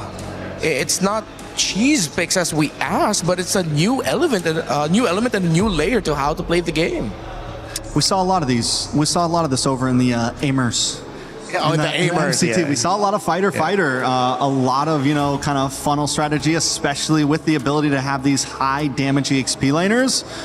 It's the opportunities there. Once like the Freyas, the Paquitos, things like that, the opportunity is definitely there. Esmeralda versus the Uranus. Diablo and King Kid Bomba going up against each other here in what should be a creative and impactful EXP matchup. We'll see who can take game 1 here in our final series of the day. Team Ignite versus Team Spirit. Let's send it over to our casters to kick it off. I did not expect today to be a sweep day, Gideon, and hopefully it's not on this last match today. Hopefully we get 3 games here to round out day 1 of the group stages for MSC. This draft, though, is something we have to always talk about. I mean, today has been a little freaky in the draft, man. I have to admit, it is a little freaky here, but let's see what the adjustments are going to be, right? Double fighters have come into play this time round, and I think that IG has a bit of work to do, right? First off, we're already starting on a different side of the map just in case things go wrong for Moskov. I'm looking at the emblem setup as well, and it looks to be a very, very good spread overall. We're not looking for anybody who's trying to go above and beyond with the Master Assassin on a TS side. Even the fact that we have a gold lane Paquito, man. The hands of Hiko, again, one of the youngest players before that came through the league, made a big statement on his first international appearance, just a couple of years ago. But the thing is, now you have a Paquito in your favor. You're running this kind of double fighter setup for this composition for Team Spirit. And this is what I like about where the meta seems to be going as Sao gets kicked around a little bit here by Jay. But nonetheless, with this kind of idea for a composition, this could hyper scale your Ling. I think you give the grounds for your Ling to go ahead and get scaled up really quickly for Zariguis. And again, this is a player who I think a lot of people were looking forward to play. Was it just last year? But he was unfortunately not able to compete just in his MSC appearance last year. But now we get to see it in the hands of a Ling who seems to be rising in stock value right now in the current meta. Yeah, I mean, every Assassin player wants to get their hands on Ling. It's such a impactful style of hero, not only with ultra mobility, but genuinely just an absolute menace to play around. And I think that IG, the question is, how do they eventually punish Team Spirit? A lot of it, I think, has to be directed towards Sao before level 4. After that, we don't really know, right? Somebody on the side of TS has to make that mistake unless IG can force it out of them. And for now, I don't see that happening, considering the double fighters are just good at fighting early, right? You can't win the 2v2 skirmishes anymore. Even the mid lane is a little bit hard to contest as of yet until Roy is able to find a good ult, and even then, there's only one good ult right now. Yeah, you can see that too. Hiko just going to go ahead and cut in that wave again on the Paquito versus that Moskov matchup. It's not the normal, marksman matchup that we usually see. Good little attempt, SOD thrown out towards that purple buff. And now the turtle is up, and this is I feel like the result of just this composition. I mean, no one's committing to the turtle; they just want to make plays elsewhere. Yeah, this is really, really interesting. Holding up the retribution, able to make this invasion happen. And I think if you're in IG's position, if you try to attempt a counter invade instead of taking the turtle, it will be too late, and Sao will hit level 4. So at that point, you probably don't want to send too many members. Okay, Falling Star Moon does not connect, but that's fine. Jay, good movement for now, as IG's considering how they want to approach this. Diablo's going to open up the map first. He's going to get pulled back, but eventually somebody's going to have to take this neutral objective. This is the slowest first turtle we've had today, man. I mean, they finally go and put pressure on Sunset Lover, but still neither team seems to want to go ahead and secure this. So meanwhile, you have CS doing his thing. He's going to continue to farm up. He's got the SOD available now. So it's just resulted into no one giving it a go just yet. But now this turtle started up by Kelvin. Half health on the turtle. All right, Fallen Star Moon already connects. Is he going to get it? Our Egoist is able to steal it away. Minoan Fury has already been unleashed. Jay forced the flicker out of there as Diablo wants to hop over the wall, takes the flicker. However, Zar chases him over, and with the help of Kid Bomba, they secure first blood. Hiko was making his way for that fight too. If they wanted to go and collapse down, if IG didn't disengage the way they did, then that would have been really bad for IG to go in that fight. We're going to look at the replay here brought to us by SDC. Again, this turtle for the taking happens really fast. Good usage there with the retribution from Zara Egoist. And then they get into this fight that just did not favor IG in this. And they really had to burn some battle spells and, of course, their ultimates to try to survive with all they could. But unfortunately, you know, it was Diablo to go down first. I think it's just unfortunate that Kevin just didn't have the Sever at the right time. It got canceled out initially once the Falling Star Moon came through. And when you're in that cooldown without it, it's really difficult to actually contest for the turtle, especially when your opponent is one level ahead.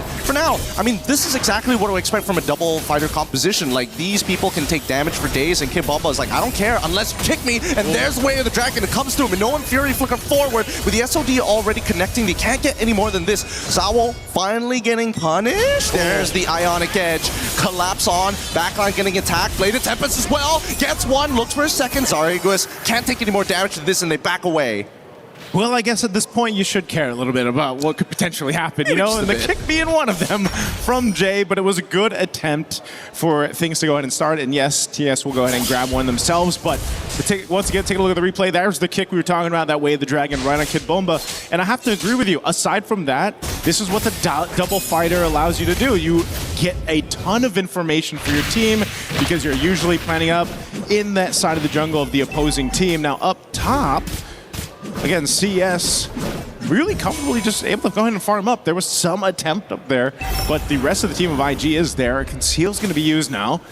Jay's going to go ahead and spot this out. So, again, this seems to be the case, Gideon, where it's like, if we can conceal, if we can make an attempt, we'll go for it. But right now, it's just kind of waiting here. Oh, in trouble. CS finally goes down here.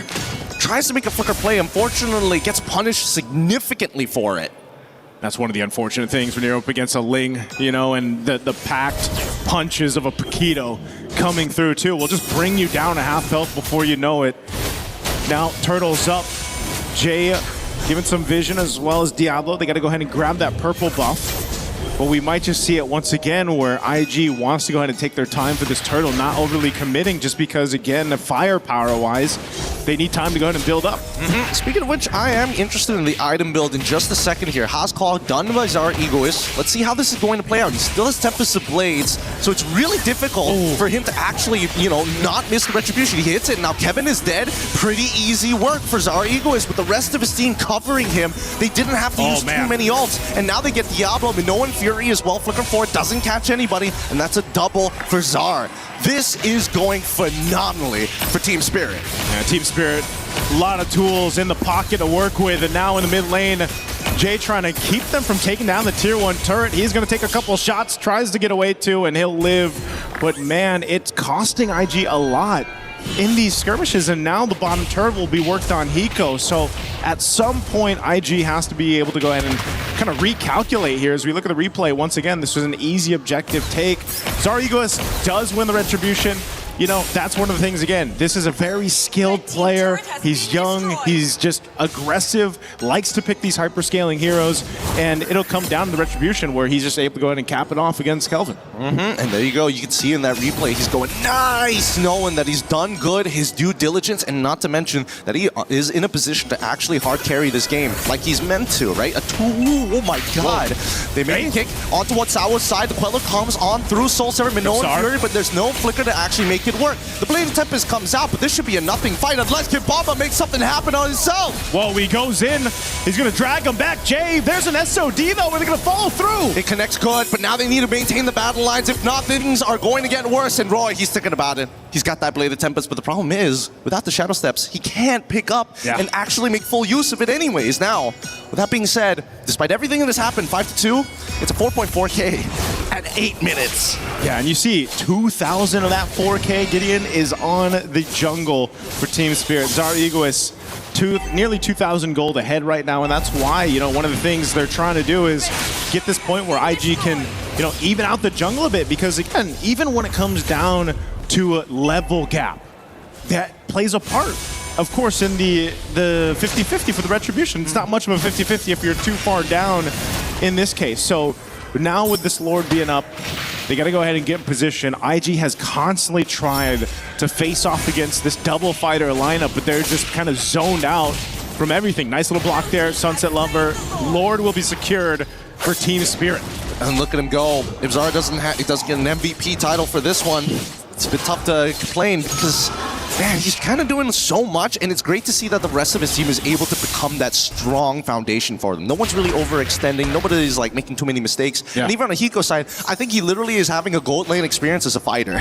Which is weird, right? Because it's like, man, I don't know. I don't know if boxers are used to all this gold that he can work with, And right now with Hiko charged up, he can lead that charge because his kind of a threat, just with the nature of the way Paquito works and how he packs such a punch, is deadly enough. Where then again, Zara Egoist on the Ling, you have kind of that freedom to just join the fight when everybody is pretty low in terms of health bars. You can go ahead and capitalize some kills. Sunset Lover, I'm surprised the Jushin hasn't been picked up as much, right? Even with her nerf a bit, she's still very valuable. Like this, I mean, you're able to go ahead and drag people back. You get the Ice Queen 1, you slow them down a bit. And now this Lord is going to charge in up the top side. Shields are popped top, mid, and bottom. Oh! What a play coming in from Sunset Lover, taking advantage of the last hit on the stacks of the butterflies. Finds one and pulls him back. They try to get a little bit back. They have to move away. Oh my goodness, that was about to be absolutely nasty had it not been for flickers. Yeah, if they did.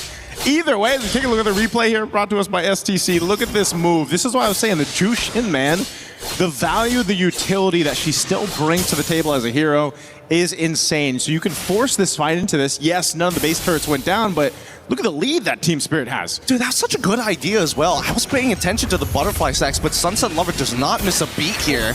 And as we were mentioning, oh wait, no, this should be a pretty good fight. Sunset Lover finds Jay as Diablo backs their way up, and there's just too much damage to deal with. The lead is so gigantic as we get closer to the GG number of 10K. Did they nerf that right? No. Yeah, that's what I'm thinking about right now. Did it change much? Because, my goodness, it doesn't seem like they're able to get away. Oh, Sunset Lover quite low. No, the Minoan Fury is good, but now Zara Egoist is basically unstoppable. Everybody doesn't have the base damage to actually deal with him, and now they're going to be taking literally everything away. This is their timer. As long as they don't make a mistake, DS should find an endgame scenario in the next minute or so. Massive lead, 11,000 up plus. Oh my Lord! Look at the difference across the economy here for Team Spirit against IG. This is not looking good at all in game one. Again, we're just approaching the 12-minute mark, but it feels like, for IG, they've just been kind of trying to buckle up in this game and taken for a ride. I think IG were not prepared to deal with DS and their double fighter shenanigans here. And not to mention how polished it really is. It makes you wonder, had they just gotten rid of a couple of other picks? Maybe if they got rid of, I want to say Minotaur, but I think the Jushin is a lot worse. Yeah, maybe the Jushin right now, this is... I mean, I'd say, do they want to contest? No, you don't. When you're down this much, just let the Lord go in the hands of TS. Get ready to somehow defend. But the bad part of this is 2 of your base turrets already gone. You're down at this much gold, so your fighting prowess is pretty much non-existent right now. And even your tankier members, your tankier heroes are getting shredded down. I mean, even if Diablo tries to get in that front line, the risk of that is he's just going to get dragged through by Sunset Lover, like we've seen. And so you have to be able to buckle in on this one because this defense, as crucial as it is, it's very dire for them. The Lord is going to make its way down mid. It really is, and I think there's a way for the entire team. If they can just zone out specifically CS, then I think they have an opportunity. But here comes the conceal. They're going to take their time. The kick, it's good. It lands on the correct target, and Minoan Fury is going to be taken away. They tried to turn this around, but Zara Egoist is able to find one as Hiko kills Jay. And at this point, the base is already done for. A good idea, however, executed just a little late and no way to delay those waves. Such a clean performance from Team Spirit, a clean game. again, I think a lot of people are wondering, this version of Team Spirit coming through in this MSC 2026 at EWC, man, how would they be? Again, they had a first-round exit in their last international appearance, and this is a different version of it, a more refined version of Team Spirit. Yes, it's only their first game and their first match, but so far, from what we've seen, it is clean. And for a team to bring in this kind of composition, the double fighter, make it work this well, it's kind of scary because, again, what more is up the sleeve? Yeah, it's pretty crazy because there are certain aspects of this particular composition that just work so well against each other. The fact that Sunset Lover and Sawo survived the earlier stages and then suddenly became this massive driving force. No matter what you do, our counter engage will always be better. I will make you run through the mud. I will make you do everything in your power to tax you so you can't get to neutral objectives or any of our quote-unquote backliners. Yeah, this was a very difficult game, I feel like, for IG at all stages of it, just because, again, your jungle was pretty gapped. You didn't really have a chance. I mean, you can see just how much of the shot calls come through for Team Spirit, So this is one of the things, again, where it's just like, what do you do? What do you focus on to get to the next game? That's the main thing that you want to go ahead and look for. So I know the panel, the studio wants to go ahead and break this down a little bit further, so let's go ahead and throw it on over to talk about Game 1. Team Spirit take a convincing victory over Team Ignite, and it was not even close. You saw that just slow tide start to build and build until it was a tidal wave. And Team Spirit, off the rip, looking very good. Rain Day here back on the desk with Renmar and Trex. Guys, we did not have a lot of time to go back into the green room and reset because that game was over in a flash. What went so right for Team Spirit? Well, they picked up a lineup that we didn't expect them to go for, but it was proactive. With all of their picks, it was picks that from no matter where you are in the map, you are making an impact. You're going at it right away. You are making your presence felt. And Ignite weren't ready for it. I have to agree with the sentiment of the casters. They just looked shocked and awed with what they had to deal with. Is it Team Ignite kind of being surprised by how strong Team Spirit was? I think Team Spirit was just such a steady burn that Ignite, maybe even when they wanted to bring the fights, there was always a good answer from Team Spirit. Team Spirit never fully committed in the early game. There was some small skirmishes. I think by second turtle, it was like 3-2, not crazy kill count, but Team Spirit was just steady every single time. They always got the kills in Azar. They always made sure that it mattered, but they never overcommitted exactly. Even when they lost, even when that one play happened in the mid lane and they lost Bomba, the patience from Zar to sit in that bush in the mid, in the river, and wait until they came just far enough to where he could jump into the back line and get a counter kill that was much more valuable than losing Sawo. Overall, Team Spirit it was a clean game from them. One of our questions was, can Team Spirit do what they do on an international stage? And can Team Ignite come in trying to represent their region on this international stage and keep up with what Team Spirit was putting together? The answer so far is not quite. There remains more to be seen, but as we break down the graph of the end game, Renmar, it was a gold difference, it was a kill difference, it was a pace difference that allowed Team Spirit to stay on top. Yeah, and this echoes again our sentiments about the Paquito pick. No matter what position it's in, it will have the damage. Whether you put it in the gold, meaning you get faster damage. In EXP, it gets access to its upgraded skills a little bit faster because of how much faster you can get with the EXP rolling into you. For Team Spirit, there was a word mentioned, I believe by Naisu, it was polished. Based off of what Kid Bomba said with how their boot camps were like in Malaysia, getting to play on the big Asian server with everyone else, with some of the big top 3 region teams, they really looked like they learned so much from it. They weren't just talking, they really put the action into it. The Paquito and the Ling. We saw the Ling and we talked about Zauer Egoist earlier on. 6-0. I've not seen a game where you can let Ling off the leash and just come back from it. We saw that earlier on in one of our first sets in Team Vamos. They destroyed with the potential of this character. I mean, this seems like something that needs to be limited and addressed somehow in this next matchup. In the past, what it would have been is get into the jungle, slow these assassins down. Picks like Hilda, utility junglers, something that can actually put pressure on someone like that early on, steal purple buffs.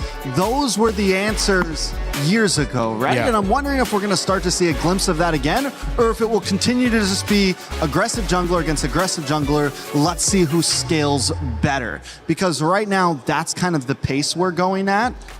And I'm wondering when that's going to switch up. Because, again, I mean, it was Ube that destroyed the assassin meta years and years ago, right? It was things like that. That's what brought the utility jungle into the meta, first of all. And I'm wondering, will that counter response once again at MSC this year? Yeah, maybe. Let's see. Is time really just a flat circle? Or are we going to go back to what? The Estases, the Matildas, the healers of the world? I don't know, but I like that day one, and even though we're not done yet, it's already set a precedent again of just the options are wide open. Yeah. And who is brave enough to take these risks of these unique choices are often rewarded. Again, Team Spirit is another example of that. With what they did here, you do not see this kind of lineup often, but when it works, it really works. And it put them in a great position here as well to excel in game one, which sets them up now to lose 2 in a row if they're going to be into that lower bracket on Group A. If they just win 1 out of those next 2, they're going to be feeling really good about their chances to advance to the next stage. And speaking of your chances, you've got a brand new chance to check out a new interactive effect for Rhino Day. It's now available. Check out and join the celebration.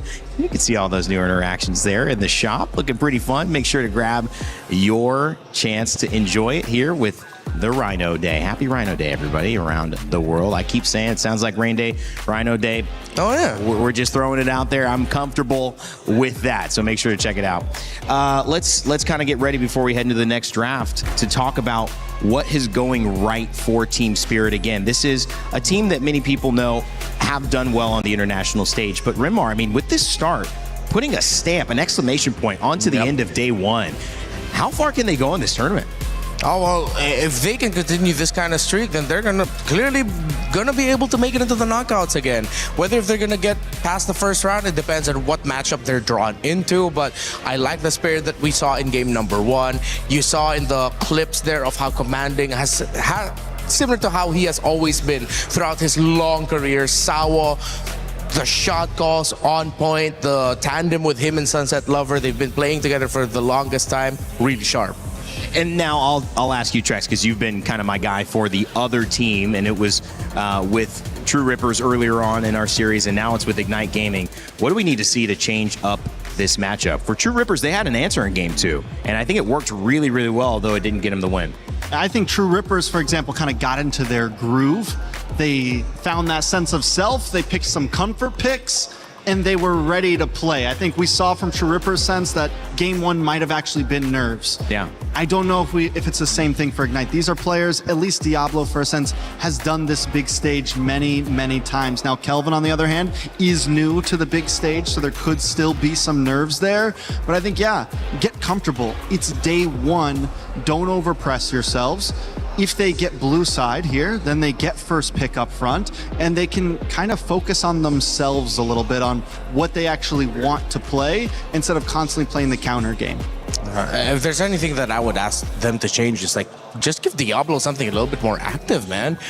Even if it's not exactly like, oh, this mashup looks really great and this is what we need right now.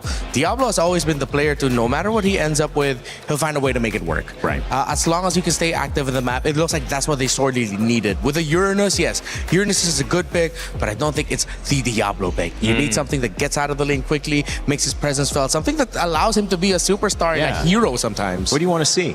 Oh, well, we mentioned the Benedetta backstage, so that is his pick. It is currently meta. Why the heck not? Something explosive right out of the gate. Yeah, and that's obviously the matchup we kind of looked forward to. Kid Baba, Diablo in that EXP lane. It just didn't end up being the kind of fireworks that we expected. So you can, if I were the coach of Team Ignite, say, we need to make sure that we have our win conditions set up. And that means making sure Diablo can, like you said, Renmar, have an impact. Maybe Rome. Is it the Benedetta that they bring out coming into this next game? Draft shortly upon us, as well as we keep speculating after these quick games. There's not really too much to go off of, but in some ways, though, that's kind of nice because it leaves everything open for us to discuss and kind of pick at. And, you know, it's the last day, it's the last game of the first day. I think these teams, too, if you're last, Trex, you're probably focusing on your game, but you're also probably aware of the results. You're seeing what's working to a sense. Your coach has certainly got eyes on what is working with these other games. What do you take away, and do you even take away anything from these first 3 matchups against teams that you're going to eventually have to play tomorrow in terms of how they're drafting to apply it? Do you leave it be and say, we're coming in with the strategy that we thought would work, and we're just going to try what we know, and we'll see if it doesn't work or not to get that experience? How do you approach going last at the end of the day and obviously seeing results? I mean, I think it's a little bit of both, right? No matter what, you come into this game with a strategy ready against the team you're about to face, especially with Team Spirit having such a rich history in MLBB. There's a lot of information we already have from them. Now, as far as the games went today, maybe you pull a little something. Was there a good counter pick that we saw today? Was there something that kind of surprised us all today as, ooh, we might be able to use that today? Overall, I don't think, I mean, we saw the Dairoth. It did kind of fall short. We saw a few things come up, a few unique picks. I don't know if there's anything that the coach exactly would take today and be like, oh, we're definitely going to use that for sure. So we'll see exactly how it goes. Yeah, I mean, they just went up against game number 1 Team Spirit, day number 1 Team Spirit, where it was like, hey, we're going to get Hiko Mayon, a fighter, and it's Paquito Gold. You would be thinking that, oh, we're going to be seeing Hito on the traditional marksman. That's what he shined with. Nope, they gave him a guy with boxing gloves and the heaviest fists in the land of Dawn. And it worked out. If they're willing to take those risks, I want to see those risks to come out from Ignite.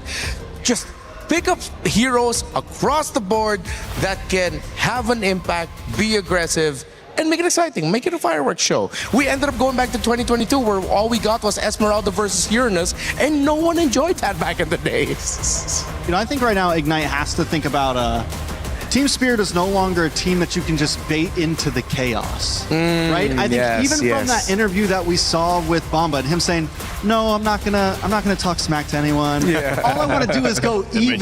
This guy said, "All I want to do is go even in the EXP lane." This is a guy that used to always try to win. This is a guy that, you know, used to always try to like, let's do this, let's play.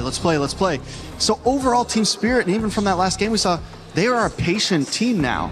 They're still gonna look for plays. They're gonna get them when they matter, but they're not exactly. They know they don't have to go brawl with you.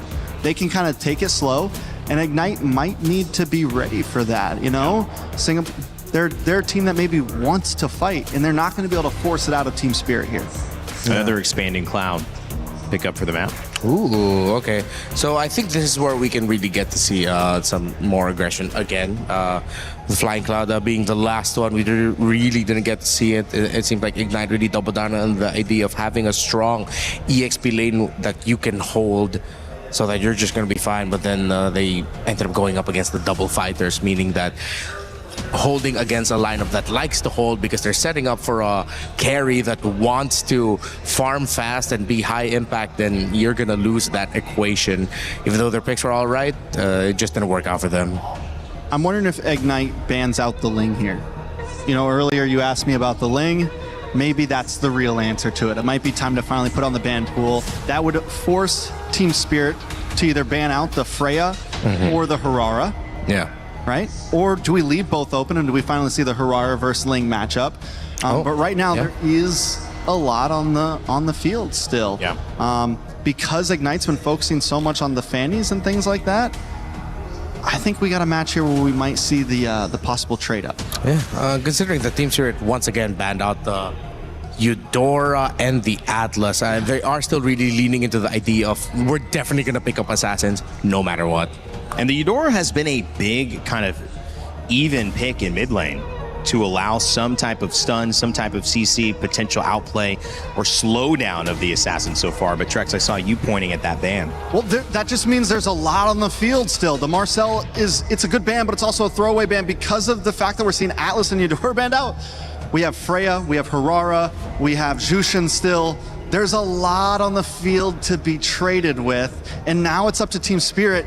Do we give kind of a off-brand ban so that we can get the two or three of, you know what I'm saying? Yeah. We get the swing back. Harara has been monstrous. They do it, so it's a Belleric ban, meaning we have Freya and Harara both normally have been banned consistently are on the field. Yeah, Freya, Harara, Ling, all still open. wealth of choices here, which means Ignite are willing to trade out. And in first pick, which means Ignite are willing to trade it out. Team Spirit can't get everything, and Ignite might just be able to, math-wise, end up with more by the end of their first 3 picks. Wow, so they go for the Ling. So they take it away, and they say, this is ours now. You're going to have to figure something else out as well. Does that mean the Freya goes to the side of Bumba and Zhao are egoist? Ooh, go Freya Harara. Yeah, I'm okay with the Freya Harara. Just go for damage right away. It's honest, but it's the good kind of honest. You know, it's like you're not going to get punished for that kind of honesty because those picks are just way too strong that not a lot can really deal with it. Let's see if they'll go for another switch up, but that'll be too early to show. I think Ignite might end up walking away with a Paquito later on. They don't need Harara here, because no matter what, Ling's already been picked, so they can pick something else here, get the Harara in 3rd pick, times the Jushin. Push it back. Yeah. Okay, so that's another game for Sunset Lover and the Jushin this time. And it was impactful. It did give a lot of difficulty for Jay and Roy to be able to hold the center. So Ignite here. Did they lock in what's been the popular pick? The Valentina. It didn't do amazing last time. This is tough, honestly. I don't know if I would have went for the Ling up front. Yeah, I might have been too honest at the time. You mentioned the Valentina. I think the Valentina is okay. Or you pick up your gold laner now, so you can just start taking away gold laners at the 2nd phase. Yeah, they do. They end up picking up the Brody, and then they'll go for the glue. Good chance it's going to be in Rome, but of course that can still be flexed into the EXP lane. And as you expected, Trex, there's the Hirara at 3rd. So now you're just going to be playing a lot of trades through the mid. I would like to see Ignite consider a Lilia for their glue, just so that it's that constant pressure around the juice and then whichever roamer it's going to be paired up with. Or if they want to go for instant burst right away, or if they want to play around the box, an Eve is all right, but actually no, I'll go back on that. The Eve might actually be too difficult against the Freya, Hirara, and Jushin. Excuse me, the Eve, yeah. The glue's a clean pick, though. I like it against the Freya, against any kind of big brawly fighters. It's a great stopper. Yeah. And also, as you said, most likely will be Roam, but there is flexibility to it coming into 2nd phase, something you do kind of want on blue side, because you don't exactly get last pick. So more bans coming in from Ignite. They're taking their time this game, honestly, in terms of picks, in terms of bans. They take out that Minotaur, back over to Team Spirit. Yeah, I think they realized that the Minotaur and Jushin together was just annoying. Too much crowd control together, plus that extra heal popping out of the Minotaur actually saved Team Spirit a lot in the last game. Esmeralda also banned this time around. Stolen is the Ling, so that'll be on the opposite side. And again, some priority for Jushin on both sides, repicked. They take out the Uranus. Uranus also banned. Which, even though Diablo didn't have the greatest game on it, it can still be a nuisance. And it's still an option, right? Yeah, it just limits his choices at this point. So on this side, last ban from Ignite. Do they continue to home into the roam here? Or do they focus on the gold? You mentioned them possibly taking on any gold laners. We haven't seen any. I think at this point they know that there's not like that one gold laner that just owns the game at this point, so is it really worth? Yeah, you ban out the Harith, they pick up the Moskov. You ban out the Moskov, they get the Harith or the Claude. So you might as well get something that might have a bit more of an input, and they go with the Arlot. Yeah, it looks like they're not going to be playing around the static mid laner. They want to get somewhat close to mid-range, a lot of dive. And the Arlot makes sense as a ban. They're still respecting the possibility that Freya might go gold, and then you suddenly go get an Arlot EXP. Suddenly, team fighting for a lineup, playing around the Brody looks even more difficult. So they cover their bases, and no. Oh, they do not have the damage to deal with this Barras unless they pick a Lunox at mid. Is that a Barat's Roam, though? It's a Barat's jungle, so where's Harara going? Oh, wait, no, you're right. Team Spirit's getting spicy right now. Barat's EXP Freya gold? Yeah, then jungle Harara, mid Jushin, and then... Unless Harara goes somewhere crazy. Mathilda roll. Yeah. It's got to be Harara jungle, so yeah. Barat's EXP. Wow, Kid Bumba with the Freya gold. hats. They're going for the fighter. Yeah, they're going for the bulky offlaners again. They go Mathilda. Just so they get the, or no, they still go Cho. Team Spirit, you are surprising us in the best way possible. You're packing up picks, and it makes sense. Again, it doesn't have the damage profile early on, and even once it gets later. But let's see if the Lillian Brody might be enough to melt through this overly aggressive, high damage, high crowd control, very tanky front line. What I love about it is it's showing how much trust they have in their brand new jungler. Picking up these funnel strategies where they know that, listen, we're gonna pick this big bulky box and just do your thing, Czar. And right now, the faith that they have in him is showing up. All right, Team Spirit getting a little funky here with the Barats on the side of Kid Bomba. He'll go up against Alice on Diablo's side, and we'll see if Ignite can pull it back even or if Spirit will close it out 2-0. Let's send it over to our casters to get games 2 started. Coach Coldstar and the rest of Team Spirit are cooking in the draft, and this is going to be a big statement if they end up 2-0 with this kind of draft. Gideon, this is so, I want to say, unusual for what we're seeing, but I love to see it, man. The meta is continuing to focus and shift into different ways than what we're used to. There have been rumors about this Barat's EXP. The question is, I wasn't really expecting it to show up this early on into the tournament, but now we're also seeing what's going to happen on the opposite end, right? Like, the big problem with the Barat's EXP is how do you maintain your stacks consistently, especially both junglers starting on that side of the map, so you don't really have anything to, like, maintain your stacks in the meantime while you're waiting underneath turret or the enemy side. Yeah, this is one of the things that we'll have to see executed through Kid Bomba. Again, Barrett's XP is not something you see too often, but it's tanky enough.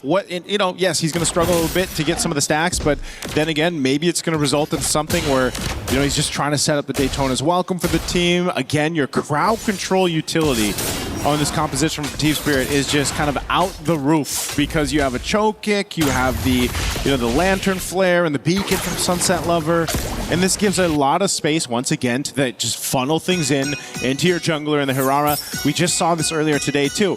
If you manage to go ahead and scale crazy fast on a Hirara, and let's say even you to the point where you pick up Sky Pierce and you got 8 stacks, dude, you are a killing machine basically in your own right, and you're hard enough to catch. Yeah. So when you're centered around that and you have all the crowd control in the world, that's the difficult part for Ignite Gaming if they want to go ahead and fight this. Now, the Ling for Kelvin can essentially do the same thing, but you're playing into that.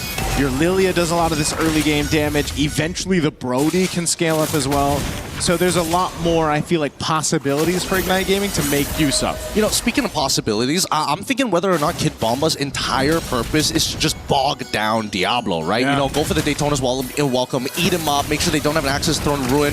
Iframe's already out, Throne Ruin coming through, Flicker, Diablo connects onto 2 as the Daytona's welcome connects as well. Pinning him against the wall, Hiko takes out Jay, but now the Bladed Tempest is out. First Blood is done, but there's only so much he can do. Hiko catches him mid-air as his first turtle has turned into a bloodbath. He looked like a Valkyrie there. I mean, he was in the air and he flickered for the kill and he got it. 2 kills for Hiko on the gold lane of Freya. That is, once again, just a team fighting upper hand that we see from Team Spirit. Again, this was a great gleam into the Throne of Ruin setup.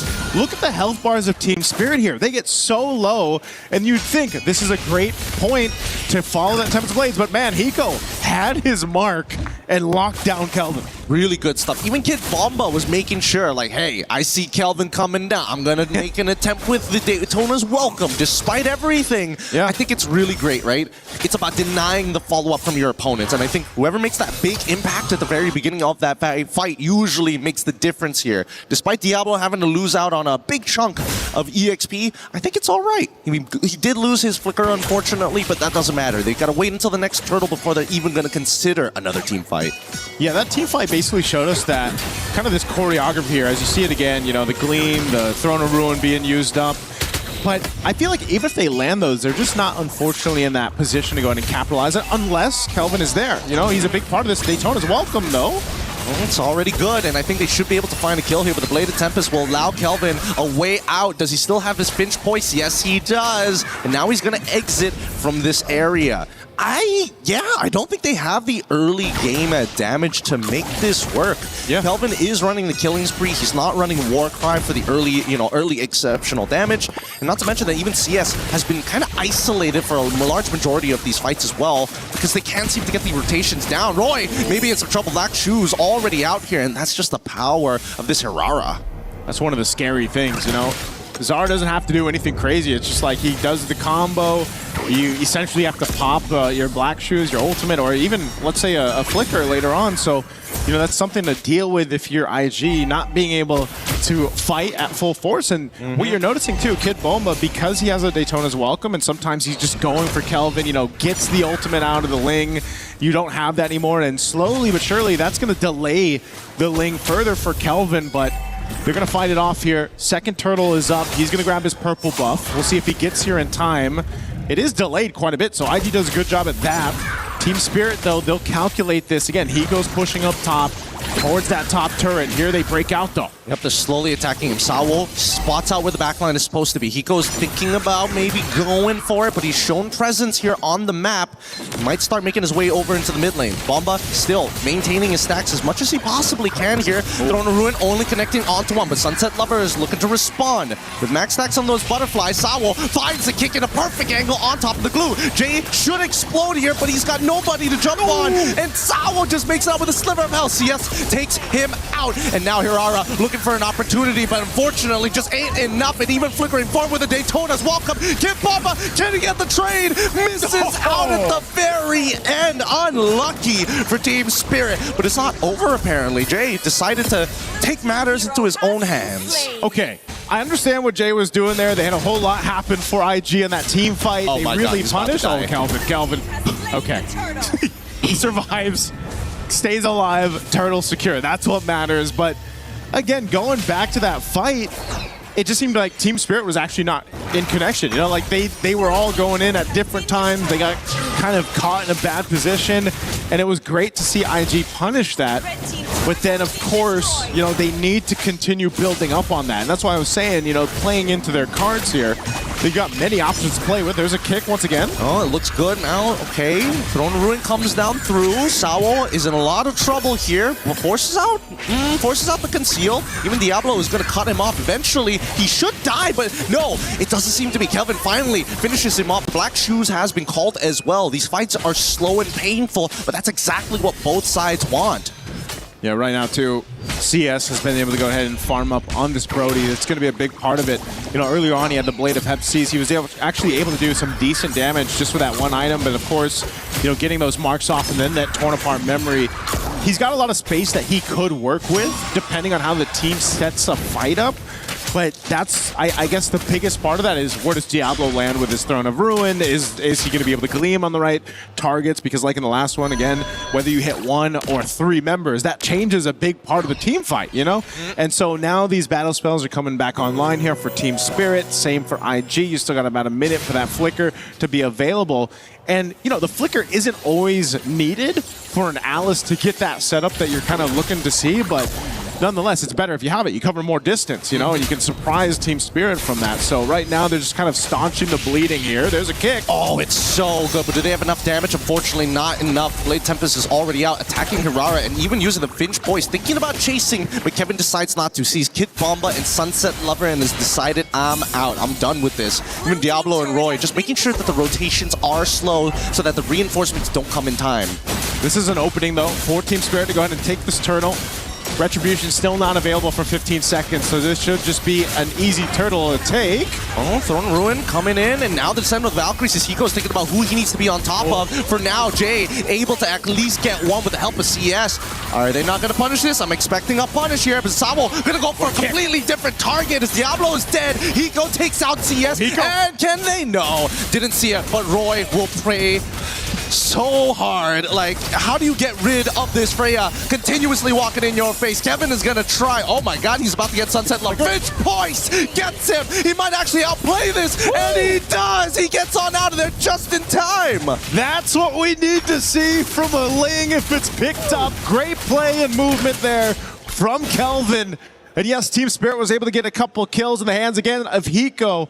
but you gotta keep this Ling scaling up. You gotta build that snowball. That was some hot stuff. I mean, he just purchased the Haas Claw, and all of a sudden now he can enter in and out of the fight, especially if the rest of the members of Team Spirit just don't look at him for half a second, right? Because the fight begins, they start this huge engagement right into the center of the turtle pit. The worst part about it is that Zara Egoist didn't take any of that damage. That's why it's so difficult to kind of get past the anchors of Sunset Lover, because even if you do commit, that's a lot of HP to cut through.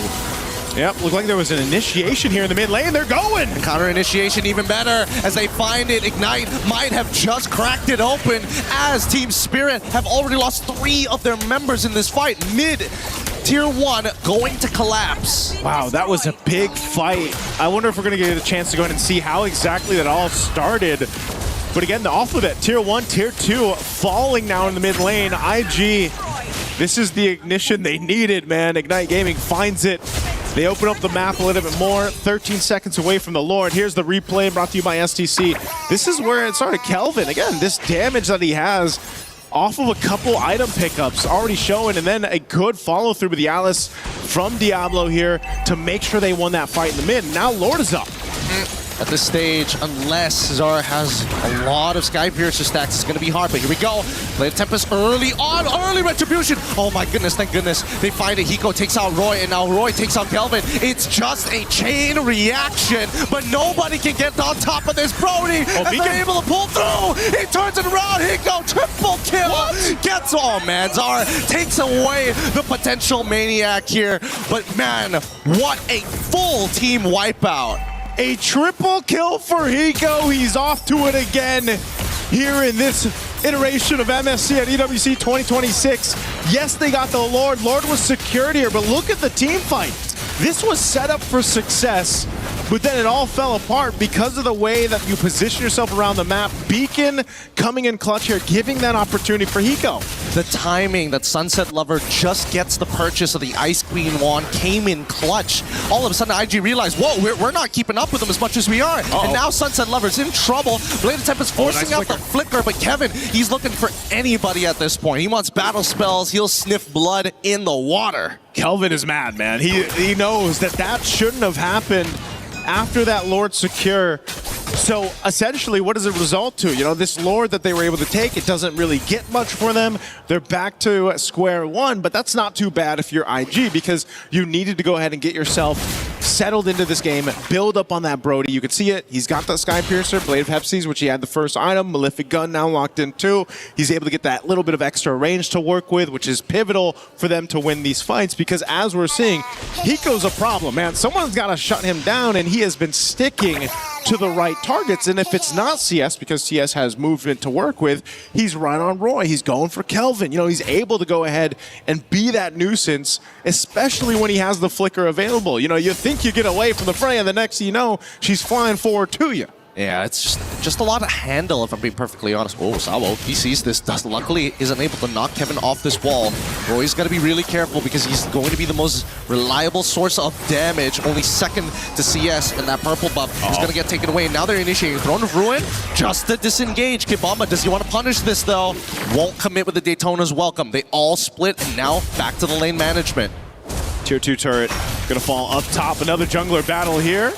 Kelvin, no buffs, but he will be able to go ahead and survive. Doesn't need to go ahead and use the ultimate either, so keeps that.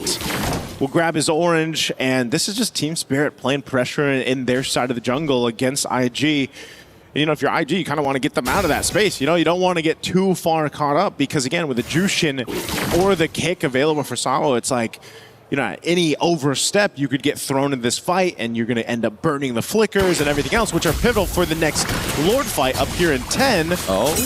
They're testing the waters here. Yeah, and I think that's exactly what they need to do. As scary as it is to put your foot over no man's land, praying that you don't get shot whenever you lift your head up in the trenches, I think that somebody has to be brave enough to try and bait that reaction from the side of Team Spirit. And so far, in a lot of these scenarios, Team Spirit has been very cool, calm, and collected.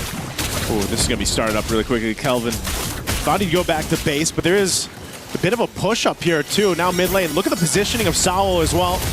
Oh, CS is gone. They picked him off, and now IG can't contest this no longer. Diablo, he's trying to get on out of there, but it's too late. He goes here, and he's here to destroy, demolishing the entire backline. Double kill already. This feels a whole lot Hiko Mania, man. I mean, 9-0 and 3 on a Freya. It's ridiculous, and I mean, it was Bruno initially, and now it's this Valkyrie, and it's so scary to see Spirit in this almost psychopathic mentality, right? Like nothing seems to be phasing them. We're not getting much reactions from these guys as well, yet they are playing like absolute machines. Sawo knows, right? Sawo knows. He knows Kelvin's there. I would assume so, unless, again, buff is not available, so maybe they just think it was stolen and Kelvin is elsewhere. But now they'll start to make a move across the map here. Team Spirit has that advantage. I mean, turret-wise as well, they've opened things up a little bit further. They're going to try to cut that wave up top to keep it from pushing as the Lord makes its way up top side. But Kelvin's still there, so right now he's going to work on it. Again, he should be able to clear this out pretty quickly, but you can see two members, Team Spirit, Saul and Zariguis, they're here. Oh, good Finch Boyce coming in from Kelvin. Good reaction time just to buy a little bit of space for the team to just breathe for a moment, look at the map, and now simultaneously these waves are not going to be able to crash in at the same time, but at the very least they can delay it and then hit them one by one, minimize the structural damage overall. Yep. He's going to go ahead and cut that mid-wave again. So good usage. Again, this is what you expect with the Ling. Look who's on him, though. Zariguis. I don't think that this is something that Zar should try for, not without help, or at least a single bit of CC. Look at how mobile they are as they're looking to steal away another purple buff. Yeah, this is one of the things, though. They can't really knock down these turrets easily without getting in range. One of the disadvantages of not having that traditional marksman that you're used to seeing. So even with that Lord, they'll do a little bit of damage to the base turret up top, but essentially not able to start taking them down. So IG, they're still okay. I mean, I know this is a 4,000 gold lead for TS, but IG, based on their team composition, might have a chance to go ahead and win a big team fight, play the map. Kelvin is doing exactly what he needs to do on the Ling. He's finding that space. He's buying that time. We're already 16 minutes in, and probably not exactly where Team Spirit was hoping to be. Oh, he just got off the Finch Poise. He's in trouble right now. Gonna get dragged. He's got the Bladed Tempest here, but the question is which direction to go. He tried to outplay it, but unfortunately, it's just too much damage for him to handle, and now the rest of the team might just be in some trouble as the way the Dragon has already been used. They're trying to pull him away, and now they pull him right in front of Roy. He doesn't get it off in time, and the rest of the team is now in some huge trouble as Team Spirit. Oh, they're gonna let Hiko die for this? Nah, they just want to punish Jay. That should be it. That should be an inhibitor turret, unless they can stop this. And they hit it.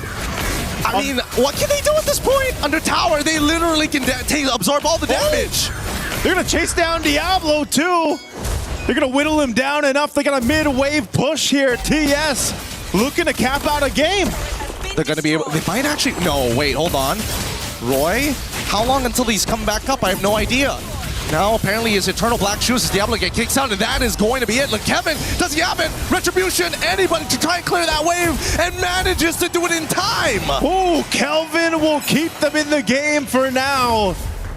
IG buying themselves a chance, but the Lord is up, and Team Spirit will make their way forward. Yeah, the purple buff's going to be taken, but based on what we just saw in that team fight, that misplay from IG, Team Spirit will get themselves this Lord and get ready to go ahead and once again get towards the base of IG, capping out potentially this series. Yeah, but now the rest of the team is actually scaled. There's some real damage here from the side of Ignite Gaming. The only problem is whether they can consistently peel Hiko, and that's the big issue. There's so much CC across the board that splits them apart. Here's the good thing. What's the good thing? A lot of the battle spells are down for Team Spirit. Okay, that's not bad. And what we've seen so far for Hiko is he's wanted those flickers to be able to make those plays, right? So there is a chance here for IG to go in and clear this out.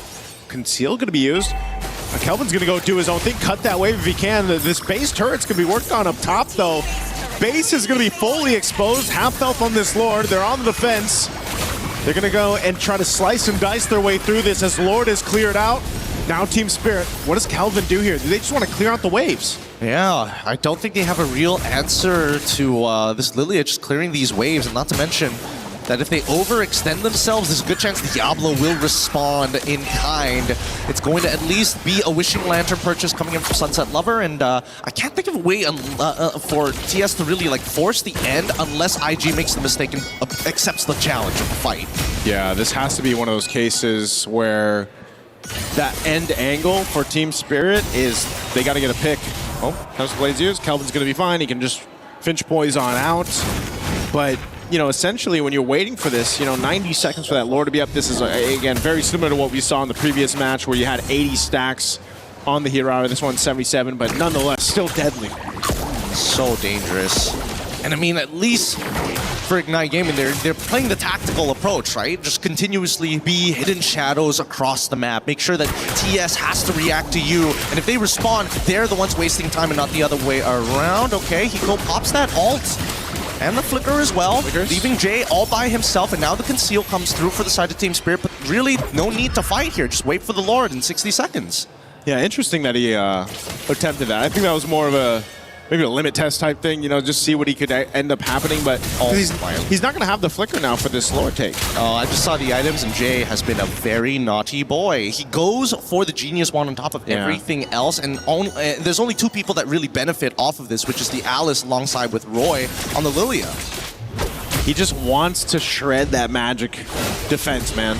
You know, shred it enough where then maybe the Lilia, maybe you have Diablo contributing to those fights, getting them down.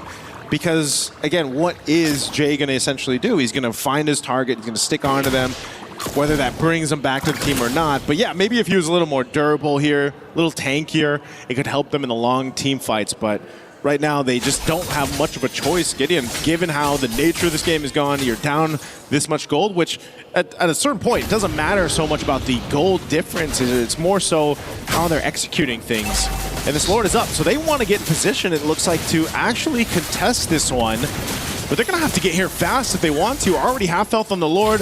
Positioning from Sawo through this. Kelvin's going to join it. Where is it? Oh, whoa, wait. Actually, Sunset Lover loses out on his ult and is forced to recall here. IG take the space, and they might be able to steal this Lord away. Kid Bomba looking to take the space back. Sawo, is there going to be a kick? No. They're going to reset it, but now the front root already catching onto 4 targets. They're looking to turn this around as IG needs to start kiting backwards slowly. And Diablo, can he regain composure with the same Kid Bomba goes down? EXP laners traded. Battle of the XP laners falling on both sides. They got a wave pushing up top and mid. And this is the advantage right now of having the base turrets down. Team Spirit has an angle here to go ahead and start up this Lord once again, even without Kid Bomba. They know that IG has to deal with the waves, but this is an evolved Lord, so it's going to take a little bit longer for them to secure. And the wave clear from IG is great. But half health now, they're back here for it.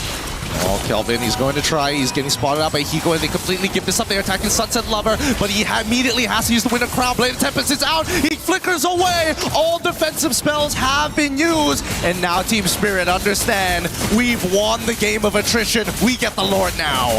What a push and pull for this Lord. And Team Spirit shows that experience, that veterancy that they have in this basically evolved type of dance. You know, for the Lord, it's weird to see, especially when assassins are in play, but that's the nature of things now. This is some Muay Thai, right? We thought it was boxing. No, it's kickboxing. No, it's straight up Muay Thai. They are doing everything they can to hurt their opponents, right? Low leg kicks, hurt the ankles, make sure they can't move around as well, get away the battle spells. And now this could be the final moment. This Lord healthy and heavy, pushing on in. They're going to go for it. They're just going straight for the end game, straight for the base, and you can see that Hiko, he's not hesitating. He goes for the throne. There you have it, 2-0 in favor of Team Spirit.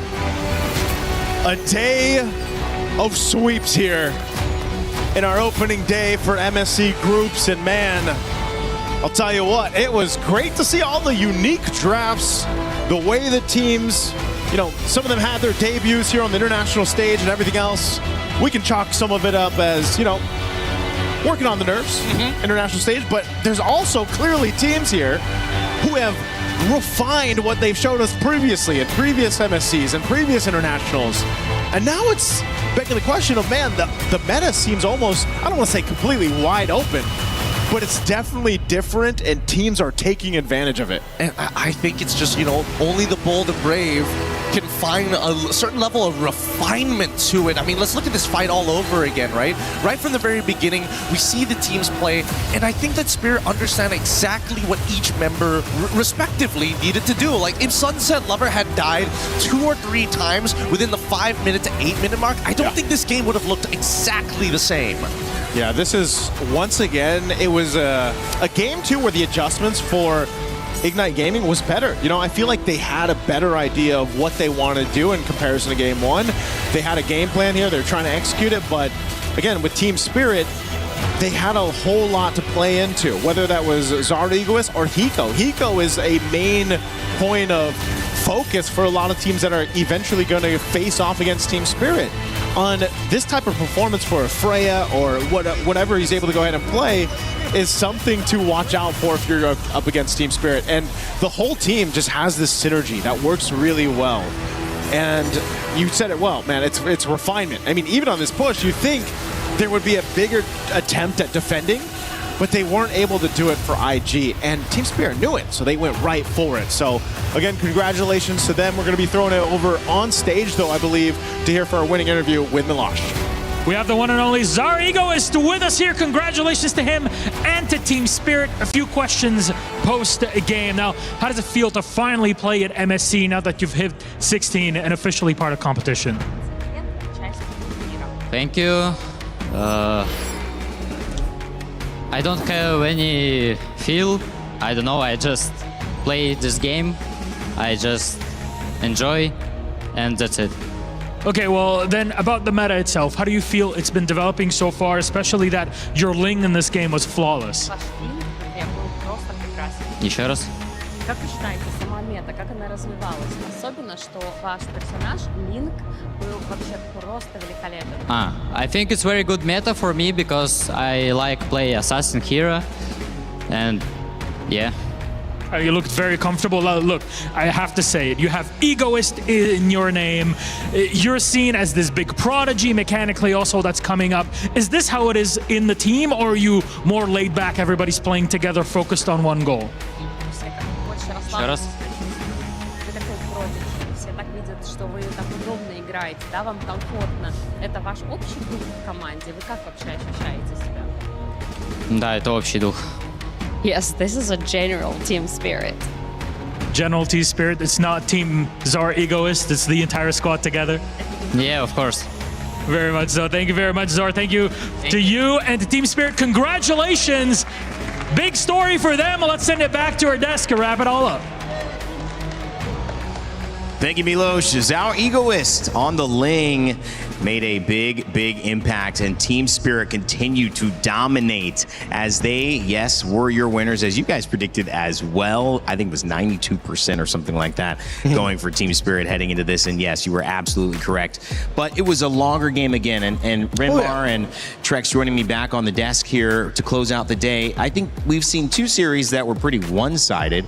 However, that second game is given despite what you guys thought, which is the 9%, which was correct in terms of Ignite Gaming did not have a chance to do it against Team Spirit. We saw improvement. We saw different choices in the draft. We saw ways to elevate and try to go toe-to-toe. Haymaker versus Haymaker instead of just sitting in a corner and getting wailed on. And I think that was hopeful for these 2 teams because they've still got more MSC to play.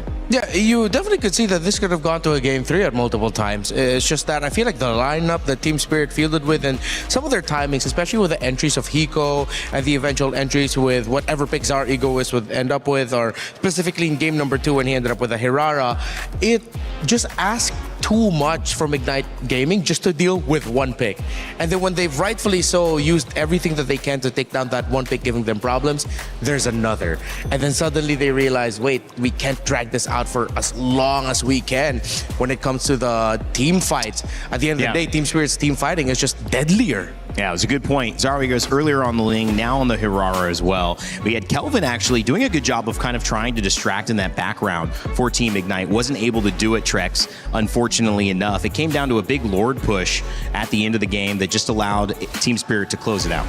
Yeah, I think it goes back to Team Spirit just being steady these past 2 games. Whether Ignite gets a small lead, kind of gets the advantage, Team Spirit was able to just push it in. And in that second game, we saw it even more of, even if it takes a couple Lords, they took their time with it. they were able to eventually get the upper hand. And we saw Diablo had a good game this time. Kelvin, even with a rough start, ended up coming online in the mid game, but some of those problems was he would get caught off, and Team Steady was always just Team Spirit. Team Steady. Team Steady. Were they was Team always Steady? They were just pretty steady. looking for those moments where they can get the small advantages and end up getting those big pushes in. Yeah, and again, interesting point. Team Spirit did not run a single marksman this entire series. All of their basic attacks came from their melee carries. It came from the Ling in game number 1. It came from technically the Barretts, but most importantly, of course, the Freya in game number 2. Team Spirit, whatever they've cooked up with, I don't know how long they can keep this up or how long they're going to continue it. But if this is their approach, then let's see it keep going further. And because we're only on day 1 and we've got a chance to see best of 3s, it does kind of limit the counter to the counter, because we've seen these teams who start off strong. The adaptation is really on the team who's now down 0-1, and they have to do something different. But then what we saw here is they did take the first pick in terms of the Ling away, but then they got the Freya, and that was a 4-0 finish for, I believe, Hiko, who was on that, and it set up another problem that they didn't answer. Now, if we have to do this in game best of 5, even best of 7, which our grand finals will be, there will be continual adaptation. We don't know where that's going to end yet, though, Renmar. Yeah, exactly. Which is why I'm so excited now to see where Team Steady goes from here. Will Team Spirit continue that steadiness and that creativity, or will teams solve them? I don't know, but I really want to find out. I think the great thing about this that we know about Team Spirit is we know Hiko can still play marksman. We know they have that in their bag. So this is definitely only just a taste of what we're seeing from Team Spirit. This is an angle that they can continue to approach matches from. And if it starts to lose, they can always go back to Old Faithful of Hiko popping off on a gold laner. So if anything, this is only added to the repertoire, and we know that they are pushing even more the limits of what they can do this tournament. Still maybe a little bit more to be said and asked of Singapore's representative there in Team Ignite, but obviously Team Spirit really standing strong. Today's results showed that the favorites that especially you guys thought, and who we kind of thought might have the edge in terms of today, well, it was not close. It was not close in terms of going to any sets of final games to determine a winner. It was 2-0s across the board for Team Vamos, Team Falcons, PH, Team Vitality, and Team Spirit. That means those teams will be meeting each other again in the bracket, and it also means that Team Falcons Meta, Guangzhou Gaming, and of course Team Ignite, you'll see the full graphic here as well, and it's also going to be Team Falcons Meta who are going to be fighting against each other in this elimination match. So Renmar, look at the stakes. I mean, these teams already had a lot on the line. You mentioned the True Rippers Guangzhou Gaming matchup, also Team Falcons Meta, and now versus Ignite Gaming. We get a clearer picture on the stakes for those matches. 2 of those teams are going home. Yeah, True Rippers and Guangzhou, we talked about how heartbreaking that would be, of course, for Team Falcons Men and Ignite Gaming, 2 regions who has been here for quite a long time. Honestly, of course, with SG being here much longer compared to MENA, but there were a lot of high hopes for both, and we have to see one of them go home again. That's the sad reality of the sport, and of course, with the makeup of Group A, with how it looked like, it's just how we're going to get it. Team Vitality, Team Falcons, PH, that's going to be a big matchup as well. And Team Vamos going to be against Team Spirit, who we just saw the top and the bottom of the day. Trex, what matchup catches your eye a little more? Oh, that's tough. I think the Vamos Team Spirit. I feel like we've seen some great matches from Malaysia and EECA in the past. Oh, yeah. We've seen some great matches from them in the past. And there's kind of a little known rivalry, I feel like. So I'm excited to see how those matches go tomorrow, or whenever we end up seeing them. Not tomorrow, right? Tomorrow will be Group B. We will find out soon. Yeah, Group B, I believe, is going to be tomorrow. We'll get that schedule in just a second. But also, we want to show you the results for the tournament pick'ems so you guys can see the leaderboard as it stands. We've told you that you have a chance to earn your share of $300,000 and to be involved in the broadcast by selecting the picks that you think are going to be the case in terms of how the match will show up. We're going to bring that leaderboard up for you in just a second. And when we do, you'll be able to see who is actually at the top of it. That's the intention for it. Because again, you guys have been right for almost the entire time. Renmar, we've seen it as well, that the audience has almost leaned completely in favor of the winner. Whether that's a little bit of just knowing the scene so well, or maybe that's a little bit of just And maybe there's something special with our audience watching MSC. No, they know. They've been You're not following this special? for a Is that what long you said? time. I'm just a dude. They're special. I'm just here. No, but honestly, our viewers, our community, they've grown so much. They've really studied everything so much for such a long time. And you guys are great. All of you. You're all great. But you're not special, is what Renmar was trying to No, say. no, I said you are special. Come on, don't get me in trouble, man. I'm just kidding, man. You know, it's been so fun hanging out with these guys. This is just day 1 of 9, as we mentioned. And to verbalize what was happening, you guys have Team Liquid at about 69% to take it all. Trex, I mean, can you really argue with that one? I cannot. Yeah. We love us some Team Liquid. Yeah. I'm going to say, you know. Defending champs. Defending champs. You know, how can monsters you not? in their own right. Some of the best in the world over there. Teasy, some of the greatest you know? of all times. You know, I do think if there's a tournament that any upsets could happen, MSC has told us before that those things can happen. Okay. Different regions win every year. Can TLPH give Philippines a back-to-back win in MSC? We haven't seen it for 4 years now, maybe a little over 4 years since we've seen a region win it twice. So first step back on the golden road, right? Trying to get there. So big conversations for this MLBB tournament. Of course, tomorrow the conversation continues and we'll show you what to expect as you tune in. It's Group B's opening day, which means that we get to see who Mirko was really excited to talk about. And just from a top-down point of view, Renmar, many thoughts that we had with our first panel indicated that we could see a winner of this entire tournament from this group. Yep. All champions save for one, and it's weird to say that it's Onyx who's the only one here in this bracket that's not a champion in the region that they came from. Who would have thought in the year 2026 we would be saying that about MSC in a specific group? This draw was crazy. yeah, this is a group. We talk about groups of death, but this might just go down in history as the group of death right here.